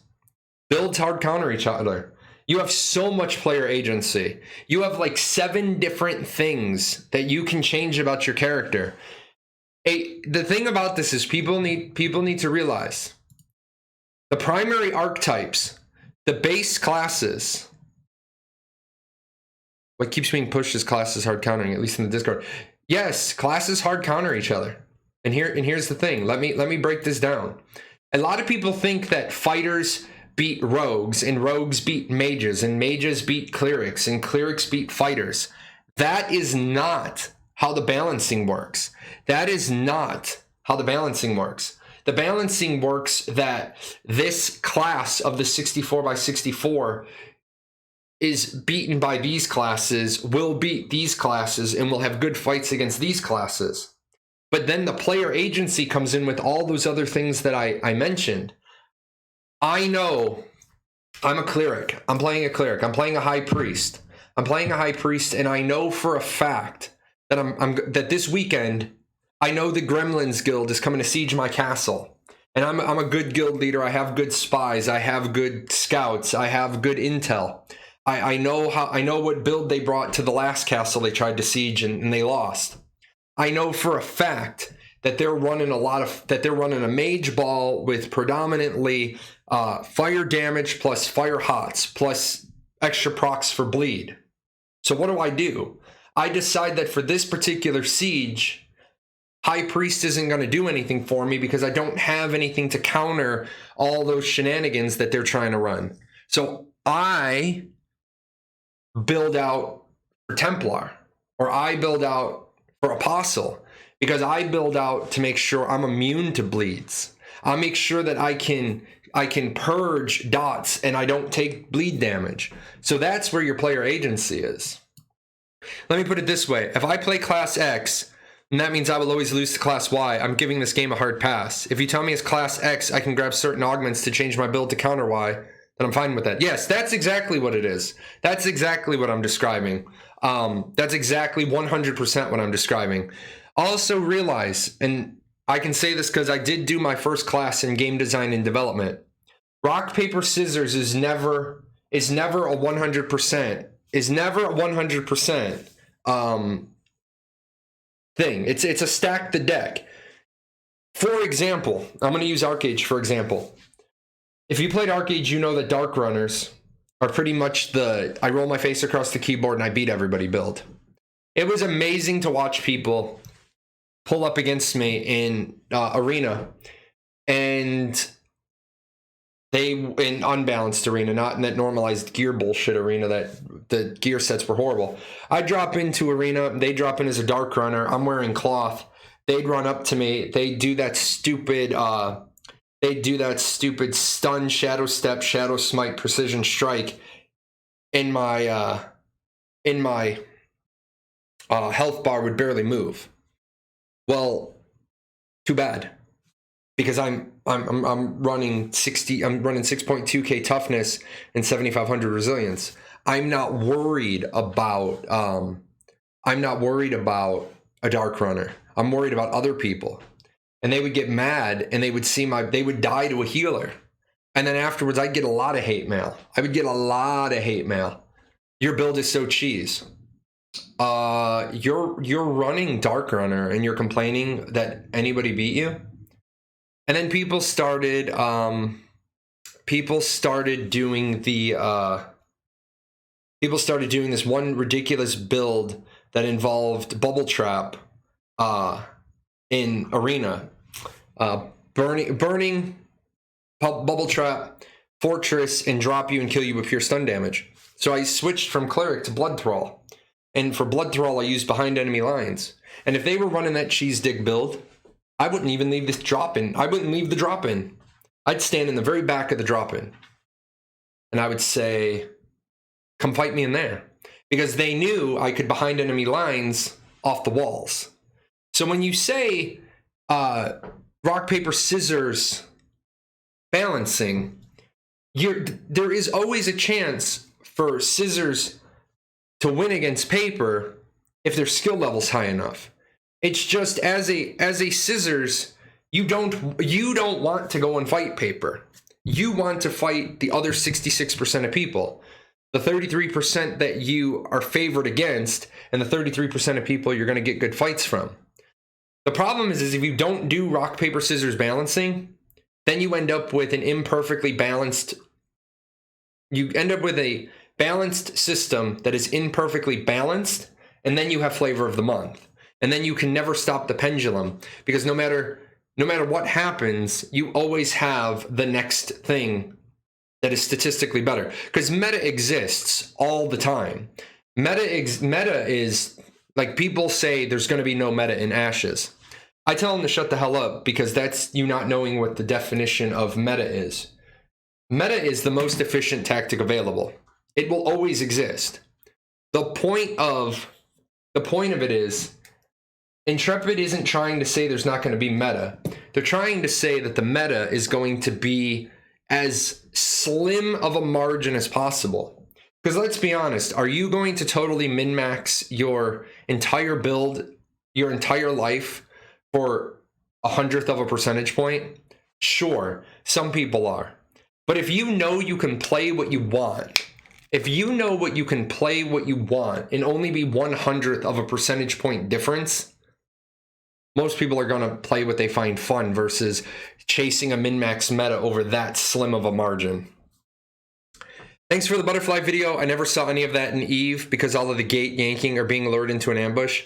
I did link my linked my Eve referral code earlier. I recommend everybody go and play Eve. If you have nothing else to play right now, go play Eve. I'll do it one more time just because if you guys decide that you're going to play Eve, I'll probably swing on over.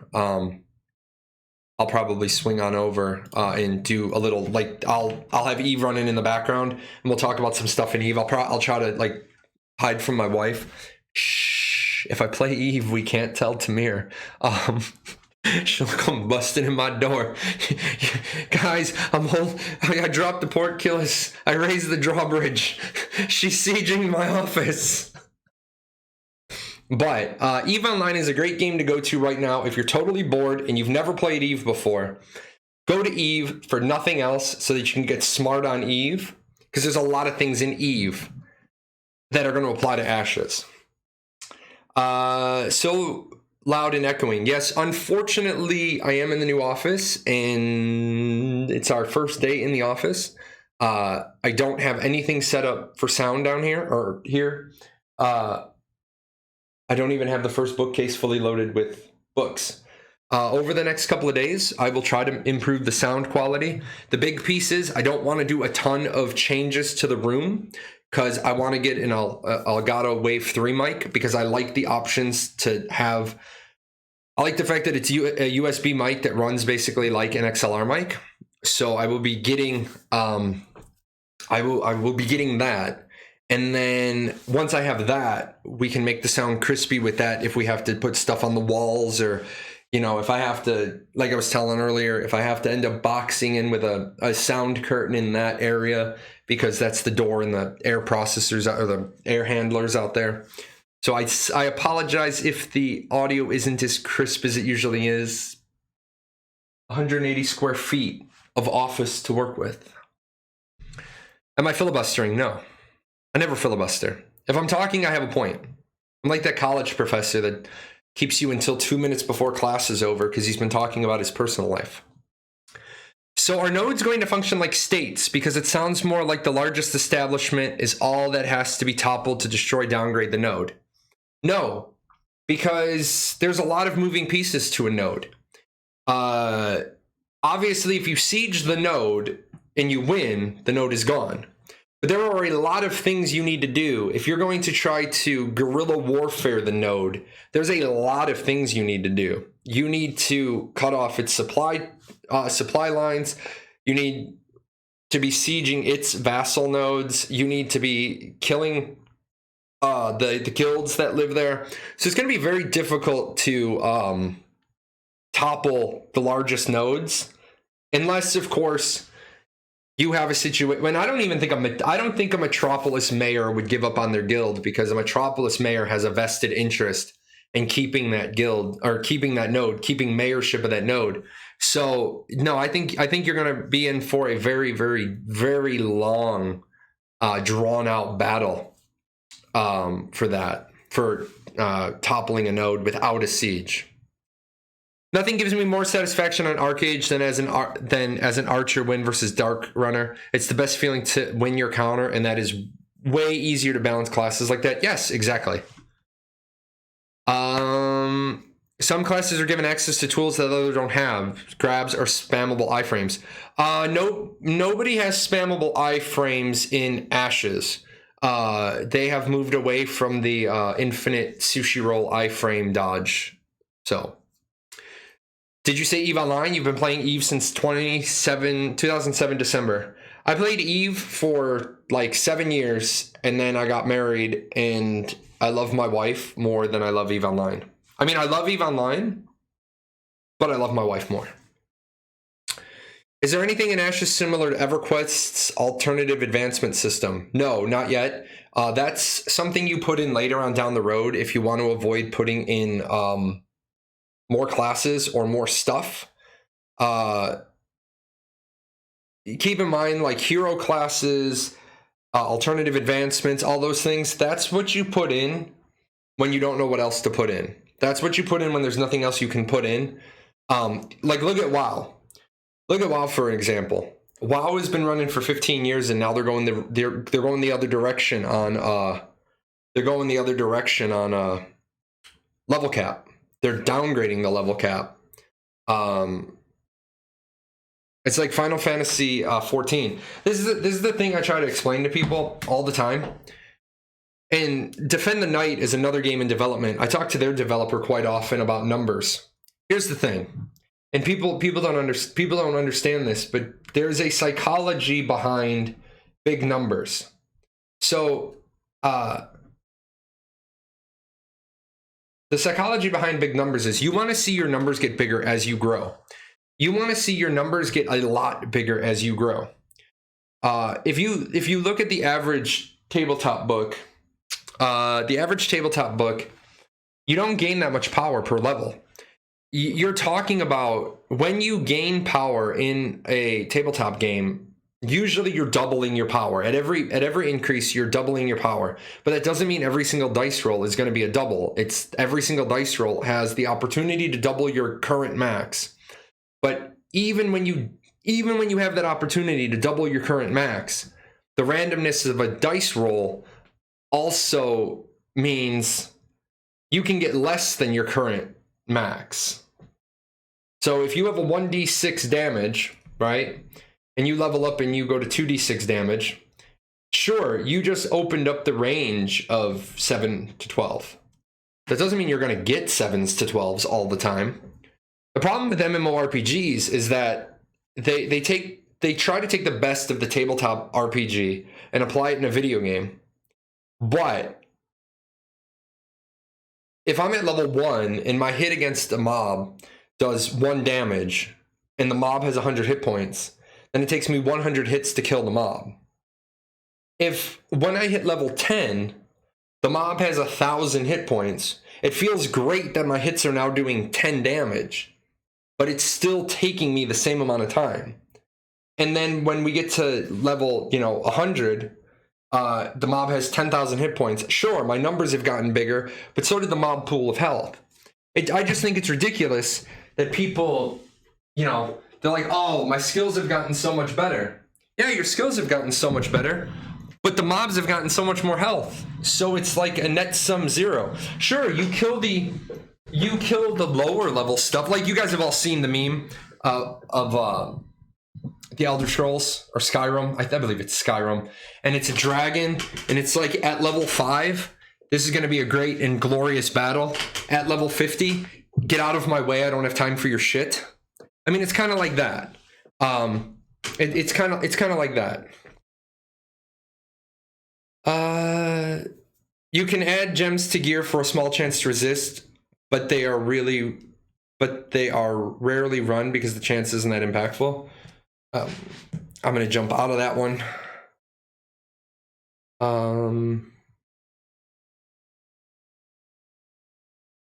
I quit playing ESO when they first changed animation canceling years ago. If you can animation cancel in a game, the game's designed poorly. Unless animation canceling is intended to be a thing. I'm just saying, a lot of people get mad. They're like,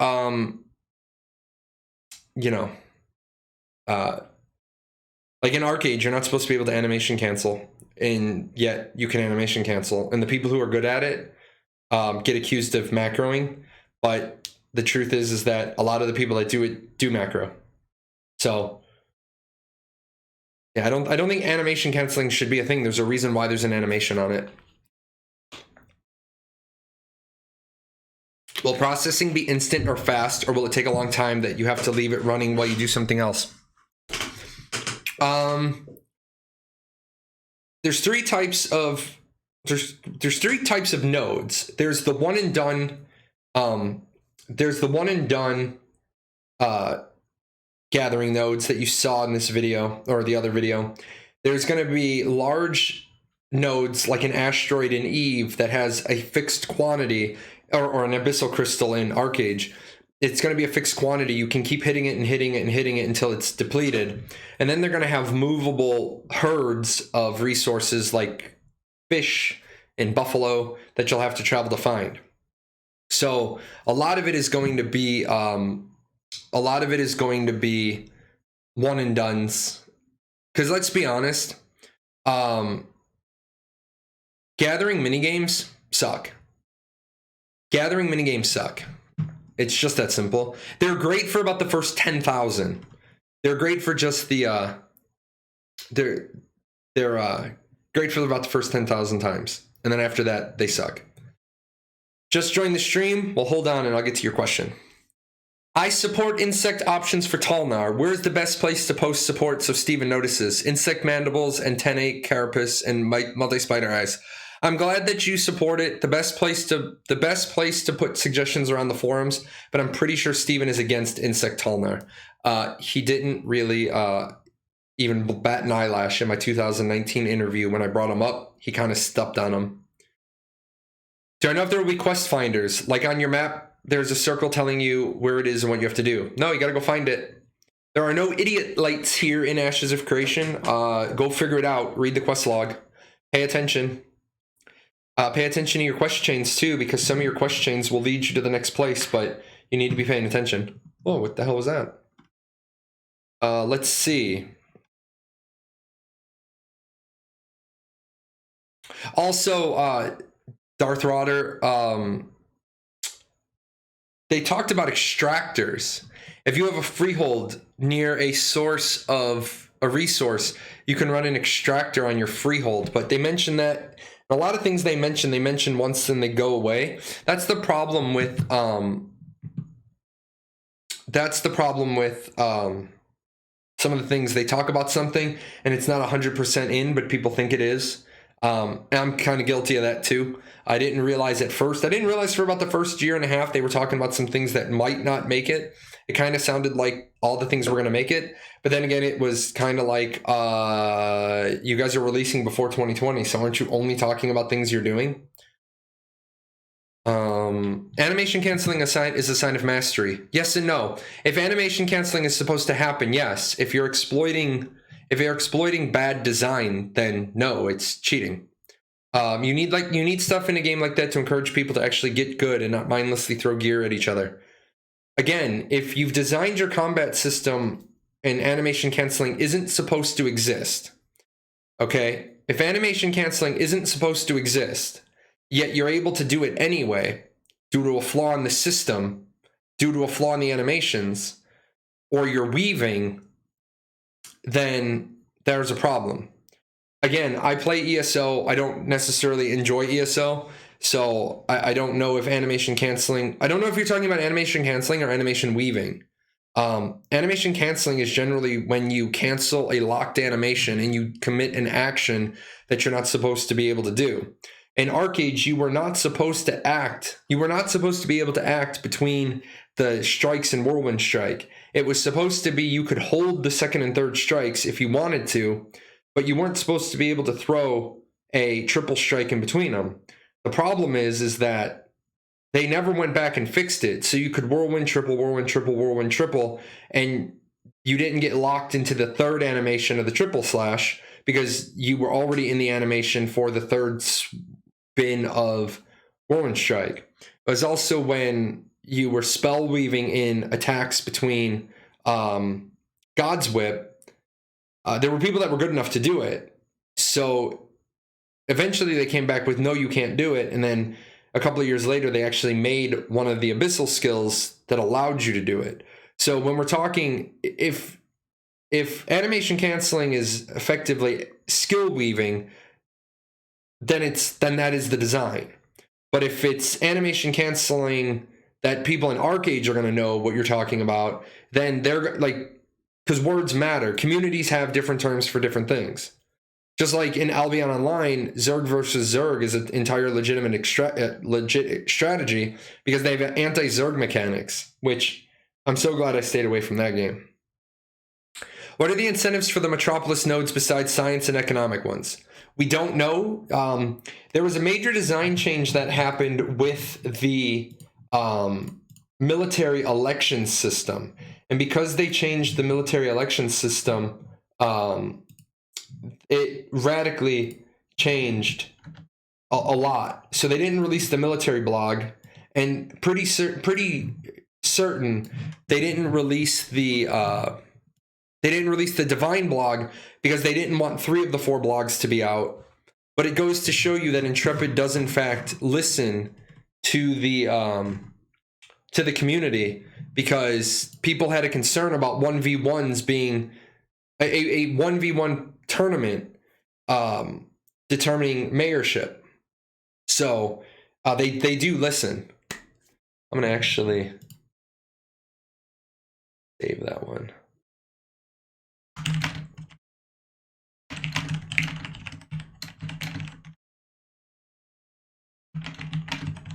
And again, I need to get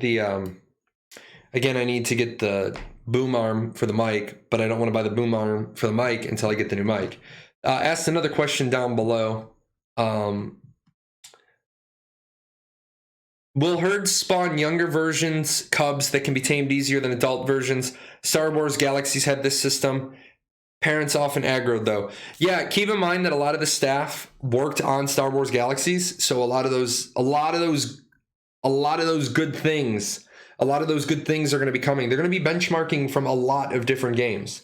And if we want to know more games that they're going to benchmark off of, we need to pester Steven until he gives me another interview. I did just do one, but we can just start. Remember, when they open up the questions for the Q&A this month, if you don't have a question you want to ask, put your question as Steven Jahlon interview 2020 number 2.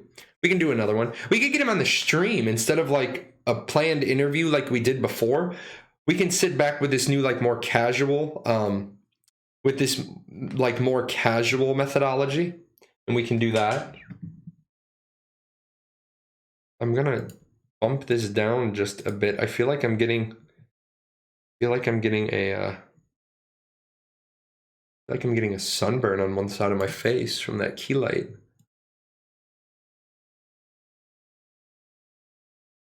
Okay. Processing speed, not gathering. Hold on, let me go back up. Will processing be instant or fast? Oh, well, yeah, you said processing, not gathering. I don't know. I don't know if it's gonna be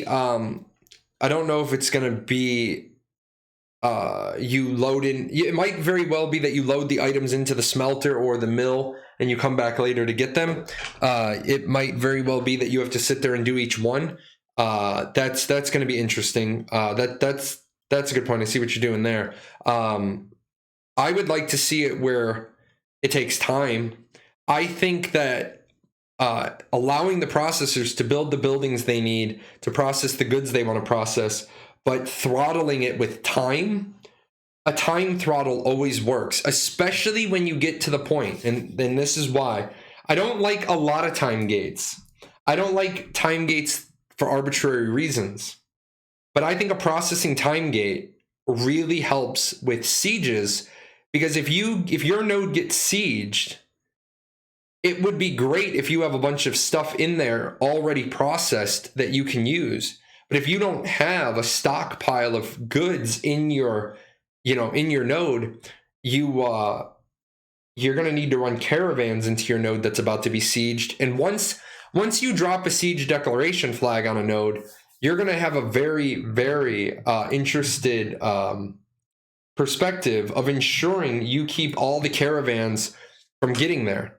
Now, remember, caravans can't leave. Once a siege declaration scroll has been placed, all gatherables and processed goods are locked in storage until after the siege. Yeah, I got you now, Darth Vader. I got you. There was a recent change to the military mayorship process. Yes. Originally, the mayorship process for military nodes was going to be PvP based.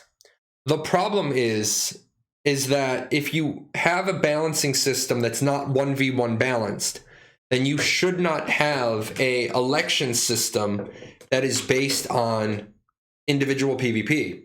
So what they did is they did a champion system. You will build your champion to compete in the election system. So that is, like, I'm not going to be penalized if I try to be the mayor of a military node because I'm a cleric.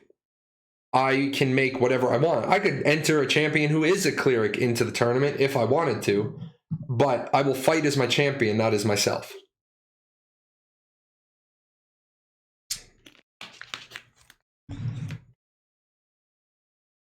In Ashes of Creation, if you run out of mana, how can you recover it? Will the abilities that refund mana or spells or simply restore X amount of mana? There will be mana restore pots. There will be abilities that restore mana. There will be abilities that restore the mana of other people. You got me on the posture check. Kind of slacking. I did try to oil my chair. I did try to tighten all the bolts. Some of the squeaking has stopped. We got the squeaking down. We brought the threshold down. I don't see that system being exploited at all. Which system? The champion system? I believe it's player controlled. I'm 99% sure. How would that be exploited? I'm always interested when people say that's going to be exploited, and I'm like, but how? It's great to say it's going to be exploited, but you got to give me more. You got to give me the next 10 words. For the champion battles, do you build any class that you want? I believe so, but we haven't gotten a detailed blog yet on the champions. So, yeah, it's like standby to standby. Will bows require consumables arrows in order to fire? No. No. Paying people to throw the match. I mean, here's the thing. If that's your concern, then how is that any different than me paying people to vote for me? How is that any different from the fact that in an economic node, I actually buy the seat of power? Divine is a little bit harder because you can't really monitor the node 24 hours a day to see if I'm logging on between 2 a.m. and 6 a.m. every day to do quests. But, wait, so why would the champion who wins the tournament want to give away ruler status to whoever sponsored them? Because that's how champions worked in the old days. I'm a prince, other than in A Knight's Tale. I'm a prince, so I can't enter into single combat because it would be a crime for anybody to fight me. So in ancient times, they had champions. If you watch the movie Excalibur, when Guinevere is accused of adultery, Lancelot comes and defends her honor. He's her champion. So a champion, the real world methodology for having an appointed champion already exists. It was quite common to have a champion fight your cause or engage your battle. Tyrion uses Brom in Game of Thrones because he's a dwarf and he can't fight, and Brom can. And that's his champion. Now, why would the champion give away the mayorship? Well, because the rules of mayorship would be the node accepts the sponsor of the champion as the mayor, not the champion. Magic pencil. GM all over the place. I think it's an issue because the whole point of having different node types is so that you can't just buy the seat. Otherwise, just make them all economic and be done with it. Yeah, but you can't. Again, you're trying to take away player agency. A lot of these things you're saying, Harvey, are all taking away player agency. If I'm in the tournament and I'm trying to be mayor, and you're in the tournament and you're trying to be mayor, and you offer me 100,000 gold to throw the fight against you, I have player agency. I have the choice. I choose the 100,000 gold. Not everybody wants to be mayor. Some people might enter the tournament to earn money for throws. The other problem is some people may not take the money for the throw. So there is no exploit there. It would be an exploit if there was a mechanic where I could say, I don't want to fight this fight. I pay 100,000 gold. I know Jay's build can counter me. I spend 100,000 gold. Boom. Yes, remember, Prime subs. Prime subs are excellent. Cost you nothing. Give me Amazon's money. But you're not taking away player agency. You're creating it. Also, do you think a lot of people in a military node who are living in a military node knowing that they can be the mayor if they win the PvP? They're going to want a PvP. I think more people are going to want to be mayor than are going to want to get paid off. Now, there are people that are going to be like, holy hell, 100,000 gold? I will take that. Repost. Can you talk about the combat combos? Is combat going to be like Age of Conan, where it was designed for console playing but never implemented? No, they don't even care about consoles. They aren't even thinking about consoles. They have said consoles isn't even on the roadmap. What are the biggest hurdles for launch? The biggest hurdle for launch is getting the node system to work, getting the castle siege fights over 250 versus 250. I don't believe they can keep their guild size at 300 if the castle sieges can't be above 250. Then you know, if the castle siege can only be 250 versus 250, then I don't see the guild size staying at 300. And if the guild size doesn't stay at 300, then that's a whole system they have to change and yada, yada, yada. So the biggest hurdles for launch is getting the castle fights over 250 versus 250. That would be, if I had to pick one single thing they need to do first, they need to do that first. Imagine how many people are trying to take the mayor seat. Sometimes you want to be mayor for reasons more than money, like hate, power. Yeah. I became a citizen of this node because douchebag guild lives in this node, and I'm going to become mayor of this node simply so that I can start destroying buildings and changing the gatherables and changing the taxes and destroying the trade routes. I mean, yeah, douchebag ganking guild lives in this node, and I'm going to destroy this node because I hate them, even though the two things aren't related. That's what I'm going to do. Let's see. Let's take a game like EVE Online. Look at the so-called emergent gameplay. There is a ton of emergent gameplay in EVE Online. There is a ton of it. I don't think I ever played a game with more emergent gameplay than EVE Online. I have some very awesome memories from EVE Online. Being given the coordinates of a major offensive as a mercenary guild after my contract had expired, and I'm still getting emails and I'm still being told where they're going to put where they're going to hold their carrier fleet. Okay.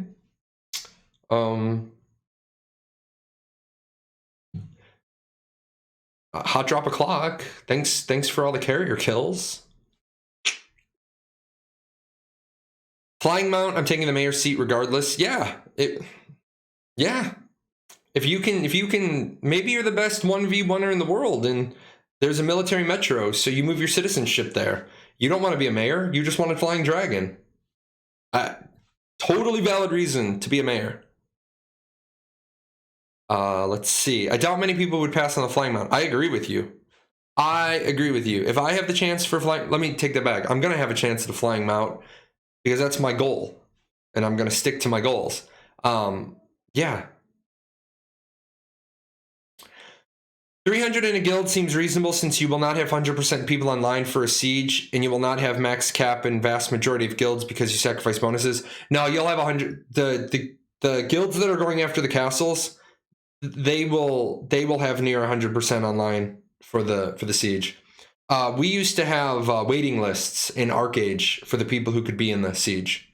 They're literally people would take sick days, take a day off from work, call in sick. If they knew a siege was going to happen, yeah, we had waiting lists. There were people that were mad because they knew where they were stratted in the guild, and they'd be like, is everybody going to be online today? Yeah. Oh, fuck, I guess I'm going to go to work then.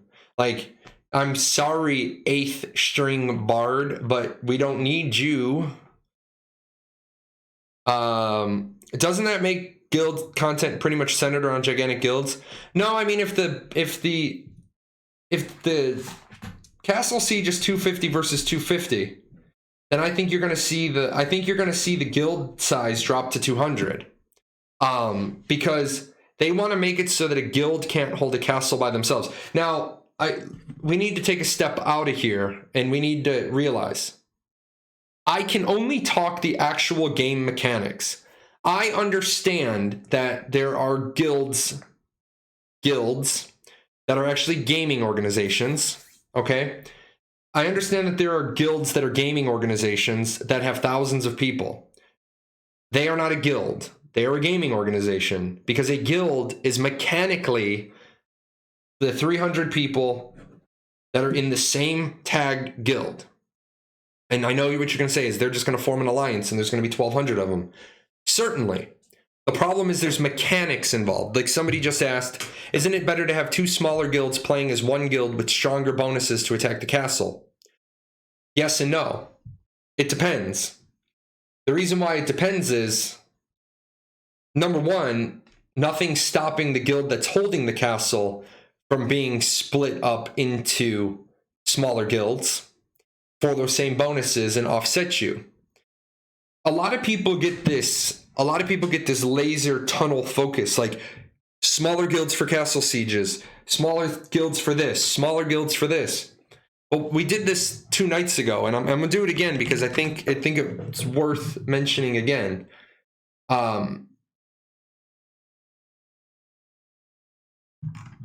What the hell? Where the hell is that paint open? Oh, it is. Haha. Okay, so I'm gonna break this down real quick. And why is that so big? What is going on? Stop it. I hate OBS sometimes. Oh, I know what my problem is. Guys, I apologize. I'm getting used to dragging and dropping on a 2K monitor. I went with the 2K setting. I said to myself, I'm gonna do 1080 tonight because it's what I'm used to. And then I said, no, just set up the new monitors, use 2K right off the bat because your eyes will be used to the office. So here you go. We're gonna do the Red Star Guild, right? Here's the Red Star Guild. And here is your two, here is green triangle, here is blue triangle, and here is green triangle. So what you've done is you have chosen to have a 300, or what I have chosen is I have chosen to have a 300 person guild. I have all 300 people in the same guild, the same mechanic guild. You have chosen to put 150 people into this guild, and you've chosen to put 150 people into this guild. Now, when we fight, at the castle that night, you have a combat advantage. Assuming that they don't nerf guild size bonuses during castle sieges. Oh, real quick, the size cap for families is 8. So in your one scenario, castle sieges, I'm going to give you, let's say they don't nerf guild size buffs for the node sieges and castle sieges, which they could, because you can invite as many guilds as you want to your castle siege. So you could spread your people out among 6 50-person guilds. That's one instance where you know you're going to be fighting everybody together at one event, so you have the combat bonus.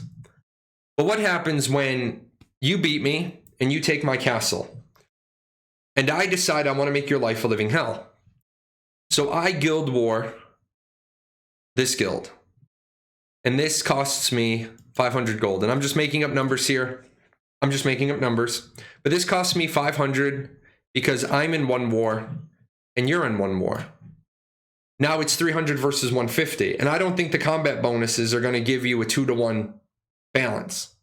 So you call the green triangles, and they declare on me, right? But now maybe the declaration, because this is you're going to bring me into my second war status. Maybe this is 1,500. Maybe you have to pay 1,500. You have to pay 1,500 for that war deck. If they balance ins and outs for war decks like that, of course, the problem you get is some bullshit, and you got to do the balancing right. Because what some guilds will do is this cheese dick maneuver, where they create a couple of small guilds, right? They create a couple of small guilds to war deck them so that it puts me in multiple war states. Regardless, if they do the balancing right, I can declare on one of your guilds, your other guild has to declare on me. When I call friends and tell them what a cheese dick setup you have, right? I tell them what a bunch of scrubs you are because you've done the combat bonus thing. Then what happens is, and this works better if we do more than 2, and we'll do that real quick. Let's throw up 2 more. Damn it. let's throw up 2 more triangles. So you're actually in 4 guilds, right? You've split across 4 guilds because you want really big numbers. Well, then everybody just declares on 1 guild, and you guys have to keep declaring on multiple guilds. So if they did it, let's do it on outbound. Let's do it on outbound costs. Ready? We're gonna do it on outbound costs. And so let me set up 4 guilds versus 4 guilds and the numbers you're gonna face. So you pull your cheese dick. We've split ourselves up into 4 separate guilds. And so what is 75 apiece? So we're gonna say 75 apiece, right? You're a 300-man guild. You got 75 people in each one of these guilds. And this is the size of your alliance. You can't get anybody else in your alliance guild-wise. So I declare on 1 guild and it's 500. They declare, oh, they don't declare on that guild. They declare on this guild, they declare on this guild, and they declare on this guild. We each only pay 500 for our first outbound war. But now you're fighting 1,200 people with your 300 because we're an alliance, okay? So what happens here is I declare on you, my personal guild declares on your personal, one of the 4 guilds. Each one of your guilds is involved in a war. If each one of your guilds has to pay for every outbound war, they don't have to pay for that one. If every guild has to pay additional for their outbound wars, you've spiderwebbed out their war costs. If they balance it like that, then that's a risk versus reward strat that they're going to have to consider before they say, oh, well, we're going to break ourselves up into 4 guilds. You're going to be like, well, I don't know, man. I don't necessarily want to have to guild war 4 different guilds if we get an alliance war. Because remember, if you're an alliance, you are an alliance. You're going to be seen by other alliances. I really love how intertwined the themes of gameplay is. You can't only PvP because it doesn't give raw gear. You can't only PvE because a PvXer will take all your stuff. Yes, that is true. You can only PvP if somebody's feeding you, or you can only PvP. You can only PvP if you're a bounty hunter and hope you get gear off corrupted. What if blue and green are actually 2 small guilds that work together? You now put a punishment on small guilds helping each other. You don't put a small guild. You don't put a punishment on small guilds helping each other. It's the unfortunate side effect of, while they are trying to stop zerging, stopping zerging and saying numbers don't matter are 2 different things. What they're trying to avoid is forcing you to have to be in a 300-person guild. But if you're 2 guilds working together and you pick a fight with a 300-person guild, you can both declare on the guild, or you may find out that I declare on one of them because I know you're a 150-person guild. I know I can saddle your guild. If you're a smaller guild, yeah, you are going to get, if you're an annoying small guild, you may get war decked. That is the game. That is Vera. That is Ashes of Creation. But in your example, the helper would pay 1,500 gold to help. Yes, because it's a guild war. This is a guild war. I am fighting them. You have the choice. You have the player agency to get involved at a price. Because remember, you decided either you're 2 small guilds or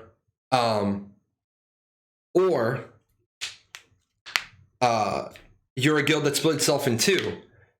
The fact that you're their ally doesn't matter. This is a guild war. This is you and me. Them over there want to get involved. They need to get involved.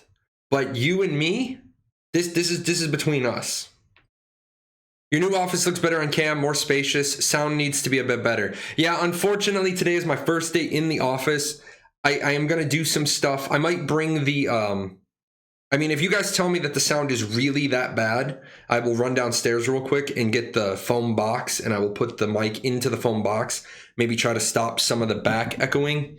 The new mic that I'm going to get is on back order, the Elgato Wave 3. is on back order. So I'm not going to buy a boom arm and a shock mount until I get that, because then I want to bring it up to my mic. If it's horrible, I'll fix it. I'd rather know it's horrible. But yeah, remember Guild Wars? Guild Wars are private between two guilds. You can jump in, but if you wanted to be involved in that guild war, you should have been in the same guild.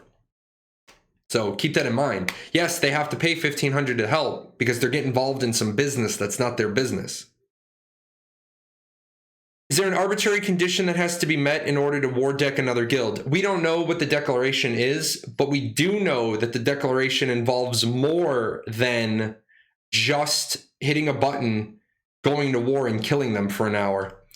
Keep in mind, the smaller guild, it's the declared upon guild gets to set the victory conditions. So if you're a large guild with a guild fortress and a guild hall and lots of goodies, be careful who you guild war on, or because they may end up taking some of your shit. Because remember, node sieges and castle sieges occur during the primetime window. Your guild war is you deciding you want to go into a flagged state with another group of people. Maybe you have, and remember, I want people to keep in mind, a lot of people that are in these big guilds, they're used to having 24/7 coverage in their guild. They're used to having Australians that are in the guild doing stuff in the morning. They're used to having Europeans that are on in their morning, afternoon. They're used to being on in the early evening to late evening, and they're used to handing it back off to the Australians when they're logging off to go to bed. The problem is that the Australians are going to want to play on the Oceanic server. The Southeast Asians are going to want to play on the Southeast Asia server. The Europeans aren't going to want to play on the My.Games servers, but they're going to play on the My.Games servers for the timers. So you may find a group of people that you declared a guild war on that's like, hey man, it's 10 o'clock in the morning. Let's go hit their guild fortress. And you don't have anybody online. You're going to feel like a real big dumbass if you declared the guild war and then they siege your guild fortress. Not your castle. That's a different mechanic. Your fortress. Will guilds have protection for their low levels on guild wars? Nope. Guild war. Everybody fights. No one quits. You don't do your job and I'll shoot you. The guilds will need to protect their own guild. Yep. That will be abused real quick. How is it going to be abused? If everything is going, if everything is going to be, that's going to be abused. How is it abused? It's not abused. You have low levels in your guild. Just look at Eve. I do look at Eve. Don't be in a corporation. Don't be the high sec players in a null sec alliance that's pissing people off. If you have high sec miners, don't have them in the same alliance with the character. Like when I'm back in high sec running my Orca, right? I understand that if there is if there's an alliance war going on, I understand that my Orca is very quickly going to become a target. But all of my Hulks, they're not in the null sec alliance because I don't take those pilots to null sec. I have other pilots I take to null sec, and they are in the alliance. So yeah, I mean, and Eve just changed their war deck mechanics not long ago. I mean, could be a year ago or whatever. So if smaller guilds have a lot of perks, how would they balance it for arenas or high-end rating? Wouldn't people in large guilds always be at a disadvantage for content that has a lock on maximum amount of people? Yes and no. Yes and no. I could see that your guild buff just doesn't apply in arena because it shouldn't apply in arena because numbers they're balanced numbers arenas. So I could see that not counting at all in arena, and that's really easy to do. That's just a buff that in arena, that buff is nullified. As far as high-end raiding, wouldn't people in larger guilds always be at a disadvantage? No, they chose to be in a large guild. Again, player choice. Hey, I don't have as many bonuses as you do. Well, you're in a large guild, but I'm in a large guild for the protection. Well, yes, ironically, the protection, the loss of the benefits is the price you pay for the protection. Let's see. Do I know if every archetype will have unique assets like rogues finding hidden secrets? Yes, every archetype has a utility ability. Since most raid content is going to be open world, how are they going to prevent bosses from becoming a joke as they are zerged down? Since Steven said bosses are designed around a 40-person fight, can't just one group melt the boss? Yes. Here's the problem. You bring 80 people to a raid boss. Congratulations, you just got 80 people a loot lockout for one boss's worth of loot. Also, it's really not that difficult to program the boss to identify the people that are together. So, I mean, if you use multiple guilds in different alliances to zerg down a raid boss, great. But it wouldn't be that difficult for them to have the boss detect 40-man alliance, all a Gremlins guild. Additional 40-man alliance, all a Gremlins guild. Hey, my frontal cone attack, instead of being 40 degrees, just became 180 degree half rune cleave. Why? Well, you brought 80 people to a 40-man raid, so the boss just says, fuck you. Now, people are like, well, what if people put other characters in there? Well, yeah, like I said, it detected 40-man all Gremlin guild, another 40 people all Gremlin guild. I swipe. There's 200 people in the room fighting over the boss. No, it just doesn't do it. Wouldn't they make it real easy to grief? No, because if you're not in the same guild, the boss doesn't do that. Like I just said, it sees 80 people from the same guild. AKA you just send in a bunch of lobies. For what? They're not in the same guild. So the AI says, I see 40 people in this guild. I see 40 people in this guild. Okay. And then you can also, again, this is a level 40 to 4. This is a level 40 to 50 dungeon. People are used to bullshit bosses. The boss is fighting these people over here. Everyone's like, what if they just run in low levels to aggro and do stupid stuff? Well, if the low level aggros, then they're not going to give them corruption. And then people have said, well, what if I roll in multiple different people and I try to get them to what if I get them to try multiple different people to try to get them corruption? Well, the boss just turns. You just have the boss literally. There's a level 1 snack. Kill, back to you. I one hit you level 1 because you don't belong here. Is it possible to attack your guild members, alliance members? No, you cannot flag on your guild members or your alliance members. Are the utility based on your main or secondary? Your main, the main archetype gets, provides the utility. If you are a low level in a guild and your caravans are getting ganked over and over just because of your guild name, you can leave the guild. If you're a low level and your caravans are getting ganked over and over, you probably shouldn't be running caravans as a low level. Eve changed the war deck mechanic due to the study CCP did that showed that the war deck mechanic was bad for player retention. And if we finish on that sentence, Eve changed the war deck mechanic due to the study that CCP did, because it showed that the abuse of the war deck mechanic was bad for player retention. It's almost like I just said, if something's abused and it's a bad game design, you change it. Let's see. The faster you can clear early content of a dungeon, the more mechanics and stats the later bosses get. Also true. If you throw a bunch of people at the first raid boss, then you're going to make the second raid boss even more difficult.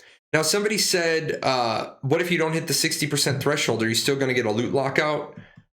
Here's the thing, guys. If people keep doing stupid shit and trying to abuse the system, we don't know what they're going to do. We don't know what they're going to do to balance out the stupidity of people. It would be great if every final boss room of every dungeon was instanced. The rest of the dungeon is open world, and then you made it instanced. Except then it takes away the open world feeling. There are going to be people who cheat, because there are people who are going to cheat no matter what, because they're and I'm sorry, this has to do with them. They are unable to make any meaningful achievements in their actual off the computer life, that they feel it necessary to inflate their ego and their e-peen through cheating in video games.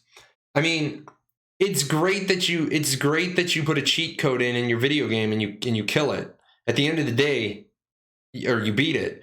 At the end of the day, you needed a cheat code to beat the game. It's literally called a cheat code.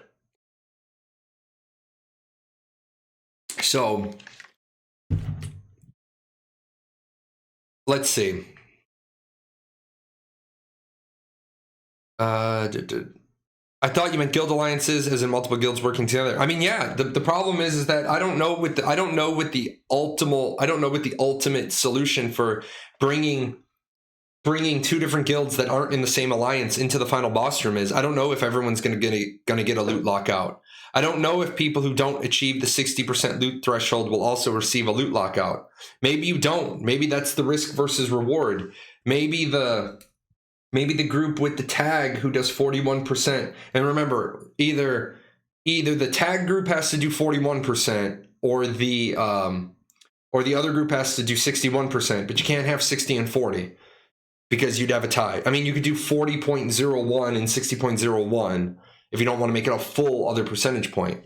But maybe that's the risk versus reward. Maybe if you're on that boss, you're flagged to that boss, and loot drops, you get your loot lockout. Better luck next time. Maybe it's only the group that gets the loot lockout. But then you could in that case, if that was how it worked, then an alliance could bring in 4 raids. I mean, and if an alliance wants to bring in 4 raids to kill a 50-man or 40-man boss, they're not a very good alliance anyway. Maybe the people are going to say, oh, well, they're just doing it for gear so they can do other content. Well, then, that's the same. Well, then the game starts at endgame for them. Then why did we even give them 50 levels to level through? They didn't enjoy the journey. I just started learning about Ashes, and what I've learned is gamers make making a game really hard. Everyone trying to cheese the system. Most games making is countering abusers. Yes, that's basically an accurate statement. That is an accurate statement.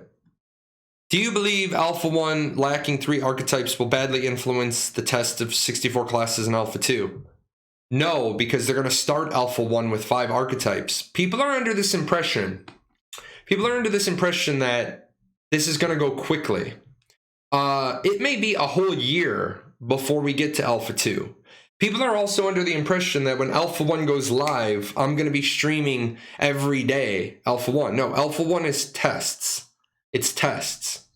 So you need some baseline information before you can make the other classes. I don't think we're going to go to Alpha 2 until we've tested all 8 primary archetypes. I just don't think we're going to do that. I think we're going to get 5 primary archetypes to play with at first. They're going to start getting some data, and they're going to press forward. Then when they're ready to put the other 3 archetypes in, they'll wipe the Alpha 1 server. We'll do it again. Some people won't play the new archetypes. Some will.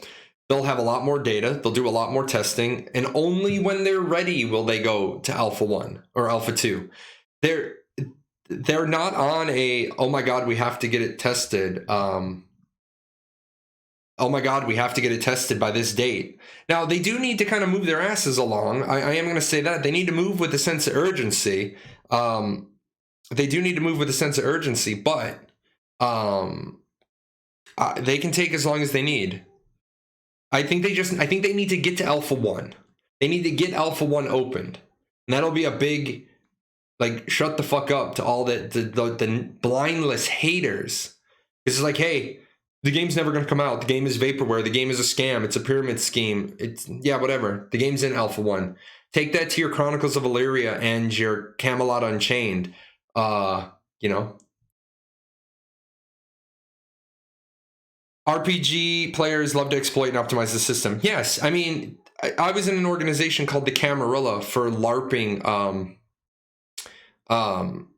For LARPing, and at every one of the major tournaments or every one of the major conventions, we had a cheese off where you can make the cheesiest character. So people love to do that.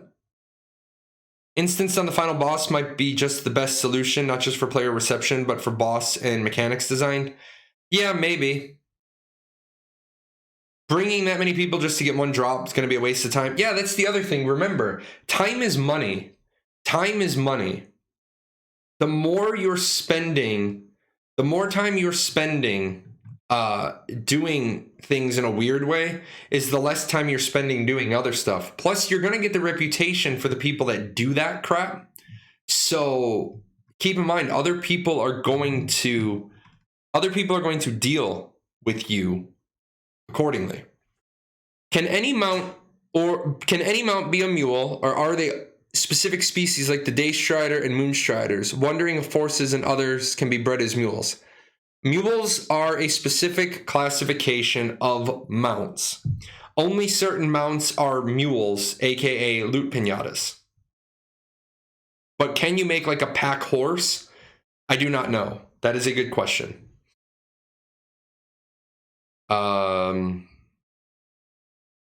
Let's see. Too many other devs rolling shit out so people think Alpha is playing the game now. Yeah, I mean, Ashes gets lumped into this statement, but we're all responsible. Every gamer is responsible for the state of the MMORPG genre because we buy in to play alphas. But we all do it because of the fear of missing out. We all do it because we want to believe that our feedback is going to make a difference. And then we end up having a game like Archetypes where not a damn bit of feedback in alpha or beta made a single change.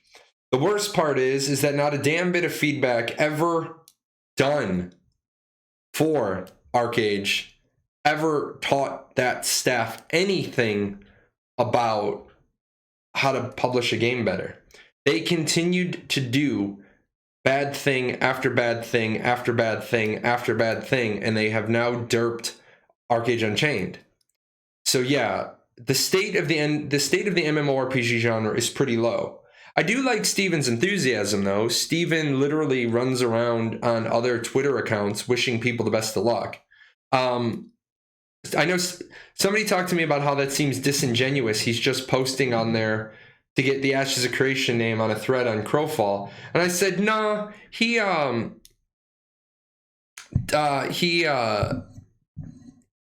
has wished them luck in some other places as well.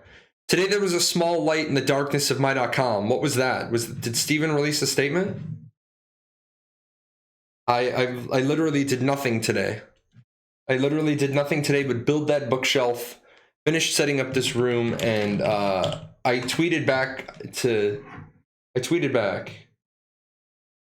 No, he didn't say anything. He says, I do like red and black combos. So I don't, is there something else going on? Don't leave me hanging. Don't leave me hanging like that. I still vote door instead of an instance. Maybe. I need to see how it works. But see, here's the thing. I come from Final Fantasy XI, where we didn't have open world PvP. So the way we contested world bosses was over aggroing the world boss, running it and resetting. It didn't matter. Final Fantasy XI was tag only. There were a couple of times I stole a world boss by tagging it and letting the other alliance kill it. But because they thought one of their other alliances had it, because you have multiple alliances, and they all just naturally assumed that they had tag. But then they changed that. What about the loot table go lower if high number of players killing the boss? The problem is that if you make the loot table go lower when a high number of people are killing the boss, then all you have to do to troll people is just put people in the room. There's like no good solution. There's no good solution. The game is both much further along than the naysayers think, but also not far enough along for the diehard fans. I would agree with that. I would also say Intrepid kind of got boned hard by COVID, like most other companies did, because Intrepid is kind of stuck. California, San Diego, you cannot go to work unless your job is considered essential. So Steven can't bring the staff into the office. I mean, I imagine like 1 or 2 people can go into the office under the guise of we're essential to the business operation. We have to work on the servers. We have to do touch point in person. Now I know Steven has said several times that they've experienced like increases in productivity from teleworking. I will say that I used to be a lot more productive in the winter in Ohio when I was still Air Force. Whenever there was going to be, well, pretty much every day in Ohio in the winter, we took our laptops home because we never know when we were going to get a blizzard. And I got way more done, and it also looked way better. Way better than my normal stats, because I would have my laptop set up and I'd be farming in ArcAge.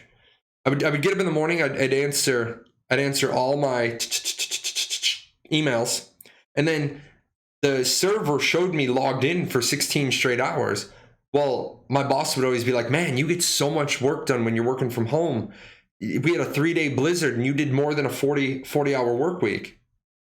And I would be like, yeah. I'd be like, yeah, I got a lot of work done. The truth of the matter is I was just logged into the server.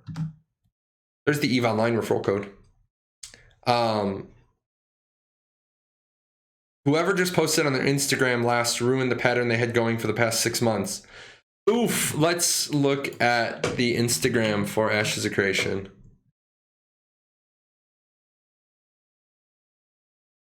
Oh no, they've been posting other stuff. They've posted out of sequential order. But if you guys haven't seen the Ashes of Creation Instagram, if you have an Instagram, they are asking people, they had a color pattern.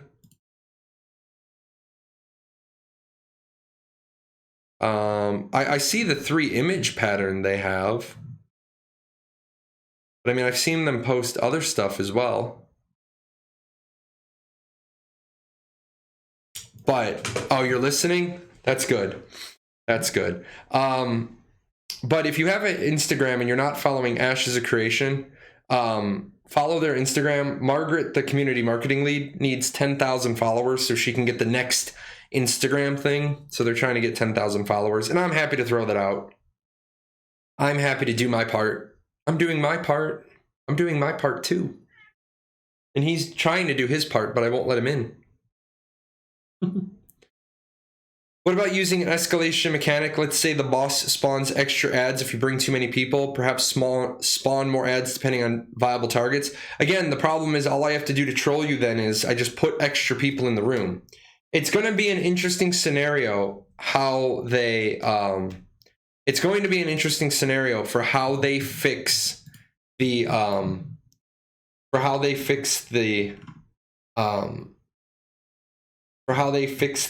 open world boss rooms in the dungeons. Now in a regular world, you expect a regular world boss to be contested and have a lot of people there. And that may be what the answer, well, no, because you need to have because it's based on 40-man content. Yeah, I don't know what they're going to do. I don't know what they're going to do. It's going to be interesting. Maybe the rooms are designed so that if there's more than 40 people in the rooms, there's if there's more than 40 people in the room, there's mechanics you can't avoid. Maybe that's their solution. Other games lock the encounter to the raid. The problem is in Ashes, you can steal the tag by doing 60% of the damage. So, yeah. What they're going to do, I cannot say. Will I look at it? I will definitely look at it. Yes, it definitely needs to be tested. That's one of those things. That's one of the few times, I guess, now that we're like way in the weeds today. I guess that's one of the few times they've said something and I'm seriously like racking my brain, like I can't even get to letter B. Like usually I can follow you. Usually I can follow you to a certain point. Isn't the last room a teleport? Maybe it will be capped at 40 entrances. Nope, we've already asked that. It's not capped at 40 entrances because you can contest dungeon and raid bosses. You can contest dungeon and raid bosses, so it's not capped at 40 entrances. I know that, which is a concern. Wait for another guild to tag and then have your 40 DPS or 35 DPS and 5 clerics. I mean, yeah. The thing is that you wait until the enemy tank has aggro, and then you give them 3% head start, and then you can do 60% before they can do 37. I mean, the problem you get then is, can tanks shed aggro? If tanks can shed aggro, then you just stop and you let a specialized group that's trying to do the DPS race come in. I don't know how it's gonna work. We've kind of gotten really into the weeds now, thinking about it, and figure that out. They can let the tank intentionally die. I'm never intentionally dying, ever. In EQ PvP contested boss events, we had to have a guard force to screen the raid force. Yeah. So, but the thing is, it's supposed to be 40-man content. This isn't an instance dungeon. 80% of dungeons are open world. So I guess that's going to be. Let me add that to the questions. Let's really talk about 40-man dungeons and how tag PvP fights work. Seems exploitable. Bring 80 people. Because I listened to once and they said, well, if you bring 80 people, you're going to have to deal with the mechanics. But that's kind of a bullshit statement, because unless the room is set up, and we saw in the dragon room's not set up in such a way that you couldn't bring 80 people. So yeah, I don't know how that's gonna work. I'm gonna ask that question when I get a chance. If I keep getting shows like this, guys, I'm gonna get another interview. I'm gonna be like, hey, I am preaching the word of the Lord in Sandal. Give me an interview. You guys have been great though. This channel exploded. I did want to talk. I did want to talk to you guys about my thought process and see what you guys think. And I'm more than happy to put on 4 shows a week. I'm not doing more than 4. I got to spend time on YouTube. I got to spend time on Ashes 101. I've been doing these longer shows because we were downstairs, we were trying to get settled in, trying to get some stuff done. I am trying now to get squared away on a more scheduled show. As you guys saw the other night, the segment worked really well for the first attempt. I want to do more of those segments so that the first 20 to 40 minutes of the show is a segment, and I can chop that, put that on YouTube. And then the rest of the show is Q&A. A lot of people don't want to listen to 7-hour Q&As. I know some of you do. If you're still listening to this after 5 hours and 35 minutes, I know you like Q&A. But I was thinking Monday nights, Wednesday mornings, Friday afternoons, and then Saturday would be like probably Saturday nights as well, afternoon, night, depending on what's going on with my family. because I want to get back to the point where the mornings, like the first couple hours of the morning, are with my wife playing Final Fantasy. Unfortunately, I got to be upstairs now. I only have one PC, and I'm not going to buy a new one until all this new technology comes out, at least the 3080s. And then I'm going to have like a whole day. Redeemed, guide the raid. The hell, that shouldn't even be an option. How the hell did you even get in there? I'm going to refund that for you. Because that's not even supposed to be online. That's not either. Okay. I refunded your points because those weren't supposed to be on.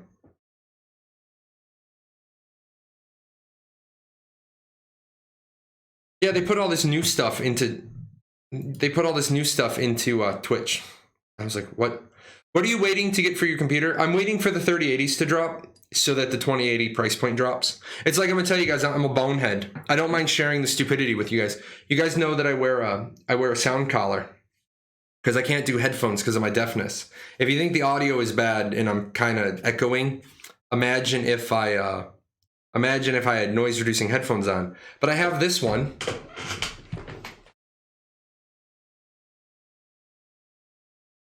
And for downstairs, I have a new one in the box. The only thing is that, why the hell do I need a second one until I buy the other computer? So, you know, I bought the $300 headset before I had the other computer. So bonehead move.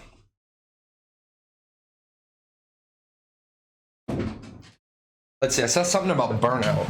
I'm not an AMD person. I don't like AMD. I had an AMD once, and the thing was nothing but a pain in my ass. So yeah, I don't like AMD. I don't like Relive or Relive or whatever they call their software. I just don't like it. So I like NVIDIA.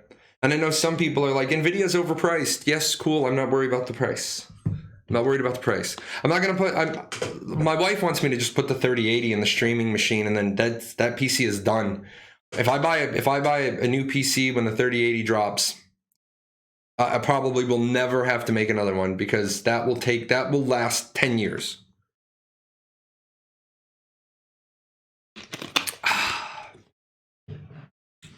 With that said, you're spending a lot of time with us, especially with little info on things we want to know. We appreciate your dedication. You're the only streamer with content, but be wary of burnout. I will not lie to you guys. I am a bit burned this week, but it has nothing to do with the content. It has to do with the idiot with the desk the other day. I got up early so I didn't miss his phone call. I waited around all day. I could have slept in 6 more hours because I was kind of burned out. Last night, the guy that helped me with the webpage, Ashes 101, a big problem I had with the webpage was the navigation targeting was showing up under the nav bar. We got that fixed. So that's like a couple of hours a day that I've been playing with the code. It's like that piece is gone. That piece is finished. So there we go. I'm done with that one. 3090 is the big one. They're calling it the 3090. I didn't think they were changing their naming convention, but I guess they did. The RTX 3090 is 50% faster than the RTX 2080. I might put a 3080 or a 3090 in. I might do that. That way I'm done. I am done. Yeah, they're making a 3090. But yeah, now that that's done, I don't have to worry about burnout because I'm retired. Tomorrow I got to go to TSA, so I'm not going to be with you guys like all night. Plus, I mean, we started early. I tried to start a little bit early so some of the Europeans could catch a little bit of the show. But yeah, what do you guys think about Monday morning or Monday nights, Wednesday mornings, and Friday afternoon, and then Saturday early afternoon night? I think that schedule works. I'm gonna put that out. I'm gonna put that schedule out. That way, every time zone gets a little Jahlon. Now, obviously, if there's a time zone that's not performing, while we're on this push to partner, if a time zone's not performing, we're gonna move that time zone to one that does. So, crafting. A question: is the crafting more like WoW, or can I have a crafting queue? We don't know anything about crafting yet. We don't know anything about crafting. So, we know that there won't be mini games. There's enough Jahlon for everyone. There is enough Jahlon for everyone. That is one of the things, believe it or not, I started off with a very strong European community when I did Arcage 101. It was really the European community that helped mold me as a streamer. So that's why I always I like the Friday afternoon show. The Europeans can grab it, just before they go out for Friday night, they can pop in for an hour and say hi. Everybody else can, as the afternoon rolls, they can pop in and say hi. I miss the West Coast people. I usually go out to dinner with my family on Fridays. Family dinner is sort of canceled right now. I don't really see the point of going out to dinner. Yes, can I have a side of COVID with extra sauce? You're European, you remember that? Yep. I actually had to add on the Wednesday. I used to do a Wednesday night and a Monday morning show, and that lasted for about 3 weeks. And I realized, holy hell, I'm waking up early on Monday mornings. Although now that I'm settled in my retirement, Monday's just another day. And plus, my kids aren't going back to school. School is every parent's best friend, and they're not going. The school board said it's too dangerous, and it's fine. But I've never been with my kids for this long. Send help. Any info on Alpha 1? It starts this month. Alpha 1 starts for Leaders of Men. It starts back up this month. Alpha 1 overall will be testing in the fall before December 21st, because December 22nd is winter. And if we get to winter, we all get to poke Steven with sticks. Actually, we get to steal his bread. That's what we get to do.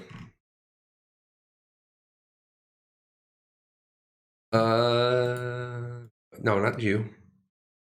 You, and let's see. Also, is there a reset between Alpha 1 and Alpha 2? There will be a reset if they need there to be a reset, probably. That it just makes sense to have a reset between Alpha 1 and Alpha 2. Expected duration of Alpha 1 as long as they need. I mean, I'm not trying to be glib, but it's as long as they need. Since there's player collision, is there a difference in player hitbox size? So do dwarves have an advantage then, considering half of Ash's gameplay is action-based? If the hitboxes are the same, won't it make player collision look floaty and strange? Yes, it will make player collision floaty and strange, but sometimes you have to accept one because it's important. If they don't have normalized hitboxes, you are absolutely right. The problem with non-normalized hitboxes is then everybody makes every character teeny tiny small so that they can avoid action combat skill shots. So we don't have a definitive answer for what they're going to do with the hitboxes. That's another one of those wait and sees. I am a little worried about hitboxes. I saw a lot of people, like I have the video where alluring can't kill me because the hitbox desynced. They got that fixed. But if I'm a Vec and you're a Renkai and I'm half your size, like I shouldn't have a hitbox. Like my hitbox shouldn't be, like this shouldn't be my head hitbox because my head's not that big. So yeah, the hitbox is something I'm worried about. At the same time, I'm really not that worried about it because I don't care about action combat. I care about the defensive side of action combat. I will probably have at most like 3 action skill shots on my bar. The rest of my action abilities will be ground reticles and center targeted AoEs, because those count as action as well.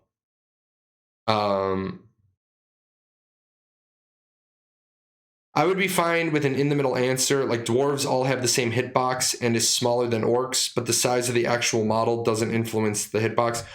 Yeah, exactly.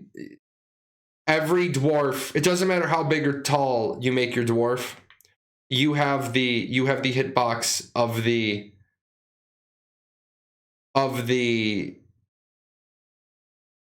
standard height, standard width dwarf.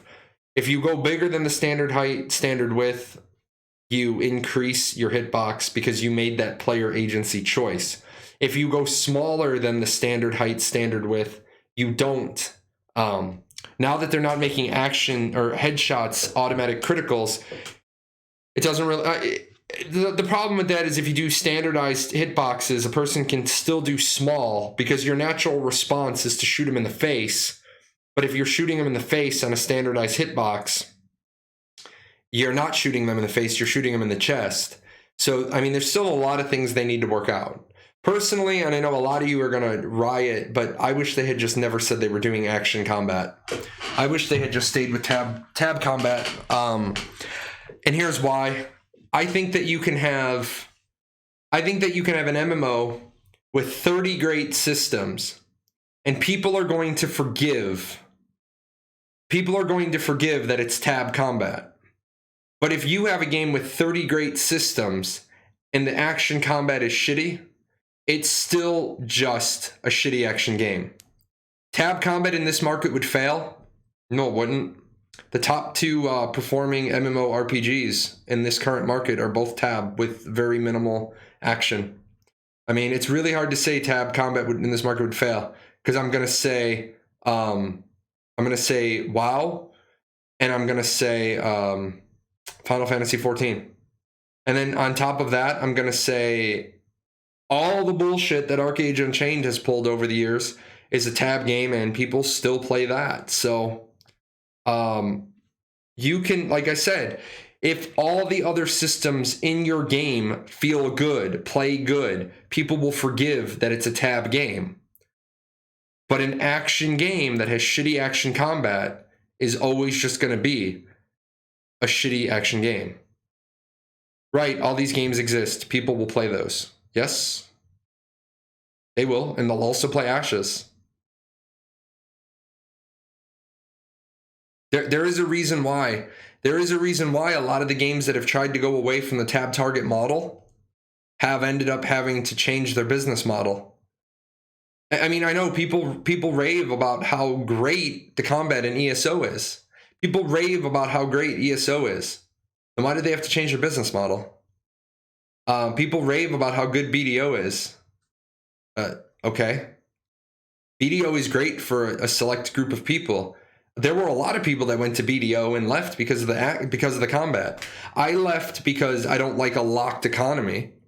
I left because I don't like a locked economy. Number 2 was the combat. I didn't love the combat. I didn't hate the combat, but I didn't love the combat. But the locked economy in BDO killed it for me.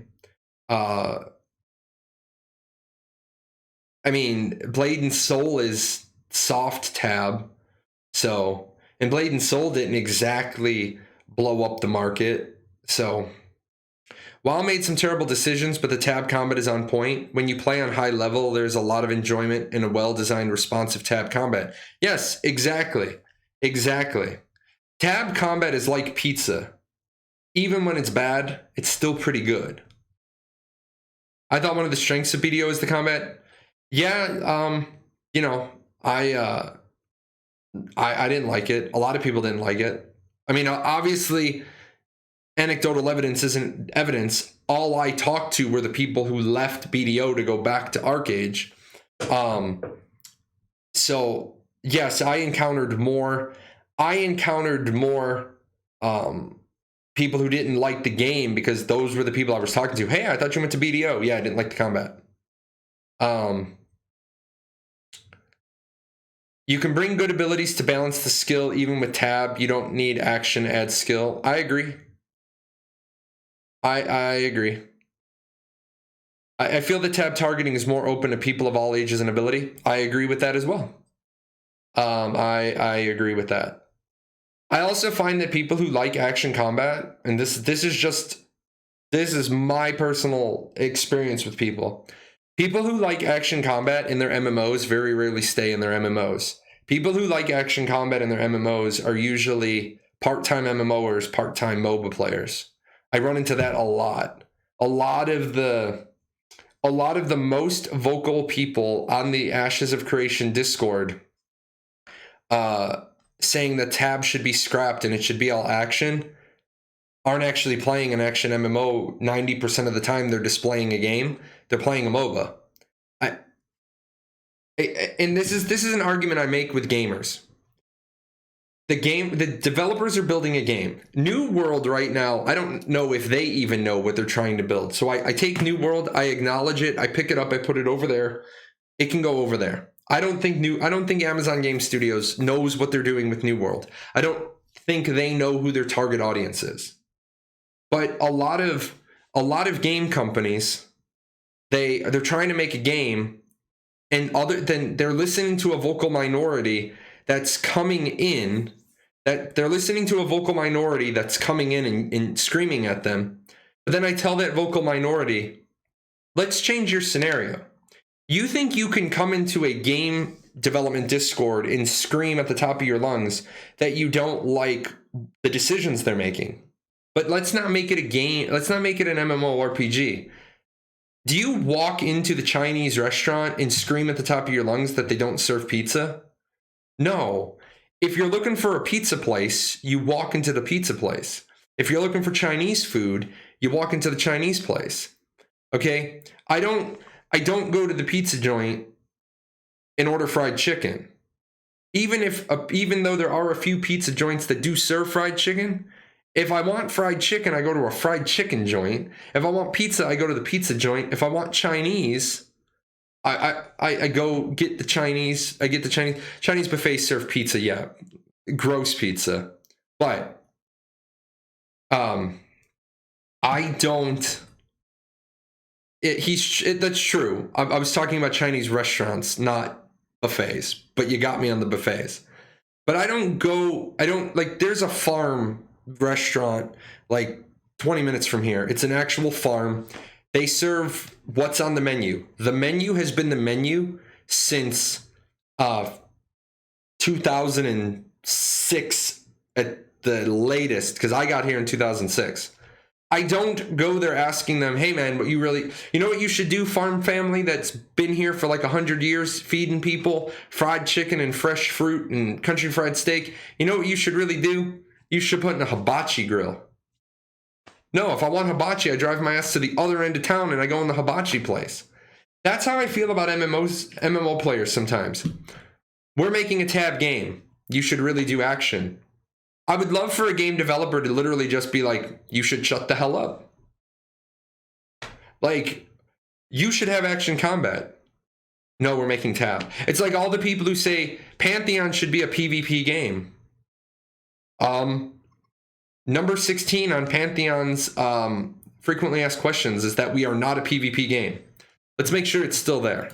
Pantheon FAQ. Pantheon FAQ.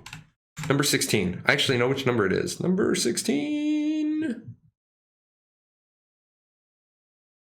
PvP. I'll just search PvP. Number 16. Will there be PvP? Pantheon is primarily a PvE game. Our experience is that separate PvE and PvP shards is the answer. However, it is too early to predict how many PvP shards we would launch with. That being said, we will definitely launch with at least one player versus player shard. It is also worth mentioning that when we do eventually focus on PvP, we will do so such that tweaks and changes to classes and races in order to make PvP more fun will not affect the balance of Pantheon's PvE experience. In other words, Shut the hell up about PvP. We're a PvE game. We're going to give you a PvP server. We don't even know what we're going to do with it yet. Listen to what they say. It is also worth mentioning that when we do eventually focus on PvP, they're not focusing on PvP right now. But what they're doing is they're doing the good doggy. They're doing the good doggy. Good doggy is the art of negotiation is a way to say good doggy while your sniper gets into range. All they did with that question was give the PvEers the reassurance that there's going to be PvE servers and that they're not going to be PvP servers. And they gave the PvPers enough false hope that there might be PvP servers. That's all they did. And they're going to do some jank ass shit like Final Fantasy 14 does, where they have very minimal PvP. And when you do go there, it's all different abilities. With that said, Albion is a pretty good example of a good PvP game. I have to disagree with you. Albion Online lied their ass off during their founders package in their marketing campaign, so much so that I charged back my Albion Alpha pack, and I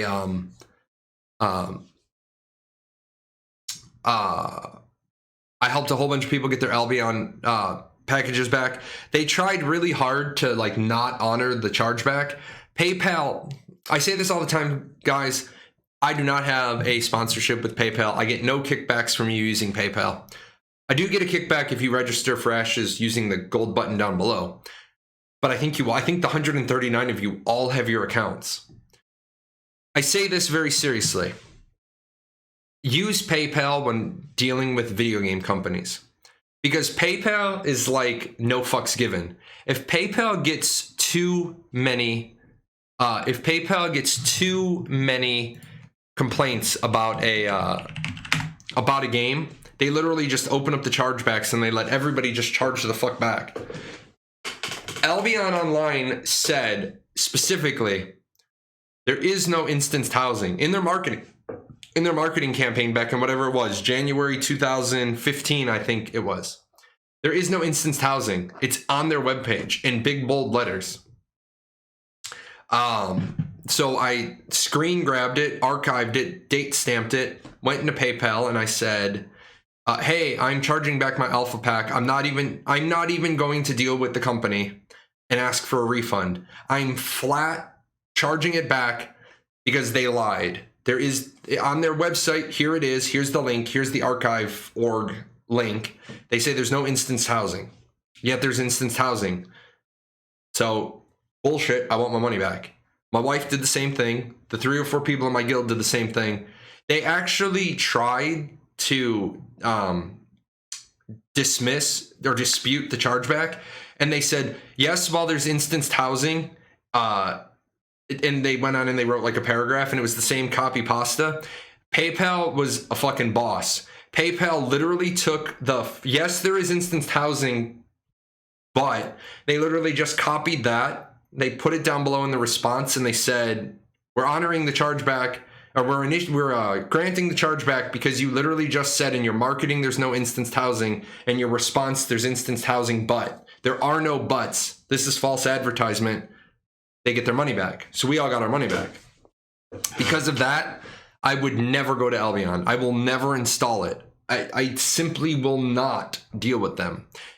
Plus the fact, somebody told me that I should check out Albion so that I could speak. I own DSO. I spent the $7, I think, to get the Necromancer class. Because if there's a Necromancer, by God, I'm going to play it. Just so I could speak ESO to Ashes people. Somebody came back with, well, you should really play Albion so that you could speak Albion to the Ashes people. And I was like, fuck. Not going to do that. But I started looking at their wiki. Albion actually has Zerg versus Zerg in their wiki, and they have anti-Zerg mechanics. And I was like, no, not even looking at it. If you bought Albion on PayPal, it better have been recently. I mean, you can't go like 5 years back. That doesn't work like that. You have to do it in a timely fashion. You can't be like 5 years ago they didn't deliver the product they told me. Conky, you said you don't have your account yet because you're poor. Well, I linked my referral link. If you don't have your account set up, use my referral link. Helps me out. If you don't have a pack yet, that's different. Now, I will tell you guys, depending on how the channel goes, I saw an email today. I got paid by PayPal some serious money. That should pay off. That should allow the company to pay me back, because remember, my channel is owned by my corporation. I had to loan my corporation a bunch of money, but it was the corporation's money. It just had come to me as a sole streamer. I have to pay off myself, and then I'm going to be giving away some stuff. If I give you a gift card, you may spend it on whatever you want. I am going to hope and encourage that you will buy Ashes of Creation pack if you don't have it. But I know times are hard. And if I give you a $75 Amazon gift card, spend it on whatever you want. Unfortunately, the way Ashes of Creation works is there's no gifting of packs. There's no gifting of packs.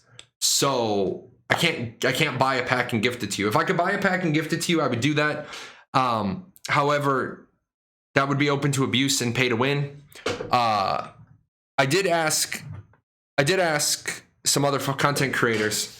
I did ask some fellow content creators what they thought about allowing official content creators to buy, to buy codes from Intrepid, so I could buy the code from Intrepid. And if you did it only through your official content creators, then that wouldn't be really that egregious. The problem is then I thought to myself, no, even official content creators can be corrupt little bastards.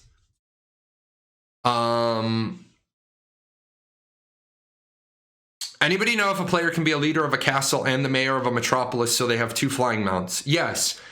A good leader could be the leader of a guild that owns a castle and the mayor of a metropolis. But why would you do that? You would want to help one of your guild members become the mayor of that metropolis so that they had a flying mount. So you have two flying mounts in your guild instead of one. How does Ashes plan to do gifting if we have many referrals and want to give back to the referrals by doing giveaways? Well, what you're going to have to do, and I don't know what country you're in, but I can tell you in America, make sure you pay your taxes. And in America, you can't write off the gift over $25. In America, in Ashes of Creation for Intrepid Studios, you can withdraw your referral money as cash. If that's going to work in the rest of the world, I don't know. It may not work in the whole world because of taxes and affiliate programs, and My.Games may not want to do that. So unfortunately, Europeans may only have their money as embers.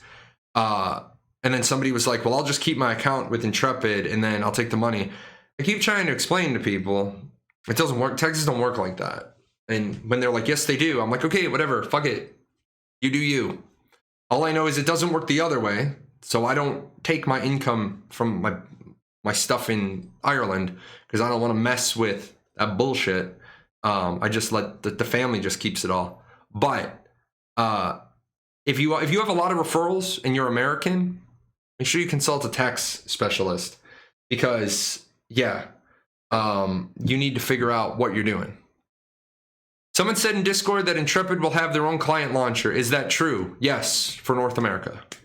Again, this is gonna sound like one thing. Somebody said, well, Steven said that Steven said that even in EU that they're gonna have their own launcher. Sure, as long as My.Games says that's okay. I mean, it depends on what the contract says.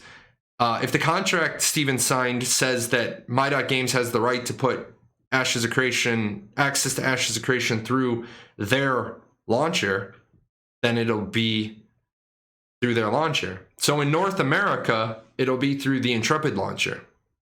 In Europe, it'll be whatever the contract says. And I don't know what the contract says. So, Let me take a quick look. My wife's like, "Are you okay? I heard a bang." Yeah, it happens. From Steven. No. Steven Launcher. No. If I could spell launch.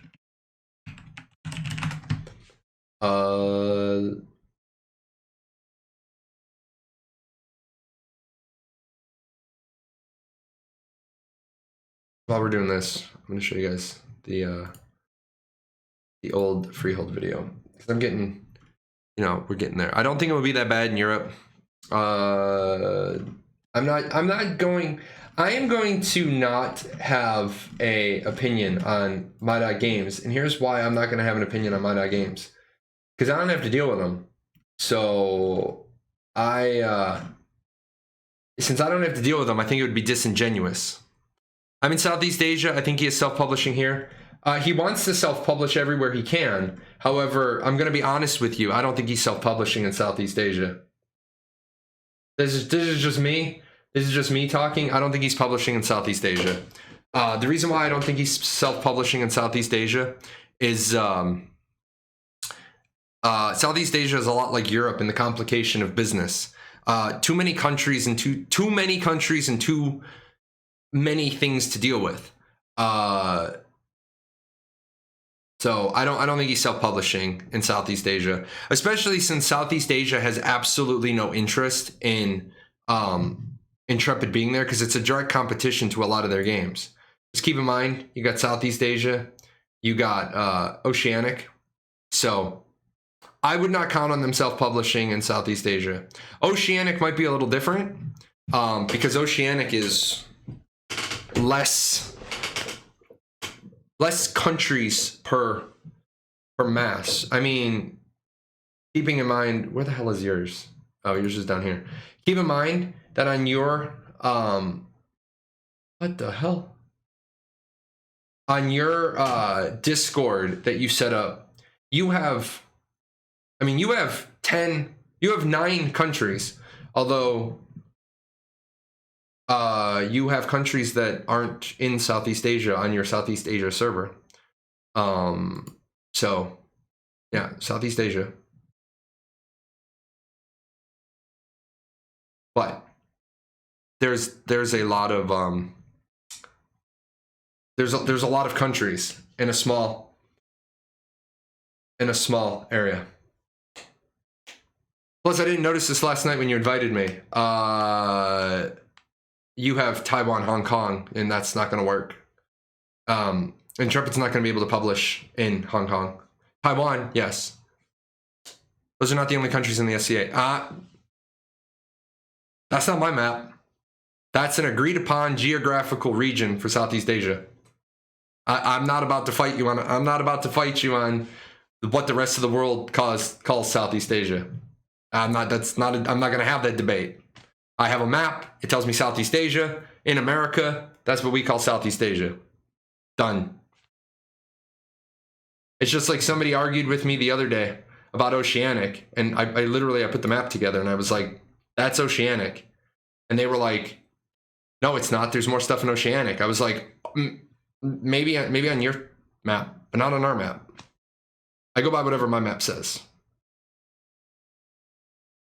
Because then we get into that debate. I mean, I get it. I totally get it. I totally understand. All my Australians out there, all my New Zealanders, everybody else, I totally understand your pain. And I did look it up. I thought you guys were bullshitting me. I literally thought the Australians were bullshitting me. For an Australian to contact a server in Singapore, the majority of the time, they go from Australia to the west coast of the United States, back to Singapore. I was like, are you fucking with me? And they're like, dude, here's my ping chart. And so I was like, all right, let's take a look at it. And I was like, wow, that's like me contacting St. Louis by having to route up to Chicago. That's rough. That's rough, man. That's rough in like a not fun way. Anyways, this is the old freehold video. I've shown this a couple of times. Most of you have seen it. Is there anybody like absolutely new who has not seen the old freehold video yet? Wonder why they didn't set up more cables to Southeast Asia since it's so close. Me? You're new? You're brand new and you've never seen the old freehold video? 2, we've got new people who have never seen the old freehold video. Have you guys seen the Art of War video? Because we're gonna show the Art of War video. That one gets me excited. I love this proof of concept. This is the Art of War. So keep in mind that this is 3-year-old footage. This is 3-year-old footage, but this was the concept they sold people on. So right here, this is what sold me on the game. Absolutely. After this video, I was done. I was done. This absolutely.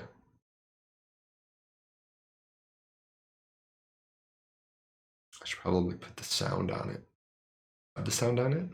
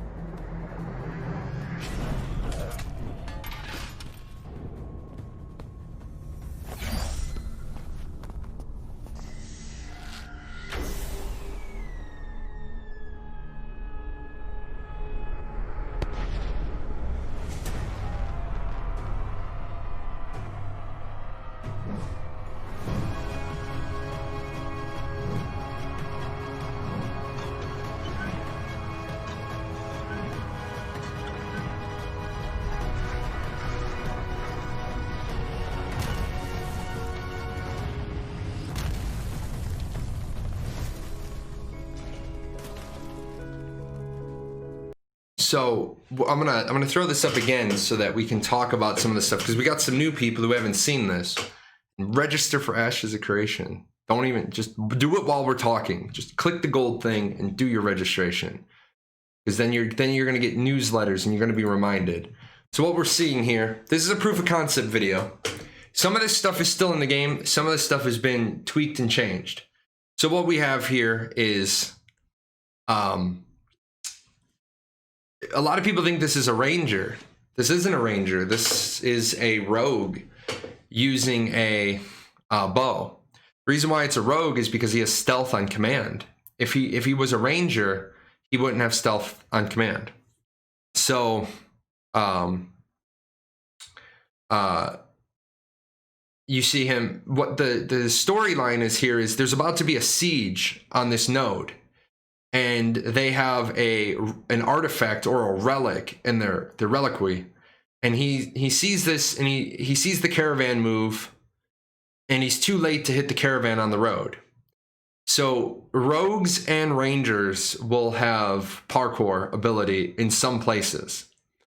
Now, I say this is a rogue because he's got stealth on command. He could be a he could be a ranger with rogue augments, or the concept has changed. But you see this here, this stealth ability is going to be that shimmer shroud like the Predator has from the movies. You're not going to have that true invisibility, so you're going to be able to see people. But this is a conceptual. What they're talking about is they're talking about the concept of this guy has to infiltrate this node, and he needs to get this item out of the reliquary, because whatever that is, it's going to give them too big of an advantage. So this guy is really badass with the flame bow. This is why I think he's a ranger, because this is a really big arrow. That's a 2 guys 1 arrow. Now he gets the item, he has stolen it, and he sends the signal. I mean, that's not exactly how a siege is going to start, but your rogues have stolen that, and now we start the bombardment of the city. And yes, in Ashes, you are going to need siege equipment. You are absolutely positively going to need siege equipment. If you want to be a amazing merchant, then you are going to specialize. Now, I showed you guys the early freehold. We've seen the Art of War. There are people that are still saying Ashes is a scam and all they used was pre-built Unreal Engine 4 assets, and that's not true. Yes, they used some templated Unreal Engine 4 stuff for their proof of concept for their Kickstarter. And I don't think that's a sin. I mean, it's Unreal Engine 4. They put $12 million worth of assets into it. Epic Games put all of their failed Paragon assets into the engine. You can just use them. But here's where the doubters can be quiet. I'll get that question in 1 second, Baylor. But so all the people say that there hasn't been any improvement to Ashes in all these years. Look at this water. I wish I could pause the media in OBS, but I can't. So just keep an eye on the water. The water used to look horrible. Then it looked great. And now it's like you're going to see this little fish pond here. The water physics are amazing. Look at that. I feel like I'm so hot right now in this room. I feel like I could jump in that and take a swim. The graphic fidelity has gone up. I mean, I think this is playable right now. Like, shut up and let me in. So instead of let me into the playground. So instead of streaming you guys nothing, I can just run around and show off the graphics and the assets. But this is going to be your freehold. That's how big your freehold is going to be. And you're going to have like whatever you want to put on it. So I am stoked for Ashes for the freeholds. Absolutely stoked. Let me in. That portrait always cracks you up. Yeah. It makes the sandals and the Steven make me laugh. We're not going to be here much longer. We'll do this one. I thought you said this one wasn't going to be another 7-hour stream. You know, this isn't a job. I'm gonna be bailing in just a little bit. I gotta answer the full day of social media. So I'm gonna do like last rounds or last calls, unless like Steven shows up and calls me Chair Force again, and then I'm gonna be like obligated to stream more. Go sleep so I can sleep. All right, we're gonna go in 11 minutes. Wait, how long have we been streaming? 11 minutes. We're gonna do 6.5 hours and call it. Is there swimming in freeholds like house ships? There are no house ships. So I'm addicted to the audience. No, I'm addicted to the conversation. So let me see. Let me make sure that we don't miss anybody. Better nerf 1 arrow, 2 kills. Yeah, they'll nerf that. Those arrow 1-shotter those guards. I thought combat was supposed. Yeah. Okay, good. Do you think this kind of scenario will be play out in game? Yes, I do. In fact, Steven knows he wants it to play out in game. Do we know if the game keeps a true timer 9F daylight to your server? No, the server has we believe it's a 2-hour day, 2-hour night cycle. Who makes the siege machines? The players do. The players make everything. It is a player-driven economy. So the players will make everything. I would love to just run around in ashes. I know, Steven, let me in. Let me in. Could you imagine if they sent out a thing? Yeah, we're letting Jahlon stream for 6 hours from... we're letting Jahlon stream for 6 hours at the same time we're opening up Alpha 1 sales for that 6-hour window. But you have to get the password from Jahlon. Oh, this channel would have 100,000 viewers. Let's see. You just DM'd him and told me to call me Chair Force. First time here. See you next time. I always like when somebody says it's their first time here and they're going to see me next time. It means you were convinced enough to show up and you're convinced enough to come back. With that said, I see Whiskernot made very good use of the new question thing down there. Very, very good use. I liked that. I could see, I liked the 2K. I'm going to have to go to the Discord and admit that I used, I admit that I put things on 2K. I told them I was never going to use 2K. 3 Charlie. 3 Charlie. Hold on, I don't know yours off the top of my head. Oh, computer systems. Yeah. Retirement is interfering with my brain. I knew the 2s are maintenance. The 3s, you were like a 3 Charlie. I was like, no, I know a 4 Charlie is the 4 crazies, the mental health technicians. When I was enlisted, I was a 4 Alpha 2 biomedical, and then as an officer, I was a 21R, and I miss it. Except, oh, did I show you guys the base? I hope the Air Force paid their flood insurance. This is rough, guys. This is the Air Force base that's right by me, and I'm so thankful. I'm so thankful I'm retired, because I would be dealing with this this bullshit. Which one are you? You're this one. Like, why aren't you moving for me? Yeah, I would be dealing with this bullshit because I was in logistics resources and I would be paying for all, like, I would, it's August and the fiscal year ends in, stop it. I was in logistics readiness, or logistics resources, and it's the 13th of August and this shit would happen. I mean, look at that trash can. Look at how much water is in there. That is a trash can on its side. This isn't a little bit of water. That is a lot. That is a lot of water, and that's going to be a lot of ruined stuff, because what do? What do they do in the Air Force? They tell you to put your PC on the floor.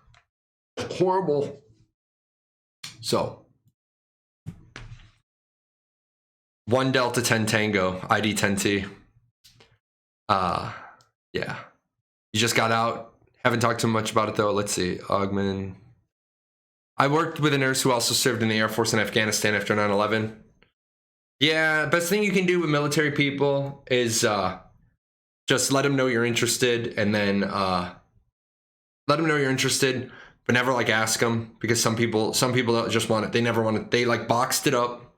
It's on a shelf. They never want to think about it again. So that's some people. With that said, guys, what were the topics for today's stream? You'll have to watch the VOD. The topics were everything. Today did not have a segment because we were busy. We were busy with this. I was busy all day doing this. I got the new studio show, the new thing done. So yeah. Hopefully, you know, hopefully I will be able to get the rest of the pieces. The segment played really nice on YouTube. Yeah, it did. I really liked how the segment worked. So now that, like, I'm caught up, once I put the rest of the books on that bookshelf, I actually have nothing else to do for like a week. I actually can't order anything else because I got to give the trash man a chance to take all of our old boxes. Later, Karthos. I'm not going to stream Final Fantasy because unfortunately right now I'm trying to go for Twitch partner, and I want to keep all of my shows at 135 people. I want to chop away at this. I've been eligible to be a partner 2 previous times, Both times I've applied and both times I've gotten the denied. So I'm trying for Twitch partner this time. I've got the website built for it. I've got the YouTube channel now. I'm hoping that the YouTube channel will hit 15,000 before I pull the trigger on my partnership. I'm doing pretty good. I'm growing at about 75 people a day. Once I'm a Twitch partner, I'm gonna do some other stuff I talked about earlier. Most likely gonna do Monday nights, Wednesday mornings, and Friday afternoons, and then Saturday nights will be like sometimes. Imagine how big you'll be when the game actually comes out. Yeah, that'd be living the dream, right? Need more subs. The thing is that this is a weird channel. I have 340 subscribers to 135 viewers. It's like I see all of you talking, and like the majority of you have a gold coin. I want that mount skin, but I don't want it as bad as $250. Let me comment on that before we close up. If you want a mount skin that you see in the cash shop, but it's too rich for your blood, that's fine. You will find something close in the game. Prime. They want to make sure that they don't make the barrier to entry so high that people can't play. They also want to make sure that people can get the stuff in game. So like I have this set of all these cosmetics. I have way too many cosmetics. With that said, you'll be able to find variations of some of these. What happened to the emotes? The emotes, panic. Here's what happened to the emotes. What happened to the emotes were, I got these done. You guys remember the other night? You guys remember the other night where we were talking to the Fiverr artist? We were talking to the Fiverr artist as we put them in. I got all these back within 6 hours. Like literally, I stopped the stream. I went to sleep. I woke up and he had sent me these. And these are not bad.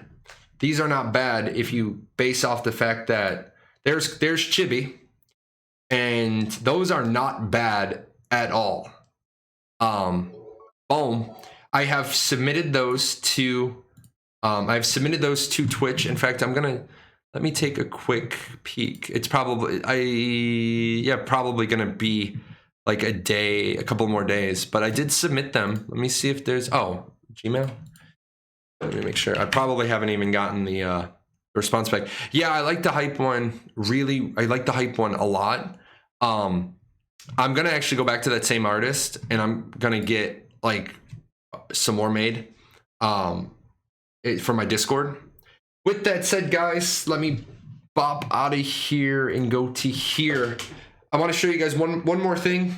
You guys are gonna get to see this one.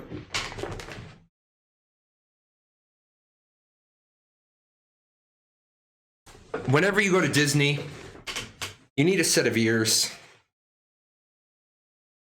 And I will not be outdone. When I'm at Disney, you always know that I'm walking down Main Street, because this is what people see at night down Main Street at Disney World. So yeah, you're a wizard, Harry. But yeah, with that said, my kid loves the ears. So they make her happy.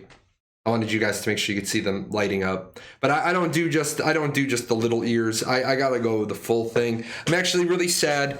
I'm a big Disney World fan, and they changed Disney Hollywood Studios, and they took The Apprentice. Why is my camera doing that? They took Hollywood Studios out, and they didn't take Hollywood Studios out. They took the hat out because Hollywood Studios is becoming more and more Star Wars. So, we moved because I'm probably dumb and I probably touched something. Oh, I did, because I'm stupid. Okay. Anyways, my screen is back. Anyways, guys, did I go to Disney World or Disneyland? I went to Disney World. I will tell you, I was at Disney World for the 9 days I was gone. I was at Disney World, and I felt safer at Disney World than I did in my hometown. I still got idiots in my hometown that won't wear a mask. So I went out today. How crowded was it there? I will be completely honest, man. We originally, the military, we get really nice, generous tickets, and they're usually park hoppers. So we were going to do Disney World and Animal Kingdom, we were going to do Magic Kingdom and Animal Kingdom twice. And then we were going to do Epcot and Hollywood Studios once, because we had a 6-day ticket. We went to Animal Kingdom, and we did Pandora 3 times, the Navi River 3 times, the Safari twice. The kids rode Yeti 3 times. We did Dinosaur twice. Literally, I looked at my wife and I said, let's cancel our other day here, and let's do Hollywood Studios twice. We did that. It was amazing. We got to ride Rise of the Resistance twice. That is an 18-minute experience. So that was great. Did you ride the carousels between the parks? That was a great addition to Disney World. I did not, but I did not because I didn't want to roll the dice on the cleanliness of those, only because it's really hard to clean those in between use, and I didn't see them cleaning them. I'm not saying they weren't cleaning them, but I like to see how they were doing it. Like for the rides, they had the weed sprayer full of Lysol, and they would spray the entire ride down and send it. I did get my desk. I'm in the new office, man. I got the desk. So yeah, I'm going to Universal Studios. I go every fall, usually for Halloween Horror Nights. We already bought our plane tickets, and so they canceled Halloween Horror Nights. But there was they originally opened Halloween Horror Nights, and then they closed it. WD-40. I bought the can of WD-40, and I squeaked it. It's actually not the squeaky part. What you're hearing pop is the 2 pieces of plastic. So, yeah. Anyway, guys, I'm going to get out of here. I want to try to get some work done. I got to go to the, I got to go to TSA in the morning. And then once that's done, I'm going to spend tomorrow as a work day. Hopefully a video comes out over the weekend, and then I'm going to start that new stream schedule next week. So you guys take care. Thanks for another 6 hours and 33 minutes of show. You guys are the best. I'll see you next time.